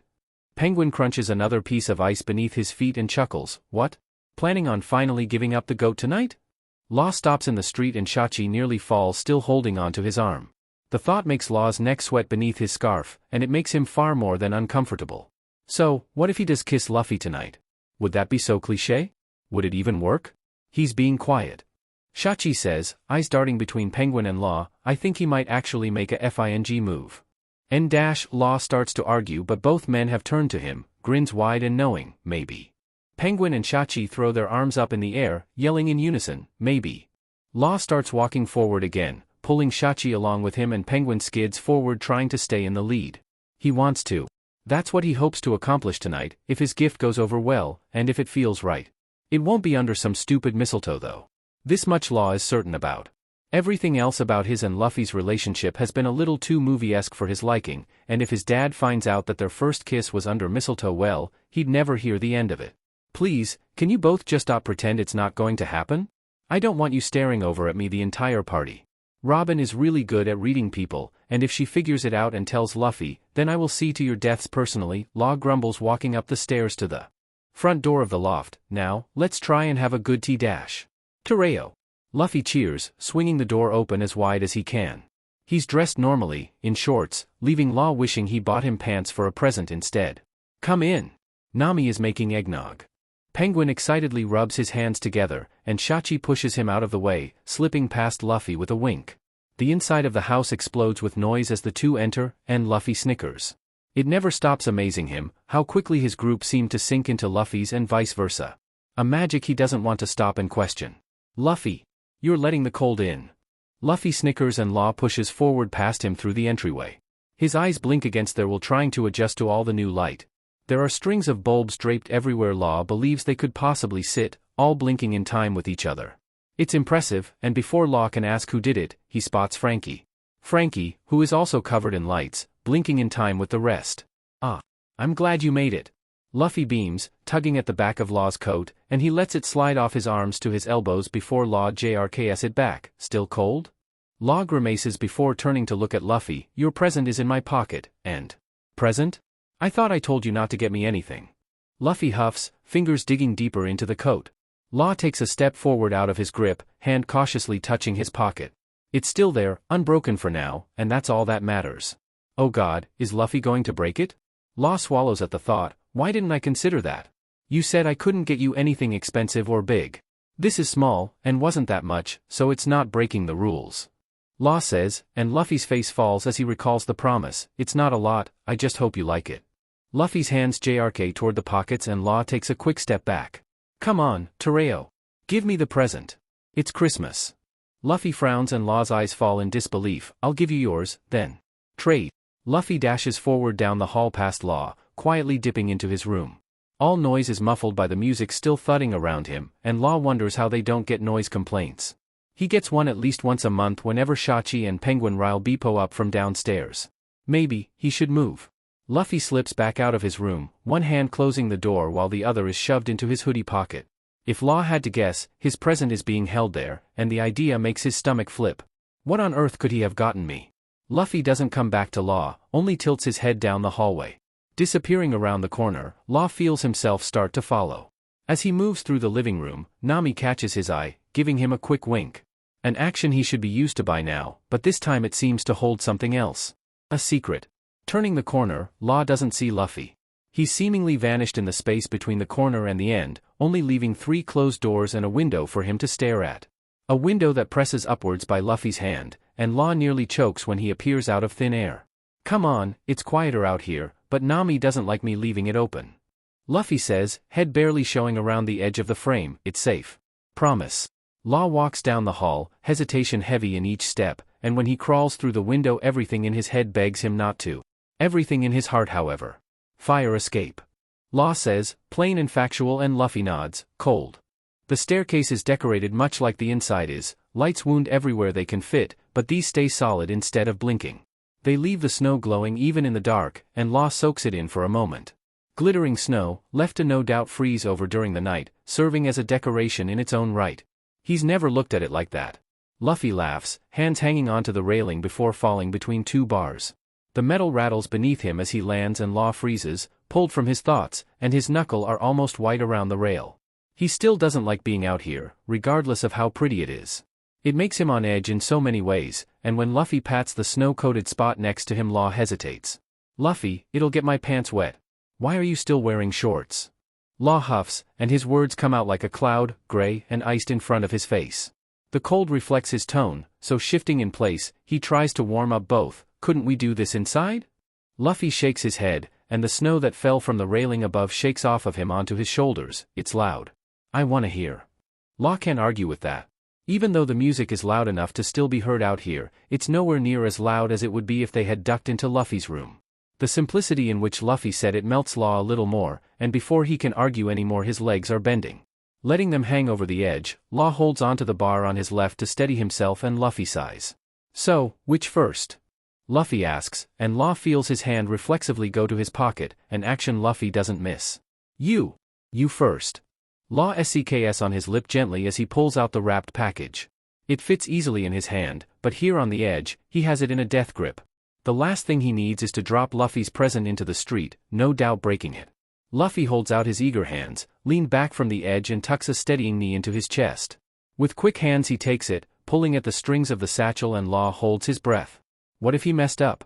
What if his dad was wrong? Pulling it from the bag, the low light from the staircase mixed with the bulbs on the railing makes the present gleam. Shining in a way that Law didn't realize it could, and suddenly he feels a little better about it. Just a little, before Luffy gasps. Tereo? Luffy nearly yells, hands flipping the present in them over and over. What kind is it? No. I know, it's an atlas, right? Law nods, smile pulling at his lips. The beetle, encased in a block of resin, turns over and over in Luffy's hands as he inspects every side. Korra mentioned that Luffy said he liked bugs after a conversation they had, and Law trusted him. Enough to find out the local science center had these, and Law went by on his way home. This is so cool. I love this. Luffy fawns holding it up to the light. I wonder if it still had anything left in its stomach. Law grimaces at the thought. He didn't really consider that, but it's not surprising that Luffy did. Watching him fawn makes Law's chest stir. He did it, he got it right, now he can relax. Your turn. Maybe not. Luffy pushes the beetle back into the bag, sitting it on the ground behind him. From his hoodie pocket he pulls out a small gift, wrapped meticulously, and Law knows that Robin helped him. He doesn't have to ask. Robin helped me wrap it. Luffy says sheepishly, I'm no good with the paper, it always tears. Law smiles, and the reassurance is met with interest when Luffy unfolds his hand further. It's a small box, wider than it is tall, and suddenly Law's back to square one. Nerves thrumming as he reaches forward to take it from his hand, and when he picks it up, the weight is greater than he thought. Pulling the paper off, Law lets his finger glide against the edges to undo it without tearing anything, a method Luffy apparently hates, given the sound of metal shifting beneath him. The bottom is upwards as Law pulls the paper away, and Luffy reaches forward trying to turn it in his hand. Tugging away, Law turns the box over and falls still. The top is glass, shining gently in the light as Luffy's present did, but instead of a beetle encased in resin, Law's shine holds something even shinier, a coin. It's large, ridged on the edges and sat carefully into navy velvet. The date on it reads 1854, and Law knows his eyes must be wide when they meet Luffy's. Where on earth did you find this? Luffy, you said nothing expensive. Did you steal this? Law asks, voice low like someone might hear. If you did, just tell me. Luffy laughs, the sound pushing through his teeth like a hiss and the air between them clouds again. No, Tereo. I found it when I was with Nami. Law wants to open the case, to touch the cold metal nestled inside, but as snow drifts onto the glass he pushes the thought away. He doesn't want it to tarnish in the slightest, seeing as it nearly looks mint. Where would he just find something like this? Where is Nami shopping that you could find this? Not the mall. Law says, bitterly noting how little collector stores there seem to be in the city. Internet shopping? Luffy shakes his head saying no, and snow flicks off of it. The movement is gentle, in character, and Law's chest stirs. Right, Law thinks, that's why I have to tonight. Luffy tucks his hands behind his head, leaning to balance while his legs push straight ahead. He's a human seesaw by the look of it, and Law wants to weigh down a side. I got it at this thrift place, down on 15th? She likes to find things and sew them up different. Sometimes I tag along. They have a lot of funny hats in there. Luffy explains, still looking forward, and Law nods. Of course, he goes for something like that. Luffy blinks slow, and a soft red is starting to bleed onto his cheeks from the cold. I saw that and remembered what Korra said. He said that you like coins, so I had to get it. Remembered what Korra said? Dad told him? Dad told you? Law asks, tucking the coin safely into his right pocket. God, does he just tell everyone everything about me? The click of ice against the railing bites at Law's mind. It's starting to sleet more than snow, and they can't stay out here too much longer. If he's going to do anything he has to do it now. Luffy. His name barely a whisper from Law's lips, and when Luffy turns to look at him, the cold seeping into Law's skin is gone. Only a quick flame of excitement stays present in him. Thank you. Luffy smiles, that ever-Ming smile that sends Law into a fit, but this time it's different. He wants to feel what that smile is like beneath his own lips. Is it just as warm? Leaning sideways, the metal beneath them creaks, and Law grimaces. This isn't delicate, but when has anything involving Luffy ever been? Luffy's eyes widen as he stops rocking, placing a steadying hand behind him. His smile loosens a little, not nearly as tight on his face, falling into something more natural. Everything inside of Law has been pulled upwards, a stomach in his chest, his heart in his throat, his brain out into the air. It's all a mess, jumbled together as time seems to slow down in each second that he gets closer. Is Luffy leaning in too? Is it just his imagination? Law reaches out a hand, letting it fall on Luffy's shoulder, and the fabric feels foreign against his skin. Makes him buzz, a quick tingle that mixes with the cold on his fingertips, leaving him numb. Their breathing mixes, swirling in the air, melting flakes before they can hit the ground. Oi!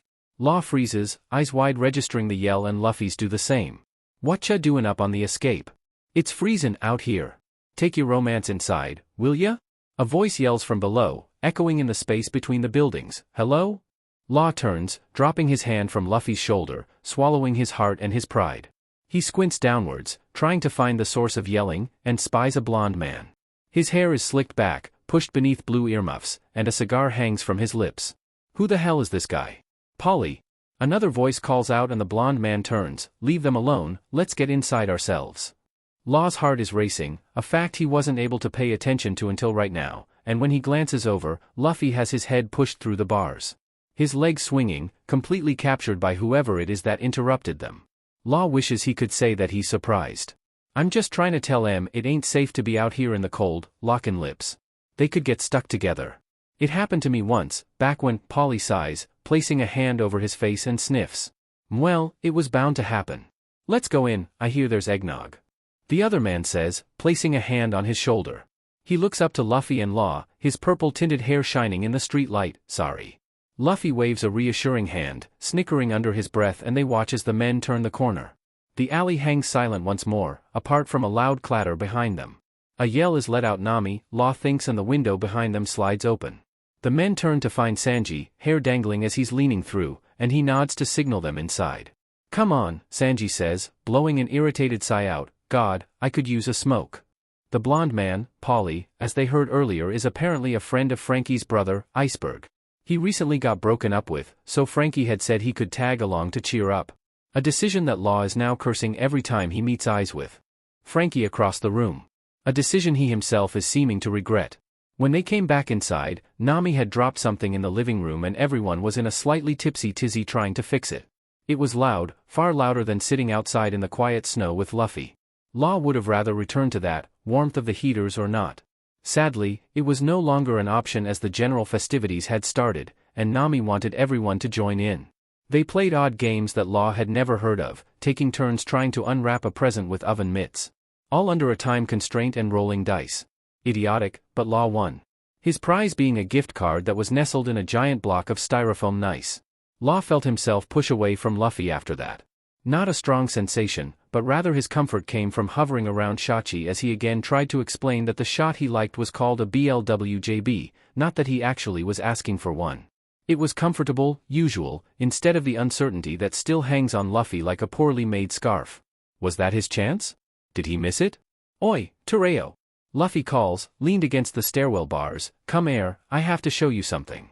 Luffy nods towards his bedroom, and when he pushes himself up, Law feels himself start to follow. An unconscious string that Luffy always seems to have the other end to, and regardless of doubt, Law always finds himself being pulled along. This time, as he moves through the living room, Nami places a hand on his shoulder.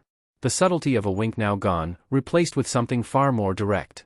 Law pauses, looking over to the redhead who is nearly his height now in heels, and blinks. Sorry, Nami says, red coloring her pale and freckled face, we didn't think Polly would interrupt you, but you haven't missed your shot yet. The words tingle on Law's lips as if he were the one that said them. He hasn't missed his shot yet. They all know what he was trying to do out on the fire escape? Were they watching them? Do these people have no boundaries? No, they never have. Thanks, I guess. Law replies and Nami squeezes his shoulder tighter. God, what? Her eyes are stern, and the gleam of Christmas lights are doing nothing to soften them. Stop being so cold. It's a bad act, and one that you'll have to give up if you ever want to be with him. Let yourself live a little, Tereo. We all did. Law doesn't respond, only presses his lips tighter before grumbling. Nami holds tighter still, and as Law opens his mouth to speak, he hears the creak of Luffy's door. Looking up, he's standing there, head tilted in curiosity at he and Nami. He's waiting on him. Fine. I'll thaw. Law says, curt, and Nami smiles, he's waiting on me for something, so? Yes, Nami smiles, he is. Her hand falls from his shoulder, grazing his sleeve while it falls, and she turns back to lean against the chair in the living room. Law's eyes refocus on Luffy, bouncing against the doorframe, and he smiles, slipping into room with a beckoning hand. When Law steps inside, Luffy is at his dresser, hands digging in the bottom drawer. He's tossing things, left and right out onto the floor, and Law swallows a snort. It's endearing how unorganized that Luffy is, somehow, and Law wonders why he's different. Luffy seems to find what he was looking for, and turns back to beam up at Law. That's why. Hey, I found it! Luffy says, lifting back up onto his feet. He holds out the object in his hand, a small Polaroid camera, and smiles. Dayton gave this to me a long time ago. It's where all my pictures come from. Law takes the device from his hands, turning it over to inspect it. It's old, a genuine Polaroid camera, and Law wonders how Luffy even finds film for it. What he does find has to be expensive, and there is no telling how the pictures even turn out. Why does he keep using something like this? Because, Luffy says, pulling it back out of his hands, almost like he read his mind, I like holding them. When they develop, it's fun to watch your memory fade into life. Cool, right? Law nods, letting his eyes scan Luffy's room again, and he finds the other Polaroids that he has on display. The ones of his brothers, of Zoro sleeping in a funny angle, Meat when she was a puppy holding a bone bigger than she was, amongst others all hanging on his wall. It's something Law could never curate for himself even if he tried. He envies that. I want to take one of us. I don't have one yet. Luffy says, and when Law looks back at him, he's already pressed against his side. Now, you have to hold still, or you'll blur. I learned that the hard way a long time ago. Luffy's arm is around him, pulling them face to face, and Law can feel the warmth on his cheeks. It's gentle, that same feeling his hands seem to give, and Law fights between relaxing and remaining on edge. That distance that he couldn't seem to close earlier is now gone, nothing stands between them. Okay, 1, 2, 3. Luffy counts, and Law can feel his skin pull against his cheek into a smile. The flash pops up from the top, showering them in a quick light, and Luffy pulls away. Hands now preoccupied with retrieving the picture printing from the machine. It's dark, still undeveloped, and Law waits for Luffy to shake it. When he doesn't, Law's eyebrows lift in surprise, something that doesn't get past Luffy. I know you're not supposed to shake them, Tereo. I do know some things. Luffy chides. I didn't say you didn't. Law retorts, shoving his hands into his pockets. The edge of the coin box pricks at his hand, and he loosens. Let yourself live a little. How's it turning out? Luffy holds the photo up to the dim light that is coming through the door, and a smile again tugs at his face. His eyes pinch together, and he holds it out towards Law, letting the bigger strip of white serve as his grip. Law takes it, gingerly letting it rest in his hand before turning it around. The picture is still a little dark, but not as much as he thought it would be. The flash painted their skin, coloring the cold on their cheeks, and drowned out the background. It's just he and Luffy, pressed together in the dark. Luffy is smiling, just as Law thought he was, but when he sees his face he swallows in surprise. He's smiling too. It's soft, not nearly as big as the one Luffy has on his face, but it's there. He looks happy. He is happy. This shouldn't be as shocking as it feels, standing here in the dark with an eagerly bouncing man. Do you want to take another? So, you can have one? Luffy asks. Luffy lays the picture onto the shelf beneath the others that are hung up, and quickly turns back. Someone yells in the living room, Iceberg, and Law looks out into the hall. He keeps forgetting somehow, amidst all these people, that he and Luffy can't truly be alone. Why did he think he could do anything tonight? Yeah, Law says, rolling his shoulders slowly, trying to loosen some of the grip his mind has on him. I'd like that. I thought you didn't decorate sentimentally. Luffy says, fiddling with the camera again, where would you even put it? Law grimaces, and Luffy laughs. That's right, Luffy has seen his apartment now. He knows how Law keeps things there, but you haven't seen my room. You don't know how I decorate there. Law remarks, and Luffy's eyebrows shoot up. I could have tons of pictures in there. Pressing against him, Luffy once again molds into Law's side, and his heat seeps through. His hand reaches, angling away from the light, and Luffy's finger rests on the button. Law lets his arm move then, releasing it from between them, letting it instead wrap around Luffy's waist. It's casual, in theory, and for most people they would do it without thinking just to make the position more comfortable. But for Law it's more. His hand curves around Luffy's waist, letting it settle into the slight dip, and he resists curling his hand into the fabric. He could try again. Now, beneath the sight of a lens, he could kiss Luffy. He could let the camera paint his surprise as Law's lips pressed against his. Let something else develop for once. 1, 2, 3. Luffy. Law's head jerks to the side, crashing into Luffy's forehead, and the flash sets off. A dull throb starts to pound under Law's skin, and a curse slips from his mouth. Luffy again pulls away, and when Law opens his eyes, he sees Zoro leaned against the door. His hand pressed up against the frame, body slack beneath it. Great. Zoro. You made the picture blurry. Luffy huffs, holding the Polaroid in his hand. I'm out of film too. You owe me. And Tereo. Zoro looks up, eyes swimming, and Law narrows his. Sorry, Tereo, I didn't know you were here. I was getting Luffy for something. Didn't know there was a party in here too. Zoro slurs gently, a knowing smile on his face. I'll leave you alone. Zoro slips back into the hall, greeted with yelling, and Luffy taps on Law's shoulder. A sheepish smile sits on his face as he hands him the Polaroid. It's blurred, just as Luffy said, but something about it is clear. Law's eyes are shut, head moving towards Luffy's, and the sight makes him shift. Can Luffy tell what he was trying to do? I'll get more film and we can try again. Luffy says, scuffing his foot against the ground. Do you want that one, still? Law stares at it, letting his heart thrum a little faster, and he feels a smile tweak at the corner of his lips. It's a mess, clearly, but when have they ever been put together? If anything, it's everything Law loves about being around Luffy. A fact he hasn't admitted to anyone, much less himself, until now. Those feelings have stayed locked up. Held behind a thick wrapping of plain paper, tied up with an equally plain bow. The recipient space on the tag is empty, written once and then whited out with haste. Tape stripes on the sides aren't secure, and the contents are starting to barely show. The words, "Do not open," are printed along the top in bright red lettering. A warning that has stayed there for years now, and the font is starting to fade on the first two words. Luffy places a hand on Law's shoulder, squeezing it gently, and when he looks down to him, he looks apologetic. Law moves, placing his hand atop Luffy's in a silent acceptance, and stands there. In the dim light of Luffy's room, Law is held in another time. It's familiar, almost like déjà vu, but not quite. It isn't until Luffy reaches up and touches his face gently does it come back. The night he stayed here, flooding into him like a wave. Luffy carried him to bed. Luffy made sure he wasn't going to get sick. Luffy told him if he needed anything to just ask. Law asked. Law. Hey, Luffy says, pulling his hand and Law back, we should probably go back, huh? Oh. I should put my present up. Luffy pulls the beetle from his pocket, safely placing it on the shelf, and shifts it into place. It sits among other small items, bottle caps, stickers, and other odd trinkets that Law can't quite make out. Reaching upwards, Luffy clips the Polaroid of them together into the line with the others, and seeing it amongst the rest makes Law's stomach groan. He's something now. Law's hand fidgets with the present in his pocket, and his eyes follow Luffy as he bounces back through the door of his room. He stops, just a step out into the hall, and turns to look at Law. The light has swallowed him up, making him shine in ways Law didn't think people could. When Luffy reaches out a hand, eyes wide with expectation, Law moves. He holds tightly onto him, and when Luffy pulls him forward, Law feels the paper on his present start to tear a little more. The lettering fluttering off into the void, and only the word "open" remains.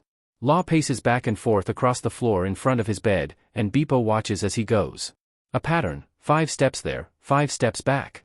Beepo tries not to huff against the edge, but it still blows out of his mouth every so often when Law pauses. A silent question of what he's doing. I don't know. Law says, rubbing his free hand across his face, and stops to stand in front of Beepo. Reaching down, he scratches his head gently, making him squint his eyes happily like he's smiling. It makes Law smile too for a moment. A moment that doesn't last long as his dad again sighs in his ear. You could have met up the next day, or the one after. Why has it been 6 days since you've seen him? You know you can see each other outside of holidays, Law. Cora says, and he's half teasing, half serious. Like Law doesn't actually know that he can see Luffy outside of the holiday. I know. Law groans, and Beepo grumbles matching his tone. You know. You don't know. Do you know any other words? I swore I taught you more. Cora continues his barrage, and Law again grumbles. I'll ask you this then, what are you planning on doing when you see him again tonight? Law feels his hand buzz on Beepo's head, and he pulls it back. He doesn't know what he's going to do at the party tonight. Hell, he doesn't know if he's even going to be able to stay the entire time. Depending on how the ER can handle themselves, he might get to see the new year outside of White Walls for the first time in a few years. I don't know. Law. Cora yells and Law pulls the phone away from his face with a wince. Well, he doesn't know. You have a few hours to figure it out, but we both know the answer. You can't keep putting it off or Luffy is going to think you don't like him. Which isn't true. Which isn't true. Law repeats, and moves his hand to scratch under Beepo's chin. He starts to roll on his back and Law pushes the phone between his ear and shoulder to put both hands on his stomach. I'll do it. If I don't kiss him, I'll at least tell him. Okay?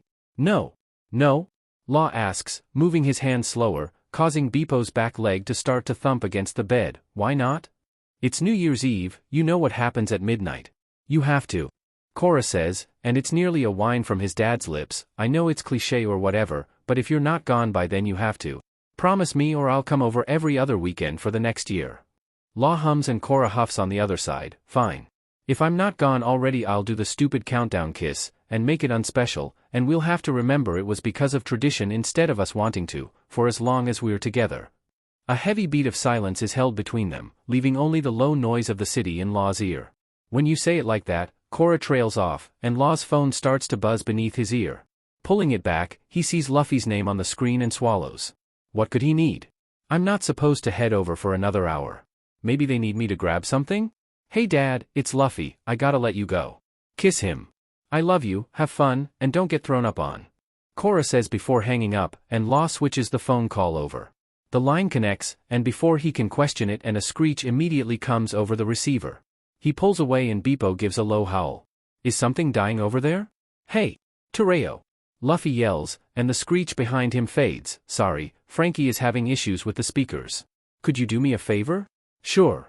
Law replies, and without realizing it, has started pacing again. 1, 2, 3. Why is Frankie messing with the speakers? What kind of party are you planning? I thought it was just the usual group. The usual group. He's a part of a usual group. Shachi and Penguin aren't alone with just him anymore. They're all a group together. If he could tell himself where he'd be 2 months ago, he wouldn't believe it. 4, 5. Law catches a glimpse of himself in the small mirror on his wall, and pauses in his pacing. Could you grab some more coasters and bottle openers if you have them at your place? I hate to ask but I don't think there will be enough. Luffy says and Law nods at himself in the mirror, and grimaces realizing he needs to actually respond. Yeah, I think I have some lying around. Need anything else? Law asks adjusting the collar of his shirt, and he wonders if he should change before he leaves. You! Luffy snickers and Law's neck catches fire. He watches as the red paints across his skin, still hovering in front of the mirror. His lips press into a tight line to hold back the groan in his mouth. Him. He's just teasing, like when people say, just bring yourself. Right? Right. I don't know how long I can stay, but I am coming. Promise. Law says, tone a little too serious for his liking, but it doesn't seem to faze Luffy in the slightest. I know.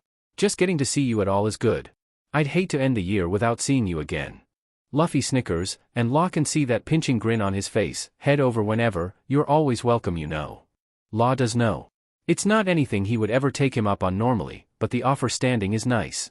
Makes him feel a little better when he snaps his fingers twice and Beepo gets up to follow him. He needs to take him to the woman that lives next door before he can go. She's watched Beepo before, and she actually cares for dogs full time, so Law feels good leaving him there for the night. Party or not, he probably won't be home anytime soon, but Beepo will have fun with Ikaku. He always smells like peanut butter when Law picks him up from her. No doubt spoiled rotten while he's there. I'll be over soon. I gotta look for my stuff and drop Beepo to his sitter. Law mumbles, eyes scanning his front room. Where are all my coasters? What are you doing with meat?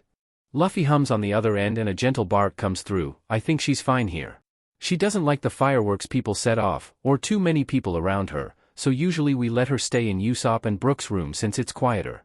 She'll have a bed, and treats, and a weird grass pea pad thing. It's kinda funny though, fake pea grass. Too many people. Law starts to ask just how many people are going to be at the house tonight. Will he even have a chance with all these new people around in the first place? Will he even feel comfortable? I think the keg is here. See you soon, Tereo. Luffy cheers, and before Law can respond he's hung up. When Law goes to knock on the door of Luffy's place, he hesitates. Willing to try something, he reaches down grabbing the handle, and when it easily turns he holds his breath. Walking in without announcing himself is a bold move if any, but part of him wants to try it. The cold of winter still pinching his skin, Law looks around him back onto the street. People are out, walking to parties or bars, and he groans hoping that he doesn't see any of their faces in a few hours. It's 11 now, and he makes a mental bet with himself that he'll leave by 10 minutes until midnight. All the more serious cases always end up drunk before the year ends, and Law can already hear the grotesque sound of a stomach being pumped. No. Law thinks, hand still hovering on the handle, I'm not going to think about leaving before I've even gone inside. I'm not going to let this ruin my night. Pushing the door open, Law is met just as he is most of the time at the house, with a wall of sound. It thuds, vibrating beneath his feet, and when he steps inside, the first eyes that find his are Usopp's. Setting his drink down, he hops across the entryway with his hands up. Tereo! You're here! Usopp beams and Law weakly smiles, shoving his hands in his pockets, and you finally just walked in. Nami, you owe me $10. Law blinks in surprise as Nami turns around with a frown, hand digging into her pocket. Next to her, a girl that Law hasn't seen before, laughs. Her skin is dark, a gorgeous olive tone, and the way the light hits her hair it almost looks blue. No, it is blue. Nami walks over, shoving the bill into Usopp's hand, and as he inspects it she leans against his shoulder. DMN, I thought you wouldn't come in on your own until at least February. Nami sighs and Usopp again snickers, how did you read him better than I could? Well, we still have never mind. Law narrows his eyes at the two of them, pulling the gloves off his hands. So, they're betting on me, huh? The blue-haired girl trots over behind Nami and waits, hands held in front of her. She's proper, unlike the rest of the group, and Law wonders just how she got roped in. Someone who actually seems to possess patience. He could see himself liking her. A breath of fresh air in this group. Oh, I'm so rude. Nami laughs and lovingly wraps an arm around the girl's shoulder. This is Vivi. Vivi holds out her hand, and Law takes it, shaking gently. I'm her girlfriend, nice to finally meet you, Law. I hear a lot about you. Nami's arm moves to tighten around Vivi's neck and she tugs her backwards gently. Law lets his hand fall and sighs. Of course she's talked about me to her. But what about is the question. So, Vivi. Law says, and Nami and Vivi both perk up, how many bets do these two have on me? I don't know what you're talking about, Tereo, you're so funny. Usopp laughs awkwardly, patting him on the back, that was the only one. Tereo. Nami falls out of the way, pulling Vivi with her back towards the living room, and Usopp towards the kitchen as Luffy bounds forward. He jumps up to loop his arms around Law's neck, and hangs, eyes shining as he adjusts. Law feels a tingle up his back, and Luffy bounces in place for a moment before pulling away. He's in a black shirt, long-sleeved as always, and somehow it makes him look older. A different look, but all the same Luffy as he hisses his usual shishishi. You came. Where are the bottle openers or coasters? Luffy says, head tilting to the side trying to look around Law, did you forget? Law pushes his hand into his pocket, and when he pulls it back out, a small collection of bottle openers are held in his fist. Usopp holds out his hand and Law drops them into his palm softly, thanks. Now Sanji won't complain about his potentially being bent or broken. If I have to hear about the one he got specifically for never mind. Law catches Sanji turn from his conversation out of the corner of his eye, a wary look no doubt from hearing the mention of his name. A waved hand from Law is all it takes for him to turn back. Law lets his eyes linger for a moment, focusing on who Sanji is talking to, and he realizes he doesn't know her. Quickly sweeping the room, Law realizes there are several people he doesn't know that are here. Along with ones he couldn't forget if he tried. Tereo. The familiar voice echoes from the kitchen and Law turns to find Ace sitting on the counter, swinging his legs. You're still alive, that's good. Luffy huffs and Law watches as his stance changes, nearly shielding Law from him. How odd. Ace seems to stare down whatever look Luffy is giving him, but ultimately turns to pick some cheese off of the plate next to him. Luffy turns back to Law with a sheepish smile and when he rubs the back of his head, it clicks. Ace doesn't like me, does he? Law whispers and Luffy's eyes widen, it's not exactly hidden. Luffy grabs Law's wrists, holding them together between them, and he tugs, pulling Law down until his ear is at Luffy's mouth. The all-too-close feature makes Law's stomach stir, but it's forgotten once Luffy starts harshly whispering, he does. He's just slow to trust, but don't worry about him, okay? The act is sweet, genuine coming from Luffy like this, and Law nods. This is all Luffy needs, as he lets go and again bounces back to stand in front of Law. When he goes to open his mouth again, a screech sounds out through the space, and everyone flinches. Sorry. I'm trying to get the surround sound up for the countdown, but the cables aren't being too super. Frankie explains, jerking something out and the sound stops, I'll have it fixed by then. I can help. Luffy says, perking up, and Law raises a skeptical eyebrow, I can. Plus, I never get shocked, so I help out a lot. Usopp nods, grimacing lightly, and places a hand on Law's shoulder. He juts a thumb towards the kitchen, and in an unspoken agreement, they start walking. He forgets, often, that when he's here he doesn't have to be glued to Luffy's side to fit in. That the others want to see and talk to him too, and that Luffy needs to do what he does best: mingle. Usopp walks to the fridge, hands digging out a few beers, and as he opens them Law leans against the sink. From here he can see the entire open floor. He notices that Sabo is here, not that he didn't expect it now that he's seen Ace, tucked away into the corner talking to Robin. They're engaged in what seems to be a pretty serious conversation, and even watching makes Law uncomfortable. He continues to find Nami and Vivi next, now talking to Zoro who is laid on the floor. He seems fine, not even drunk yet, but still he lays with a hand propping his head up as he talks to the women sitting cross-legged in front of him. Sanji is still talking in the corner with the woman Law saw earlier. He can see her better now from this angle. Her hair is long, a warm chestnut in color that is pulled up in pigtails with side-swept bangs, and when Sanji says something she blushes deeply. Her hand reaches out, squeezing his shoulder, only for a moment before she recoils, face even redder than before. Law looks over, and then up, to find Brook standing next to him. No amount of being around him has gotten Law used to the fact that he's nearly skin and bones, but it's getting easier. Brook hands him an open bottle, and Law takes it, rotating the label to check the percentage. He ate earlier, but he is not repeating what he did last time he drank here. Don't worry, we won't let that happen again. Brook tuts and Law takes a sip. It's homebrew. My own devising, from the setup downstairs. I call it Bink's Brew, after the first song I ever made money with. Law lets it rest on his tongue for a moment before swallowing. It's sweet, with a bitter aftertaste, and Law pulls the bottle to his lips again. An action met by a soft laugh from Brook, who then takes a swig too. They stand, drinking quietly as they watch the others. It's nice, and makes Law wonder why he hasn't spent more time with Brook before. You know, Law. Life is very short. Brook says, and Law looks up at him, unsure of where he's going with this. In your life, there will be windows of time for things, and if you miss them there is no reopening them.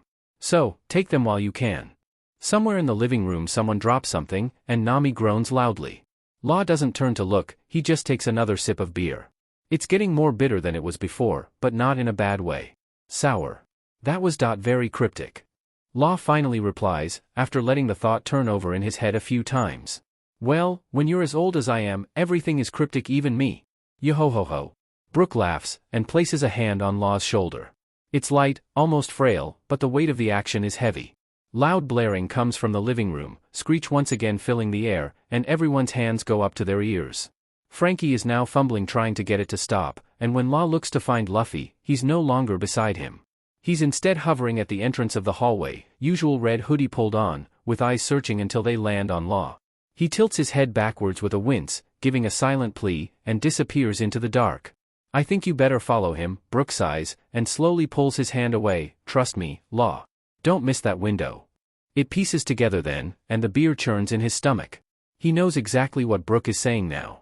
Nodding, Law places the empty bottle on the counter and weaves around the island to follow Luffy. He's there, waiting at the end of the hall, fingers prying the window open. Cold pours in as he opens it and turning back, Luffy smiles when his eyes meet Law's. It's like déjà vu, but not.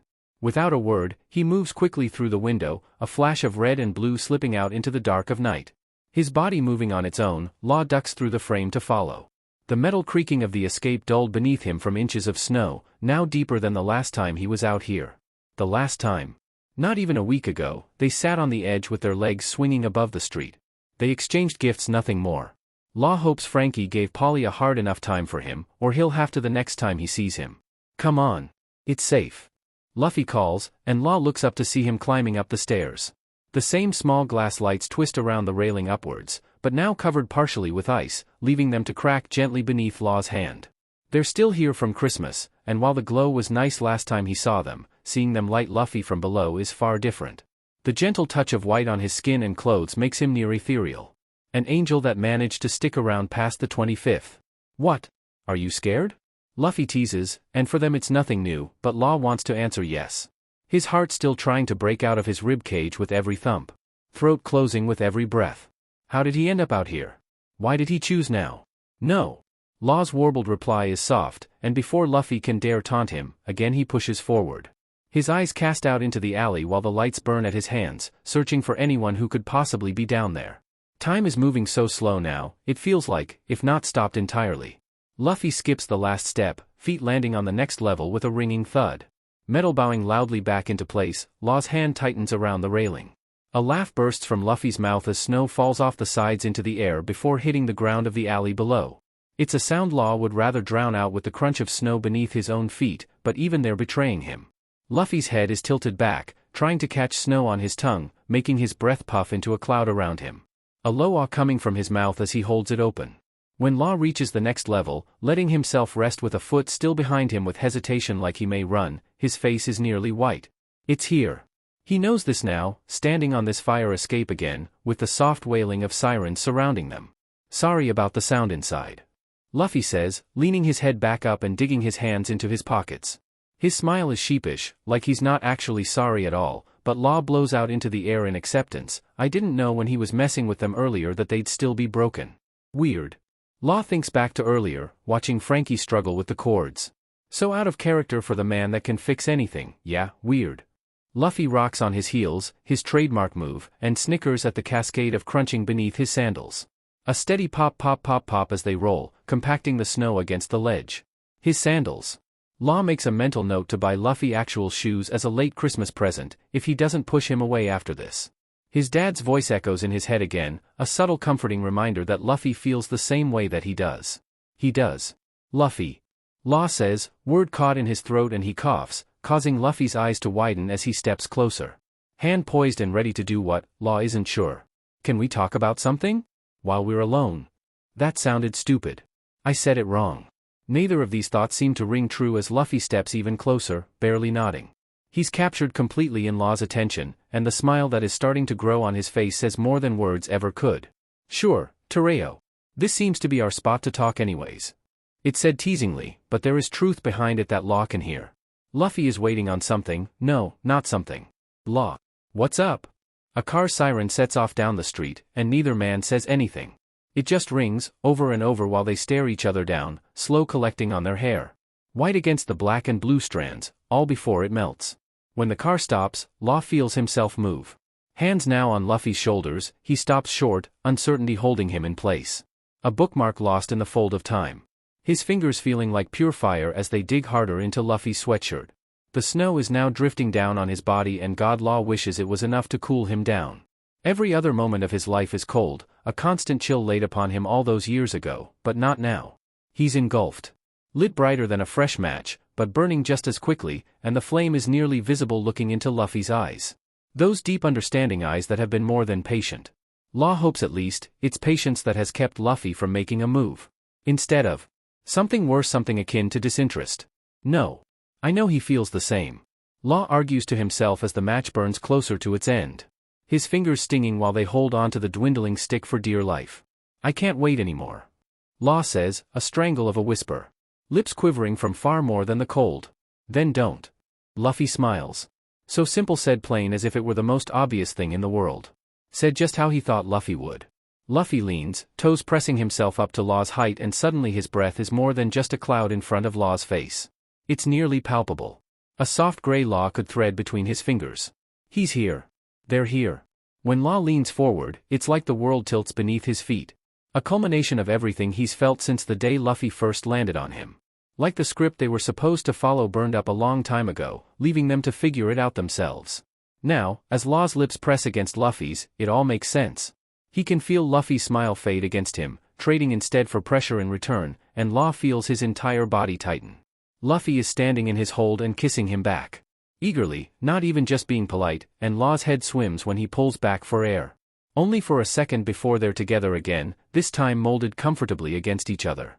Law's hands now gone from his chest, instead pressing up against Luffy's face, fingers curled against his neck. Thumbs stabilizing along his cheeks. He holds him like he's scared that if he doesn't, Luffy will disappear. A stupid thought that fleets out into the air the second that Luffy's arms snake between his to wrap around Law's neck. Between them, they're somewhere else, and the world is warm. Their breath mixing to create a space that only they reside in, and when they again pull back, both of their lips quiver.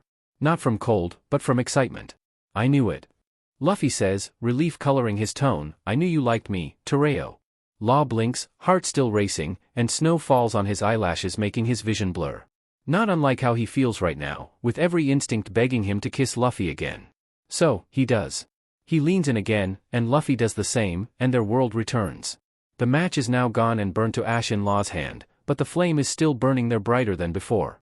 It no longer stings, but rather fuels him, as he SCKs gently on Luffy's lower lip.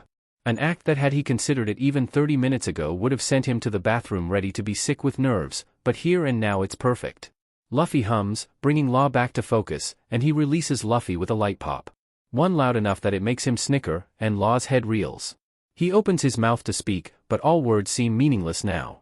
"You're a good kisser, I knew that too," Luffy says, playfully narrowing his eyes.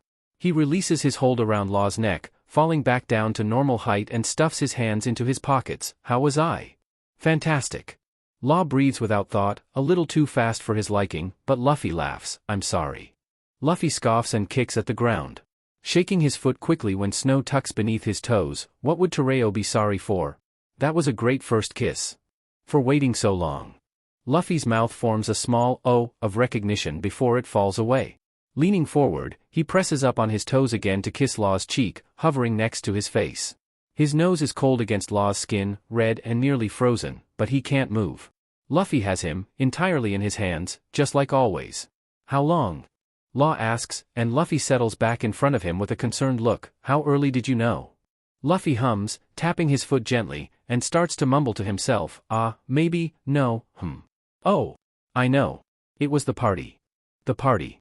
The one where Law got so drunk he asked Luffy to kiss him, and then promptly passed out. That's when he knew? Then? Law furrows his brows, unsatisfied with the answer, and Luffy tugs on his arm, sliding down until he intertwines his fingers with Law's. "You knew then too. You just kept it from me." Luffy says, squeezing his hand gently. "I didn't want you to not remember it though, but then you didn't do anything after that. Being patient is hard, which is why I never do it, but I think this time it was worth it." "I hope so." Law replies, squeezing Luffy's hand back. "No more wasted time, okay?" Luffy laughs, eyes pinched together, and this time it doesn't make Law's stomach flip. Instead it feels comforting. Natural. It wasn't wasted, Tereo. We were still together. The words don't register right at first to Law's ears, and when he opens his mouth to question it, Luffy continues, "Not together, but we were with each other a lot. That's not a waste to me." "I guess you're right." Law smiles and Luffy snickers again. The creak of the window down the stairs catches Law's attention, and quickly he pulls away from Luffy, tucking his hands hastily into his pockets. Luffy doesn't protest, only rolls his eyes as they watch red hair poke out from beneath the pane. Nami frowns looking out onto the escape, but brightens as Luffy whistles, turning to look up the stairs. "Hey! S&P are here, and we only have 5 minutes left of the year. Get your buttes inside." Nami yells, and ducks back through the window, disappearing. "Guess we should go, huh?" Law says, the reality of midnight approaching once again taking hold on him. "Do you want to kiss in 5 minutes?" "Yeah." Luffy finishes and starts trotting down the stairs. "I'm not missing any more chances, Tereo." "Got it." Law smiles, hand no longer shaking as it glides against the railing. "Got it." When they came back inside, Luffy ducked into his room, telling Law to go ahead back with everyone else. So, he did. He's currently standing, nearly zoned out as the countdown on the TV continues to tick away. Everything that was blurry before is clear now, but just as disorienting. "Oi, Law." Shachi says, hand curling around his shoulder. "You okay?" "You're staring at the wall." Law blinks, turning to look at him, and a nervous smile pulls on his face. "They'll know. I don't even have to say anything. They'll definitely know." Law thinks, but Shachi stays, eyes softly darting back and forth trying to figure it out. When he comes up with nothing, he squeezes Law gently. "I'm fine. I just thought I would have to be gone by now. I don't think I've been around people I actually want to be around on New Year's for, well, years." Law reasons, and Shachi has to lean in to hear him. "Alright, just don't drink too much and end up in the hospital yourself. Hey. Where's Luffy?" "Here." Luffy says, appearing out of thin air, and Shachi jumps. "I wanted my camera. Zoro bought me more film." Law's face flushes at the memory. How he was going to take his chance then, but Zoro barged in, causing Luffy to waste the last photo of his film on a blurry image. He almost can't believe that Zoro actually remembered to do it, but something tells him that he had help. From a certain redhead. "You're taking pictures?" Law asks, squinting around. "It's a little crowded, don't you want to just watch the ball drop?" "I will in the last part. Right now it's so boring, we have a few minutes, and everyone is actually here." Luffy explains, fidgeting with the camera. "Don't forget to find me, though." Law's face blushes red, and he's glad for the dim light. "Right. We're going to kiss in front of everyone. In Law looks over to the TV, and spies the countdown clock with a rock in his stomach, 2 minutes. Shachi looks over to Law, a slow shifting glance, and he knows the jig is up then. I promise I'll find you. Law states, and Luffy beams, already backing up. Luffy bounces backwards into the crowd, and within seconds, Law watches as the flash sets off. A focus he's unable to keep, given the weight of the daggers that Shachi is currently staring into the side of his head. He clears his throat loudly, and Law grumbles. You'll find him. Shachi whispers furiously, Law? Law, you'll find him? Law. Shut up. Law hisses, pulling Shachi closer still, don't make a scene. Shachi readjusts, settling closer, and eyes Luffy across the room. His arm is currently curled around Vivi, squishing her face into his. Again the flash sets off and Nami yells about blinding her girlfriend. Law cracks a smile, pulled tight at the edges, and Shachi nudges his shoulder. God, finally. If you carried this into next year I was going to kick your butt. Shachi sighs and wraps an arm around Law. So? What is the deal exactly? Have you kissed? Made a marriage pact? What am I missing here? Law shrugs Shachi off, and backs up, pressing back to back with someone he instantly knows is Frankie. He turns, surprised eyes blinking open, and then settles into a smile. Wordlessly, he winks, and returns to talking to Robin. So casual. Maybe none of them know. You're not missing anything. Now go get something to toast with, okay? Law grumbles, tugging on his sleeves. An anxious trait he's never seemed to drop all this time, and something that Shachi knows all too well. Aye, Captain. Shachi says sarcastically, giving a small salute before walking off towards the kitchen. 1 minute left. Law turns, eyes wide at Usopp's yell, and searching the space he comes up empty. No Luffy to be found. No Zoro either. Weird. Before Law can reach forward and ask the brunette next to Sanji if she's seen him, he feels arms wrap around his waist. They're thin and strong, and a soft shusher tickles at his back. Found you instead. Luffy chirps, letting Law go to move next to him. There, he stands, hands quickly reloading his camera. Sticking out of his pocket, Law spots no less than 10 Polaroids, and he smiles.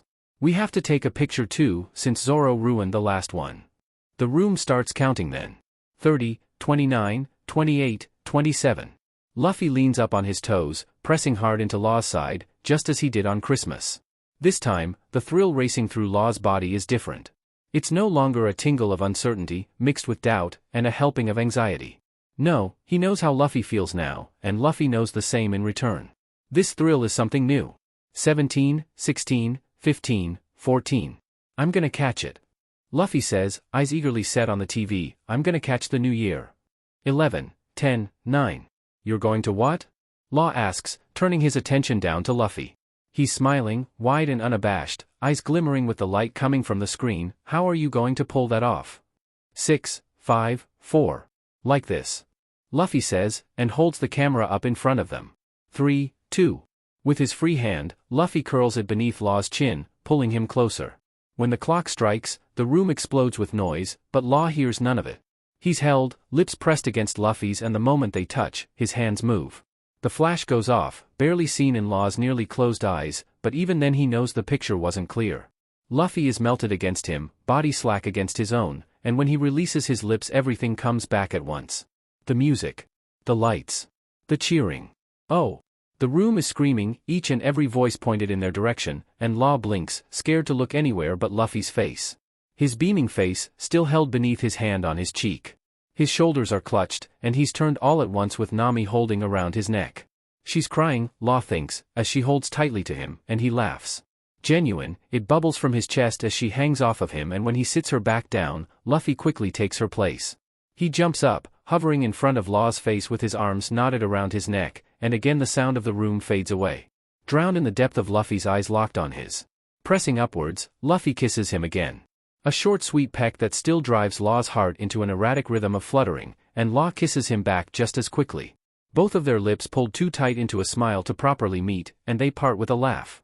Luffy laughs, blowing his hair up out of the way, and presses their foreheads together. Happy New Year, Law. There is still yelling in the streets when the group piles out onto the sidewalk.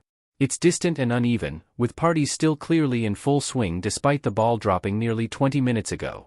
All it does is make Law touch his phone anxiously in his pocket, dreading the call he knows will eventually come.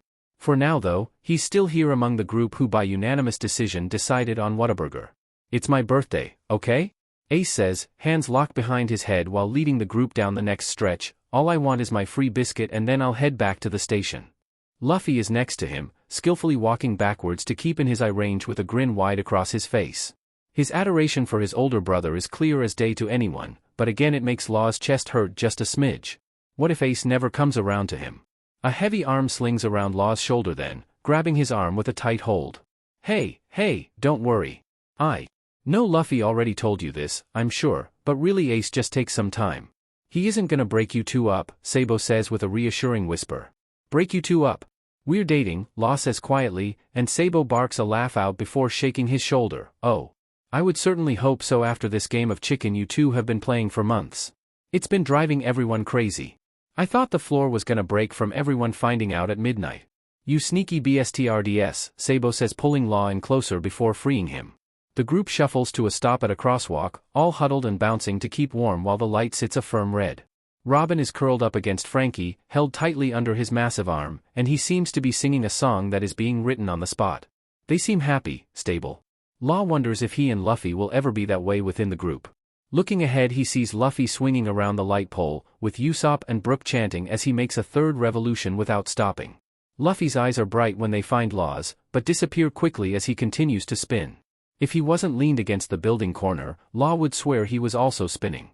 The light stays red too long apparently, because when the last group of cars finishes turning out, all Luffy does is give a single glance before bolting across the street alongside Ace. The rest follow suit, bouncing across the still empty street in a clustered group. Half of them are sleepy and need food, with the other seeming to come alive at this hour. Law is hanging in between. The lights of the restaurant are bright, fluorescent, and everything Law hates about fast food places, but he can't deny that it smells good or that his stomach is growling. Still, he hangs back eyeing the menu while the others seem to order their usual. What the hell is a honey butter chicken biscuit, Law mutters. It's exactly what it sounds like, Zoro responds out of Law's blind spot, making him jump. Oi, chill, I'm just trying to help. Law looks over at Zoro with questioning eyes and when he waits too long, Zoro presses a hard hand into his back to shove him forward in line.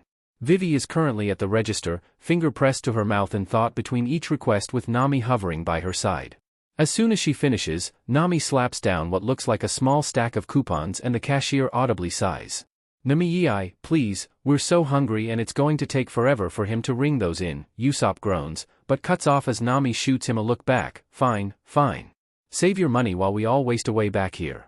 You'll waste away from eating this garbage, anyways, Sanji grumbles with his hands digging into his pockets. Why couldn't I just cook for us back at the house? Because, Zoro says, knocking his shoulder against Sanji's which earns him one back, I want a DMN biscuit. They stand pressing against each other in a not-so-quiet contest of strength, shoulders quivering under the weight of the other. Zoro looks like he's barely trying, while Sanji's shoes are sliding against the tile. Law sleepily blinks at the two of them, mouth slightly open in thought before saying, are you two, together, or exes or? Sanji's eyebrow shoots up while Zoro heaves out a laugh that doubles him over. I would, never, ever, Sanji starts and Zoro slaps a hand on his shoulder, plus I have someone already, and I'm no cheat. Mr. Prince over here, Zoro huffs and shoves off Sanji to move forward to order, not like we didn't consider it at one point. Law looks back at Sanji who shakes his head no softly, then forward to Zoro who is nodding but he's only responding to the cashier. It's then that Law realizes he doesn't really know the history of this group as much as he thought he did. It doesn't get the chance to linger before Sanji is nudging him forward to the counter, and the tired cashier blinks blankly at him.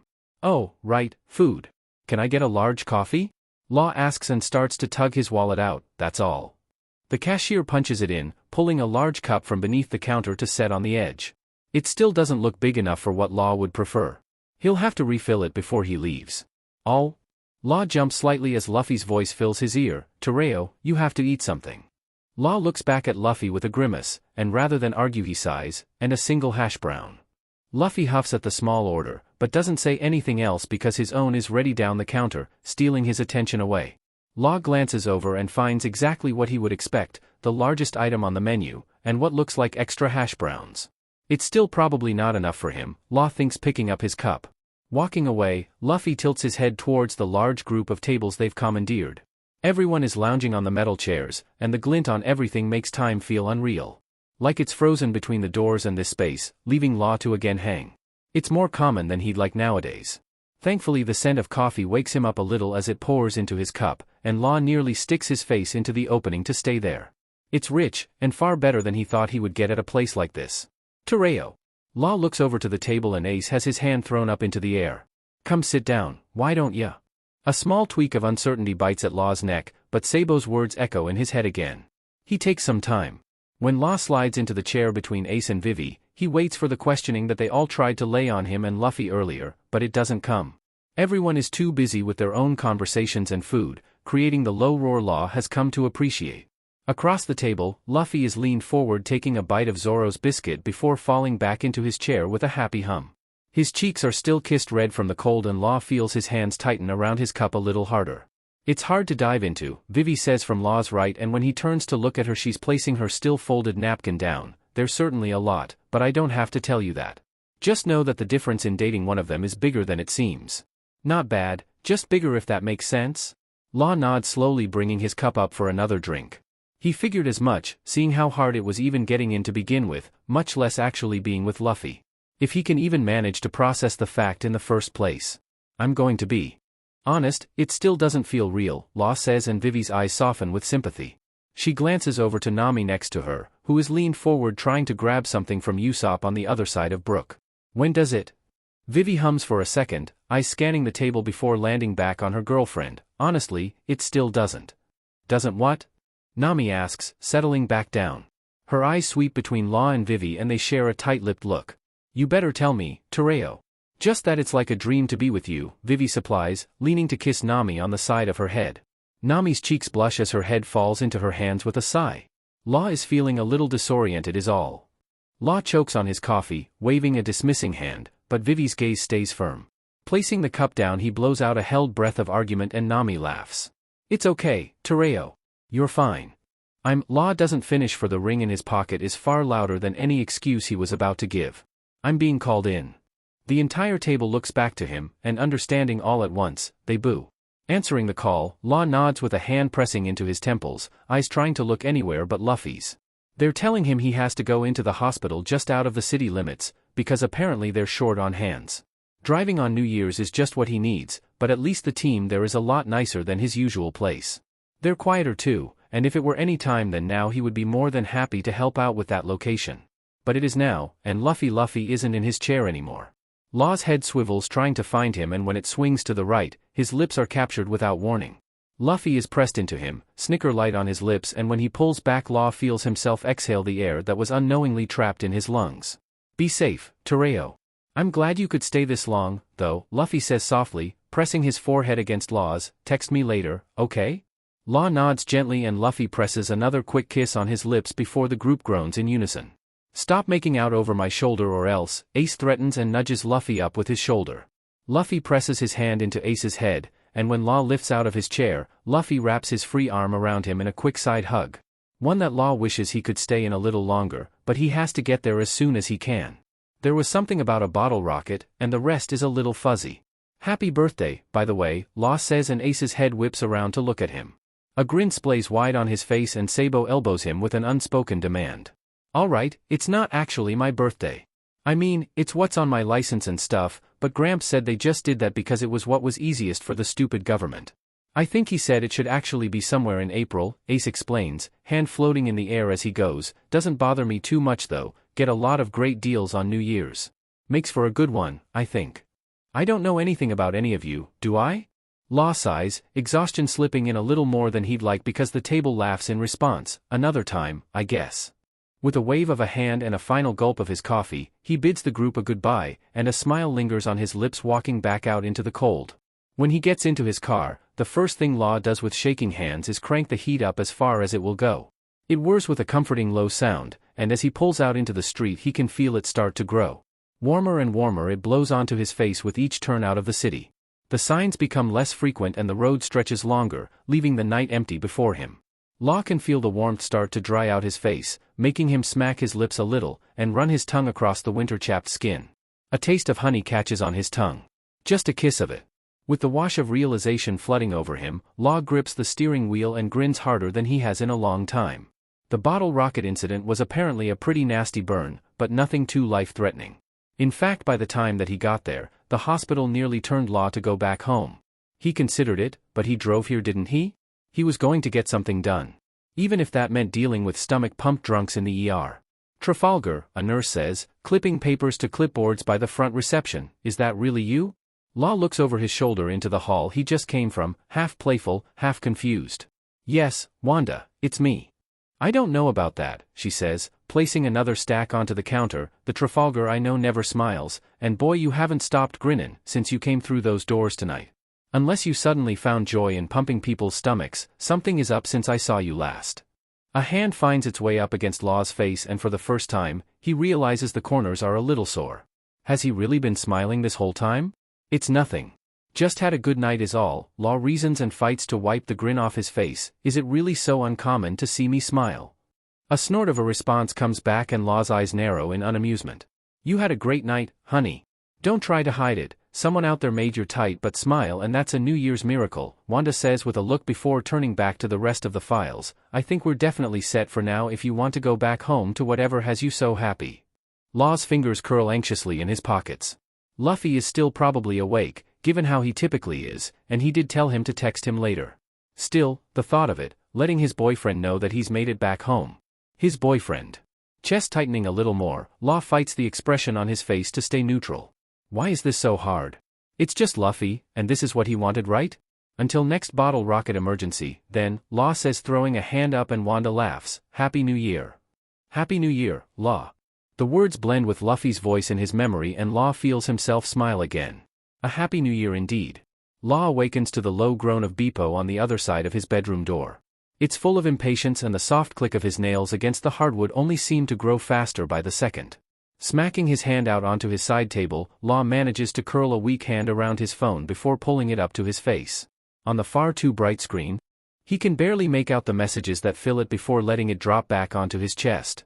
Several of which seem to be from his father, and catching the words, "Call me, finally," and "Trafalgar," makes Law want to do anything but respond. He can deal with that later, he hopes. From his glance, he also saw that it's already noon, which definitely explains the anxious dog that is pacing outside. Beepo is probably more worried about Law than he is the fact that he needs to be let out. I'm fine. Law calls out, and the clicking slows into silence. When the cold of the floor greets Law's feet, he nearly gives back up to curl into his bed. Shachi could come get Beepo, couldn't he? He got to sleep at 1 after he and Penguin dipped out on the food run, so he's rested. No, Law thinks bitterly, I need to get up. When he opens the door, Beepo lets out a loud bark followed by the fast swish of his tail. It softens Law a little, and when he bends down to press a kiss into Beepo's head, it makes him smile. You're the best boy, you know that? Law murmurs, and Beepo huffs in his face. All right, let me wake up first and we can go. Beepo perks up at the word go, and runs to slide against the front door. Panting happily, his tongue hangs freely from the edge of his mouth, and Law sighs, I guess I have to wake up faster. Law does wake up faster, or at least he tries to when the air of the morning hits his face. He's bundled up the best he could while trying to hurry, tied up in a scarf and a college hoodie. Beepo, on the other hand, seems to be relishing in the weather, ears perked all the way up and on alert as they continue down the street. It almost feels like déjà vu. A feeling that is nearly confirmed when Law walks into the park, and not a moment later does he hear in clear intonation, meet. This time Law doesn't continue checking his email. He doesn't do anything but scan his surroundings for the rust-colored dog that is no doubt barreling towards him at this very second. An instinct that proved him well, seeing as he barely catches a glimpse of her before she knocks into his legs at top speed. Falling back onto the ground with a grunt, Law opens his mouth to fuss, but all that comes out is a laugh when Meat starts liking his face. Beepo! Luffy says out of view from Law, and with a trusting hand he releases the leash for Beepo to no doubt jump up against an equally eager Luffy. God! You're so big. When Law manages to push Meat into a more comfortable position of resting against his leg rather than his chest, he looks over the opposite with Beepo laid entirely on Luffy's body. His red hoodie is barely visible beneath all of the white, but he's down there. Meat lifts up off of Law, tail still wagging when he dusts himself off. With a soft huff of a sneeze, she settles back onto the ground, tongue out and eyes attentive. She might be a handful, but she's still a collie, and that means she knows what she's doing. Enjoying the dog swap? Law asks, and Luffy's head perks up next to Beepo's. Maybe. Luffy snickers and wraps his arms around Beepo, his fingers barely touching. Glad to see you're alive. You never texted me this morning. Law's brows furrow. He did text Luffy, or at least he thought that he did. Pulling his phone from his pocket, Law opens up his messages to find that he wrote Luffy a text, but never sent it. Oops. I never hit send, apparently, Law says and presses the green arrow, there. Luffy's eyes widen, no doubt from the buzz in his pocket, before narrowing playfully. With a soft pat to his hip, Beepo slides off of Luffy to return back to Law's side. Both dogs are now sitting on either side of him, and before the nosy old lady that's walking towards them can yell at Law about the leash Law, he picks them up to slip onto his wrists. It feels odd holding both. Not bad, just odd. A guy got third-degree burns on a bottle rocket and a woman came in with a headache that turned out to be a concussion. I made it back. Good night. Wow, you should write romance novels, that was beautiful, Luffy teases as he reads Law's text aloud, still laying on the ground. Bet the bottle rocket was totally worth it though. Law shakes his head, and when Luffy rocks backwards to jump back onto his feet, the slap of his sandals makes Beepo whine. See, even Beepo thinks you should be wearing real shoes, Law says, tucking his hands into his pockets, and Luffy rolls his eyes. I'm going to buy you some.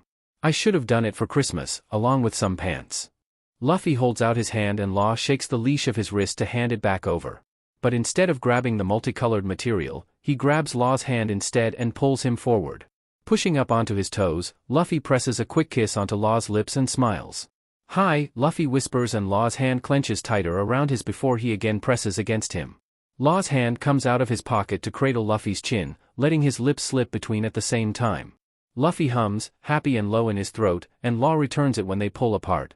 It's still just as dizzying and stomach-churning as the night before. For a second I thought you forgot, Luffy says, falling back down to stand flat-footed once more. You do still want to do this, right? Red colors Luffy's cheeks and Law knows that it's not just from the cold. His probably look about the same, deep red with excitement and anxiety all bundled into one. Instead of answering, Law leans down and kisses Luffy again. Just a quick one, popping at the release, but the feeling lingers on his lips when he pulls away. Luffy snickers with his lips pulling into a tight grin, and Law places a final kiss on his forehead. Good. I hoped so, Luffy sighs, and when Meat pulls on her leash he grimaces. I should probably go run with her, but we can meet back up at the entrance in half an hour. Sound okay? Beepo lets out an impatient huff and Law smiles. Sounds good. Law is sitting on a bench by the entrance on his phone when Luffy trots up. He's barely sweating, but both he and Meat are panting from their run. Meanwhile, Beepo is mirroring Law, curled up next to him dozing off. Good run? Law asks, and Luffy nods while stretching his arms over his head. I don't have to be in for my normal shift until 6, if you're free we could. I'm starving, can we go get something? Luffy interrupts with a whine and pats his stomach. Maybe we can go by Sanji's and get something. Law looks down to Beepo and then to Meat with a questioning look. One that takes Luffy a moment to decipher while his eyebrows knit into confusion. They can't take dogs into a nice restaurant, now can they? Oh. We can drop them off at the house. Most everyone has the day off except Sanji and Usopp anyways, Luffy says with a grin. Since kids are out of school today, Usopp probably has his hands full already. Zoro can watch them. Shoving his phone into his pocket, Law lifts off the bench with a groan. He's definitely not as young as he used to be, and the late nights and cold aren't doing him any favors. It would be nice to eat something, well, nice, but looking like he does now? Not an option. Luffy, I'm in a hoodie, Law sighs, and after Luffy nods, he realizes that he'll have to spell it out more for the man who is perpetually wearing the same. We can't go to Sanji's like this. Maybe, instead we do some takeout and just hang out at the house. Luffy groans, breath blowing white into the air. What a lame first date. First date. The thought of it never really crossed Law's mind. Technically, it would be, wouldn't it? Or was that the hockey game? The coffee shop? He can't seem to land on an answer before Luffy is tugging at his sleeve with the same ferocity as Beepo when he wants to play. Come on, it's fine, Sanji won't care, Luffy argues, lips poked out in defiance, and Meat starts tugging at Law's pants leg to assist. I care, Law argues back and JRKS his sleeve from Luffy's hands while wiggling out of Meat's hold. Besides, shouldn't we plan our first date more than a few minutes in advance? Luffy's head falls back on his shoulders with a groan, and he stays that way for a beat too long. Looking over his shoulders, Law spots the thing that must have Luffy's attention, an ice skating rink. Hair flying up around his face when he pulls back up to look at Law, Luffy's eyes are again shining with a plan. It's starting to be Law's favorite and least favorite look all at once. Our first date can be ice skating then. When are you free this week? Luffy asks, bouncing quickly on his toes. His cheeks are again flushed with excitement, and everything in Law wants to lean forward and kiss them, but Luffy clearly wants an actual answer this time. I think I'm off Thursday, but you know if we ice skate that means you have to wear shoes that cover your feet, Law teases with a smirk and Luffy stops bouncing. You did say you were great at it though, if I remember correctly. Luffy nods with a snicker hissing between his teeth. I am. Gotta show off for my boyfriend. You don't have to, but I wouldn't mind seeing you put your money where your mouth is, Law says reaching up to tuck Luffy's hair behind his ear. The feeling of doing it so naturally, it makes the skin of Law's fingertips tingle. There isn't a wall between the two of them anymore, but Law still feels like he's pressing against glass. A small part of him fears Luffy may feel the same, but it's quickly shattered when he lifts up to press a kiss onto Law's lips. His skin is warm somehow, bitten pink either by his teeth or the cold. The rush of butterflies again swarm in Law's stomach and he sinks closer to kiss Luffy back. When they pull apart, it's only because Bepo lets out a small howl, and it leaves them to laugh against each other's lips. Gotta say, I could get used to this, Law murmurs, and kisses Luffy once more before leaning back entirely. What? Kissing? Or being my boyfriend? Luffy asks with a sly smile. You still haven't said it yet, Tereo. Law grimaces slightly, and the collar of his hoodie suddenly feels tighter than he remembered it. Luffy is right, he hasn't said it yet. Mostly, because it doesn't really feel real yet. Paired along with the fact that he's never had a boyfriend before in the first place. How will the words even feel coming out of his mouth? Both, Law quips and Luffy narrows his eyes in argument. Fine, if you want to get all middle school about it. You're my boyfriend, Luffy. Luffy jumps up at the words, legs wrapping around Law's hips without warning, and they both fall back onto the edge of the bench. Law grunts out in surprise as they land, while Luffy laughs unaffected in his ear. With fistfuls of hoodie the men cling to each other, and instead of panic coloring Law's mind, instead it's awash with something else, happiness. Come on. It's not hard, hold my hand, Luffy says with a snicker and reaches out to Law. He's currently gliding backwards, no shake in his blade unlike his boyfriend in front of him. Law is clinging to the side of the rink, knuckles white beneath his gloves and a curse sits in his mouth. This was supposed to be a fun first date. No. Law argues and manages to steady himself up to standing instead of bent over. I'm going to figure this out without your help. For God's sake, I've been to medical school. I should know how weight distribution works. Luffy laughs, cutting his skates to keep his momentum, and does a quick grounded spin in place. It's not that it isn't nice to see Luffy somewhere that he's confident again. Law isn't upset with that part. He just doesn't know why it continually has to be things that he's not even average at. Carnival games, the hatchet throwing, and now this. Out of all of those he thought that he could at least skate.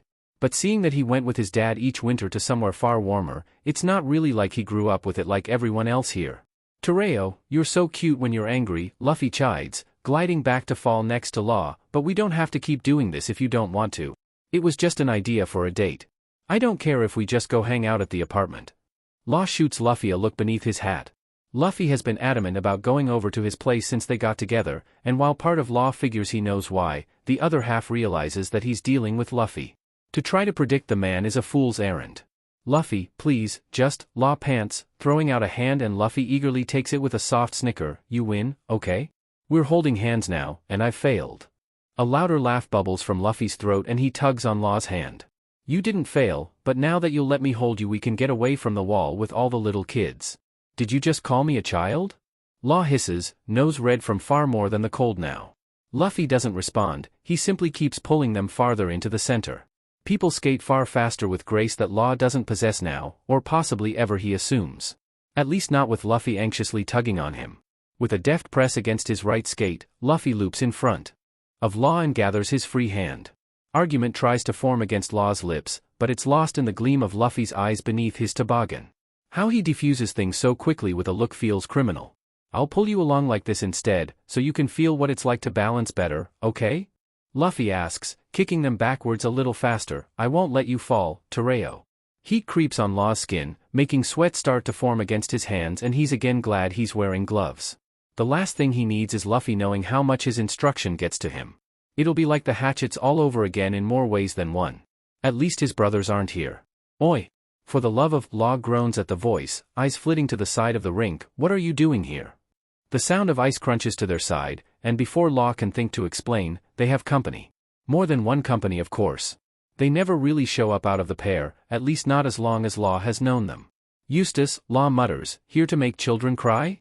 The redhead laughs, folding his hands behind his head as he glides in line with Luffy.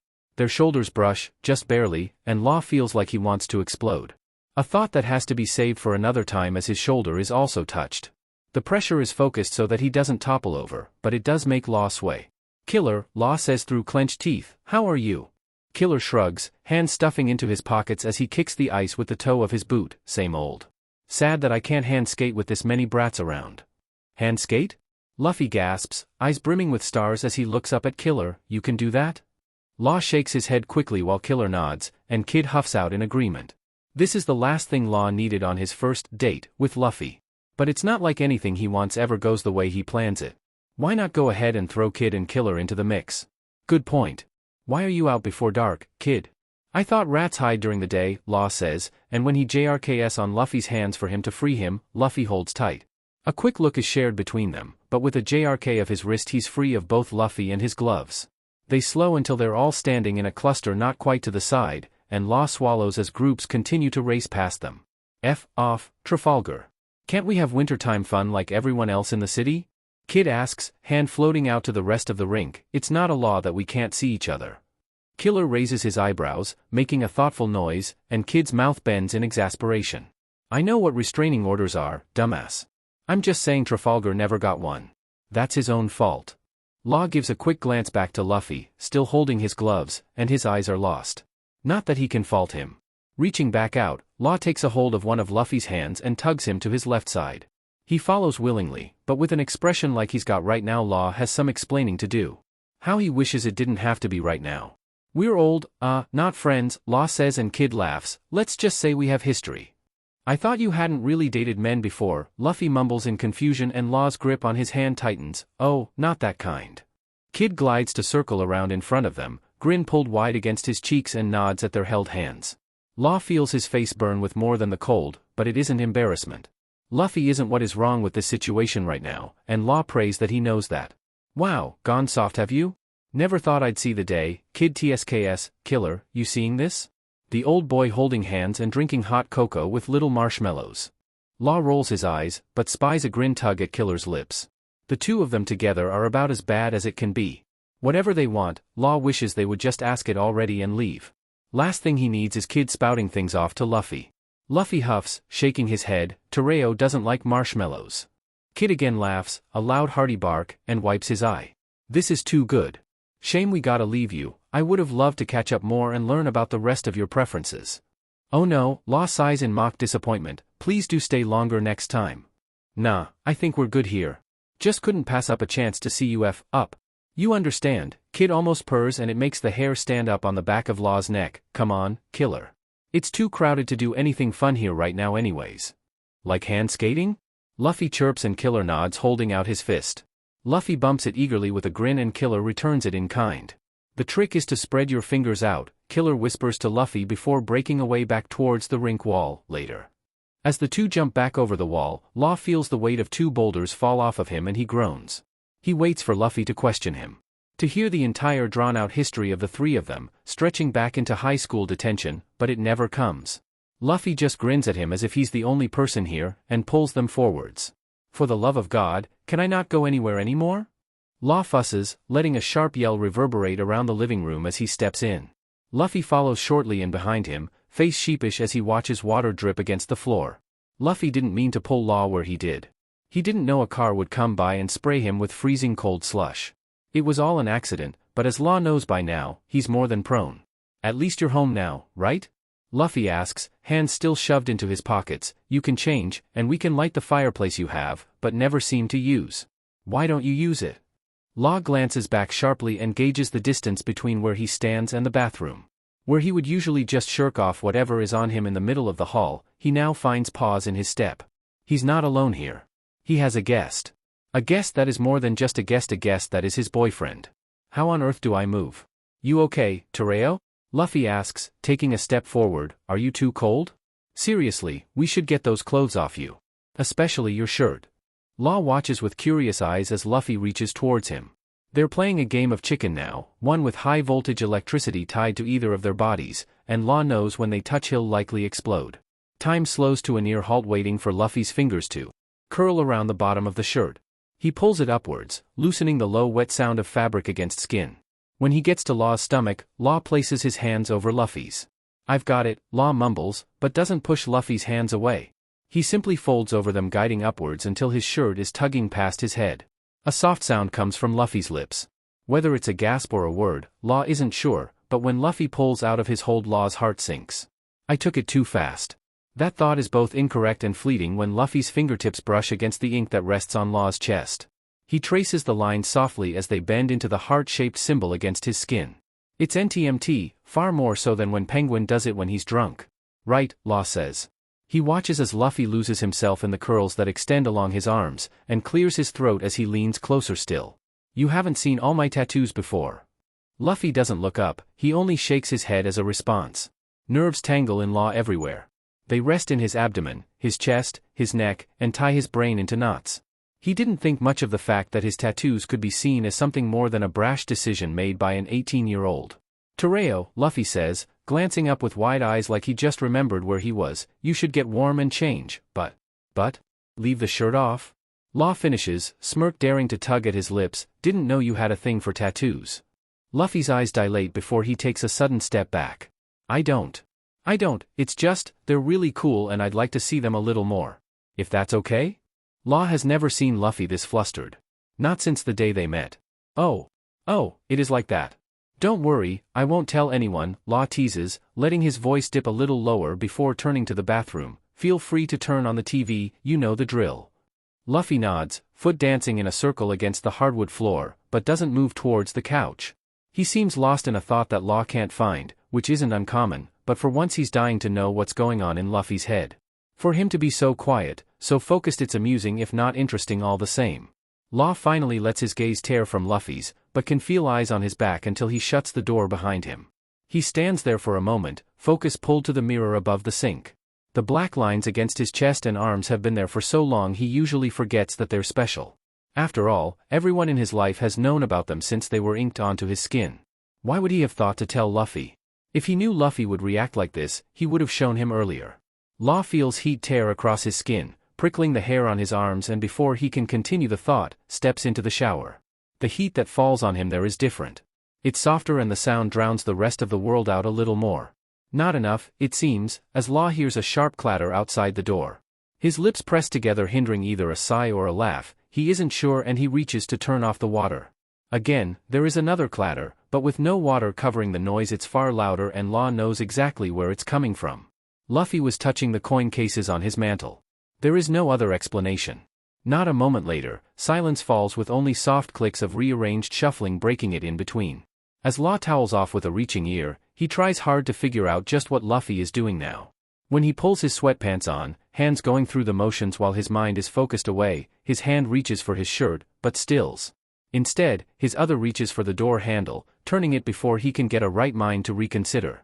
He pads carefully down the hall, short as it may be, and turns into the living room to find Luffy cross-legged on the couch. His eyes are on the ceiling and with a stomach full of fear, Law too turns his attention to match. He finds nothing, and just as he's about to ask Luffy what the hell he's looking at, hands meet his skin. Both of them at once, settled on either of his wrists as Luffy pulls him forward. Are you warm now? Luffy asks, hands moving to snake up Law's forearms as he falls onto the couch next to Luffy. You look a lot warmer, and, clean. Law reaches up, arm still within Luffy's grasp, and brushes the side of his face gently with his knuckles. It makes Luffy hum as a smile pulls across his face, and within the same motion, Law tucks his hand beneath his chin. Luffy leans forward in response, eyes softening as he awaits the kiss that usually follows this hold, but stills when Law holds him an inch away. What? Luffy asks, word crooked in his mouth from an unmoving jaw. I thought you wanted. I do, but first I want to hear you admit it, Law interrupts, thumb sweeping against Luffy's chin. Luffy's eyes widen at once, just as they did before when Law first revealed his tattoos. They try hard to stay on Law's face, but wander a moment later to his shoulder and Law's hand tightens. The unspoken question is asked with another squeeze and a gentle grumble comes from Luffy's chest. Luffy says, dragging the syllable up before Law tugs his attention back again, think your tattoos are hot, okay? So, are you huh? Law leans forward and captures Luffy's lower lip, skinning it between his teeth. A sharp, satisfied noise slips from Luffy's lips as his knees dig in the cushions to steady himself. He wavers with a hand shooting out to catch the back of the couch and feels Law laugh against him. Just checking, Law mumbles against his lips before moving his free hand down to Luffy's waist, and yes, I'm happy. Luffy readjusts all at once, legs settling on either side of Law's hips before tucking close against him again. There is urgency to his hands when they move into Law's hair, looping against his skull. A hiss of air between their teeth pulls a low hum from Law's mouth before they again meet with a harsh click of teeth and lips. Where Law would once sit in his apartment alone, slightly cold before a tokade fire, he realizes that no longer has to be a reality. Not when the sun sits in his hands, thighs pressed against his own. That the drag of warmth against the roof of his mouth tastes sweeter than anything he could ever buy for himself, and never runs out. It only pulls part of him forward that he'd left somewhere else. The sounds that float from Luffy as Law hands curl into his waist feel like laughter against his skin, but are tangled with huffs and hums.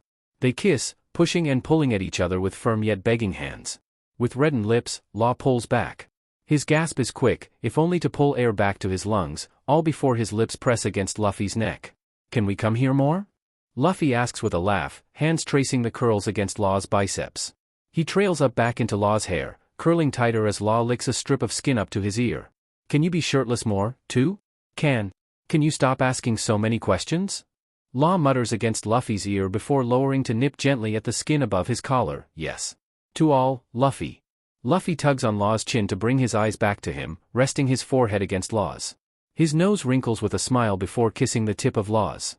A flutter of breath rests between them as they come down from the high, sinking into a softer kiss. It's more precise, but still holds just as many nerves in it as the first one did. "You didn't let me ask the last one," Luffy whispers against Law's lips, and his stomach tosses from the tone. "Well, I already agreed. So what did I agree to?" Law responds, trying to keep his tone level as he presses a kiss against Luffy's stilled ones. "I have a bad habit of saying yes to you without knowing what it is, but it's worked out so far." Luffy grins, eyes pinching shut along with them, and kisses Law back before saying, "Can today go on forever?" A stutter catches in Law's chest as Luffy speaks, and his eyes reopen with a sincerity that pushes past the playfulness of before.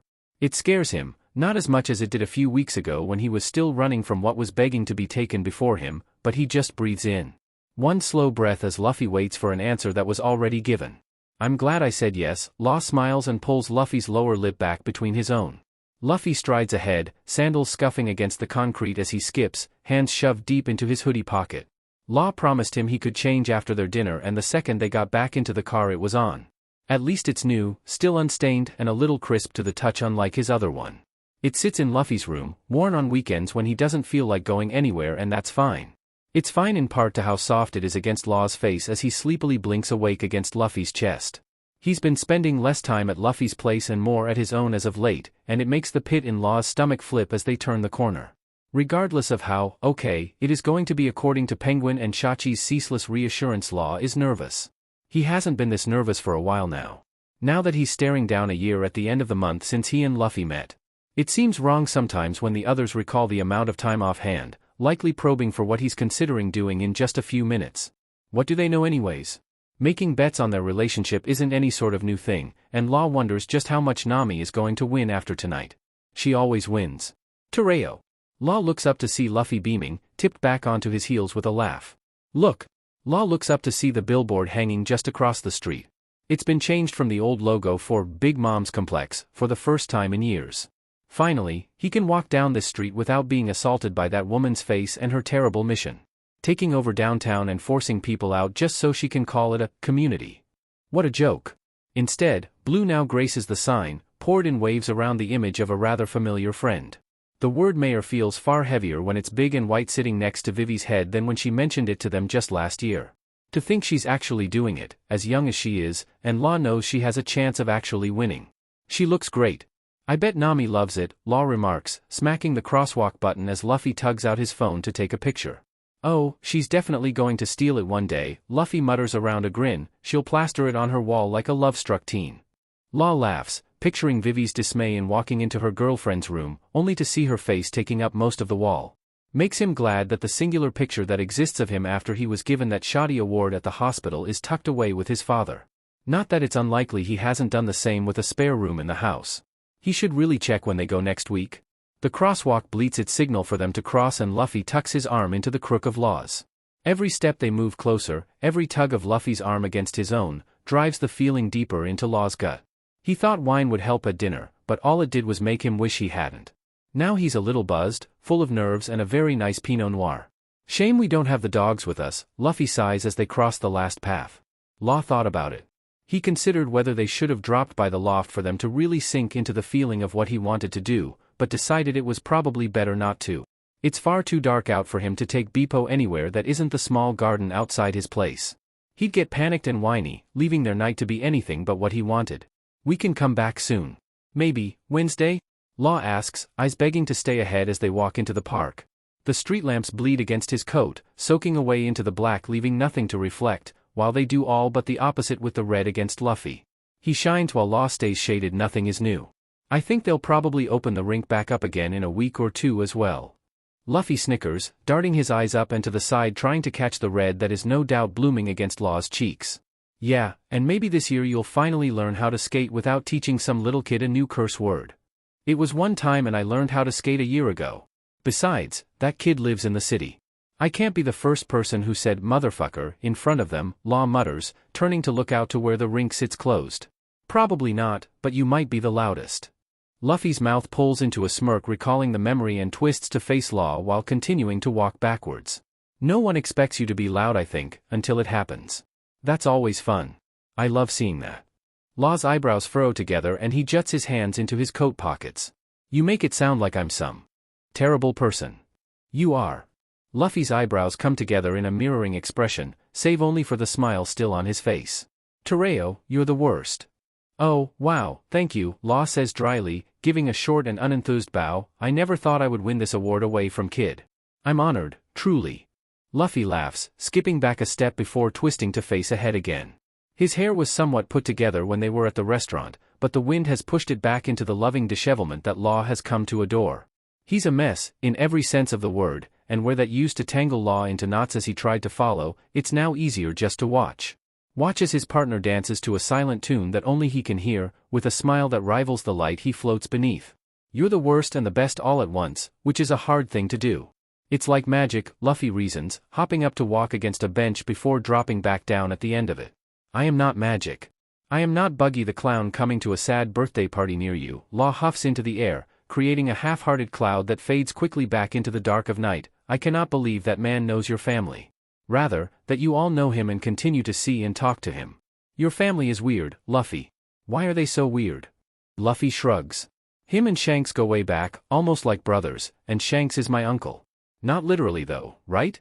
No, not literally, but he might as well be, and so Buggy is kind of my uncle too.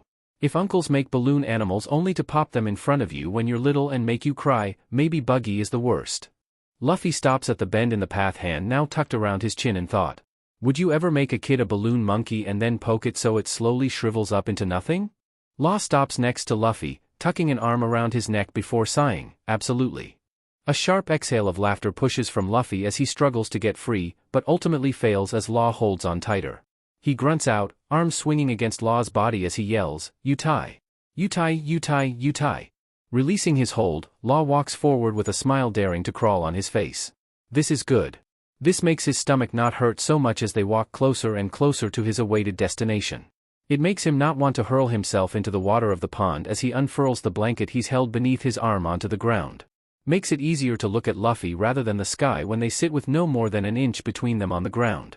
He hasn't felt a buzz like this against his skin in ages. Not when it comes to Luffy. He's only been comfort and warmth and home. Right. That's why he's here. Because of that feeling that makes him continually wish the weekends were longer and the mornings they lay in bed went slower. They sit quietly, breathing in the cold and the sounds of distant cars and rustling of trees. It's far gentler than the first time they were here.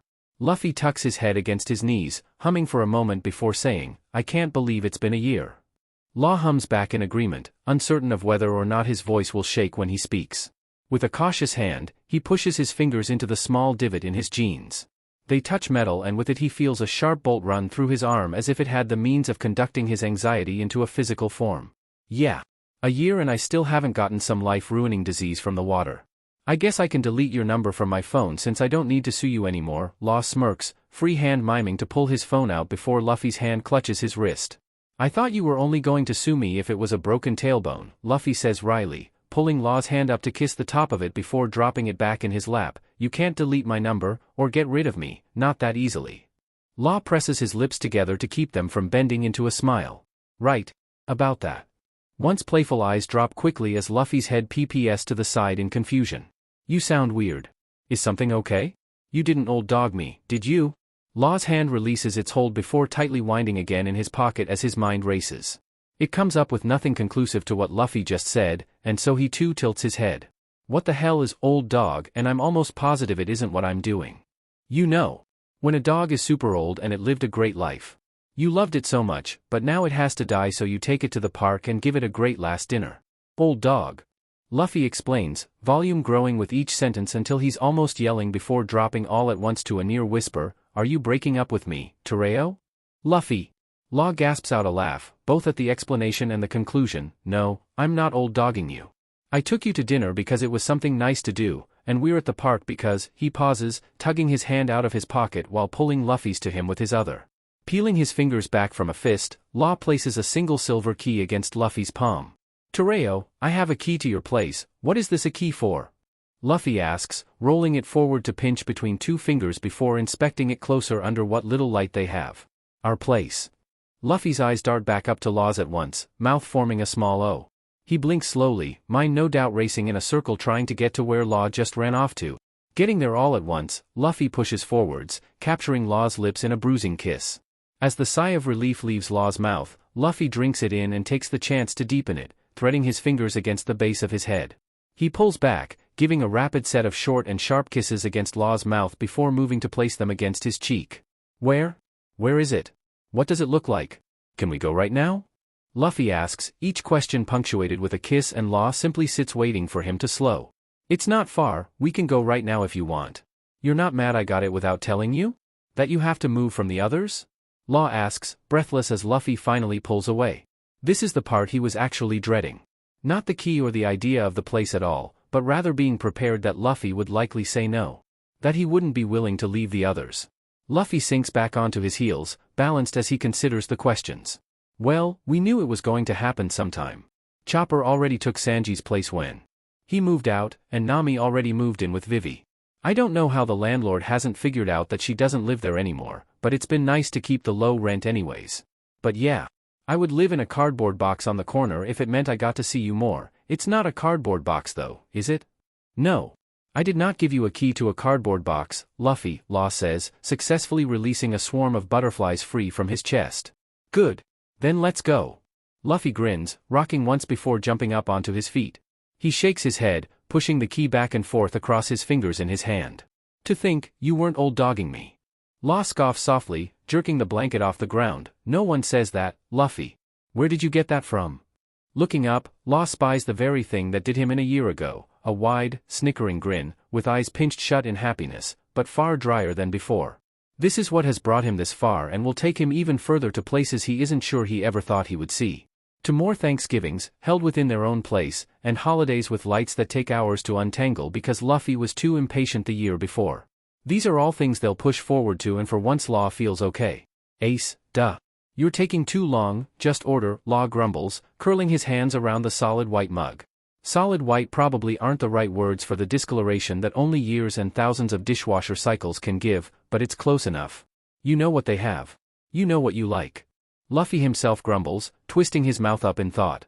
He does this every other time they come here, and Law is starting to wonder if he does it on purpose. Just to drive him a little crazier, if only to remind him why he loves Luffy so much.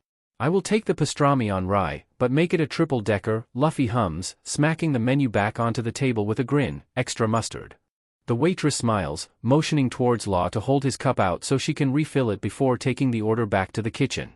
It steams gently over the edge, curling the bitter familiar smell onto his face. Even coffee, can't seem to soothe him. Nothing in the world can, Law figures as he forces his foot not to tap on the ground. Maybe Luffy will buy that he has caffeine jitters, for the first time in the 2.5 years they've been together. Maybe not. I have to get new stuff since we don't come here a lot, Luffy reasons, sinking his head onto his hands. His fingers scratch at his chin, knuckles brushing a little too hard when he pulls them along his jawline. He's being weird. Well, weirder than normal. So, Tereo. Law sits his mug down with a dulled thud, fingers still wrapped through the handle. A laugh ghosts across his lips, filled with nerves as he says, "You're being odd," then pauses for a moment before laughing a little louder, nearly a snort. "You're not old dogging me an hour and a half away from home, are you? I hope to go. No. What the hell? Luffy fusses, genuinely flustered as his hands scramble across the table to grab Law, even though he didn't move an inch. No dogs. Which reminds me, who has them today? Because Meat is still digging at her ear and she needs those drops and, Luffy sighs, shaking his head before continuing, I wouldn't do that here. Law knows he wasn't going to, but the joke felt a little too real when it came out of him a moment ago, and suddenly has him reconsidering the next 5 steps he wants to make. His mental chessboard is suddenly flipped upside down and he doesn't know why he's holding a Candyland piece. Normally, that's just dealing with Luffy, but lately it hasn't been that way. It's been beyond easy. Almost like there is no game at all. Only blankets, movies and walks in the park with the dogs. Tender touches of tattoos mixed with warm breath and soft sighs shared in the late hour. Nights with the others still happen, though far less with the loft only housing half of them. Zoro still has a standing date with a honey butter chicken biscuit and Sanji is finally back to complain about it again. Their world is normal to the best extent that it can be, now that Law has steady hours. No more long nights of sneaking into the apartment, praying that maybe this time Luffy fell asleep. When in reality he's sprawled across their bed with both dogs, playing on his phone before giving Law a sleepy grin. It's comfortable. Just like the coffee in the discolored warm cup at Mama's. They make the trip up here a couple times a year, just as their grandparents did those years ago. It feels like they're honoring a tradition they had no say in, but it made them meet regardless of whether either of them remembered it.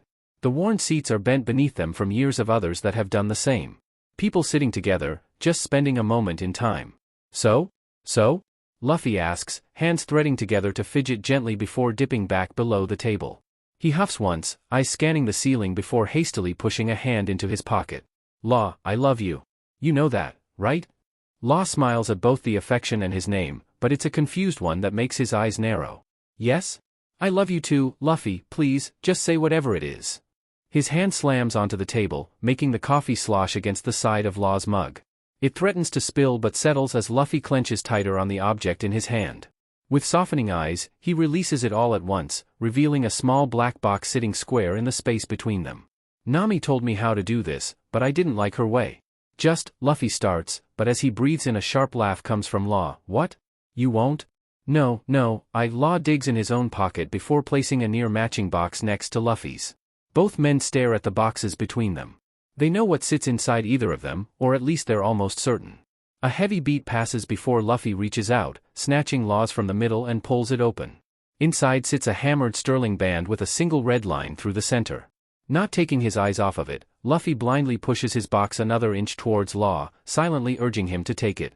He does, hand shaking as it pries open the creaking lid to reveal a very different band. Solid black with little to no shine, and it's heavy when he pulls it to place in his palm. Motherfucker, Law breathes, free hand pressing against his temple before laughing. I bet they all know. They knew we were doing this and they let us. When Law looks up, Luffy is still staring at the box, fingers gingerly tugging the ring free before holding it to the light. To have him quiet for this long, Law isn't sure how he feels about it. Was it not good? If you don't like that one, we can get another, Law says, anxiously clutching his own band. Usopp said that. No. It's wonderful, Luffy murmurs before slipping it onto his hand. Very me. Law smiles, sliding his own onto his hand. Very me. They sit for another moment in silence and only move again when a plate is sat down on the edge. Luffy doesn't even turn to it, doesn't acknowledge its existence, and Law reaches across the table to touch his hand. He looks at him, eyes refocusing from far away, and his usual grin pulls back onto his face. To have access to the thoughts running across his mind isn't something Law can find on the menu here, but he's craving it. I guess we kind of ruined it for each other, huh? Luffy asks, scratching the back of his head before again pulling his now adorned hand back in front of his face. He hums happily, twisting it back and forth, no doubt catching the light against the stripe. Law leans up over the table, met by Luffy in an instant, for a single kiss. A short whistle comes from the kitchen and Luffy snickers against his lips before kissing him again. He tastes like home, coffee, and forever all wrapped up into a single package. No, I think this is exactly how this is supposed to go. We don't really have a good track record for things going as planned, Law offers, settling back into his seat. He sips at his coffee, eye-catching his ring each time and the nerves from before simmer into a different kind of excited. The waitress drops back by a little later, sly smile against her own lips as she urges for Luffy's mug. She fills it with a quiet look at Law before setting it back down. Need anything else? Or do you two have everything you need? I think we're good, Luffy says softly, pulling his mug back in front of him. Actually, Law says, his smile dripping into his voice as he throws Luffy a glance, then looks back to the waitress. Do you have the yellow packets of sugar? He'll take 2. Okay, sadly the chapter is over. And if you enjoyed the video, just leave a like and subscribe with post notification, so when the next chapter is ready, you will be notified. Okay, see you in the next video. Bye.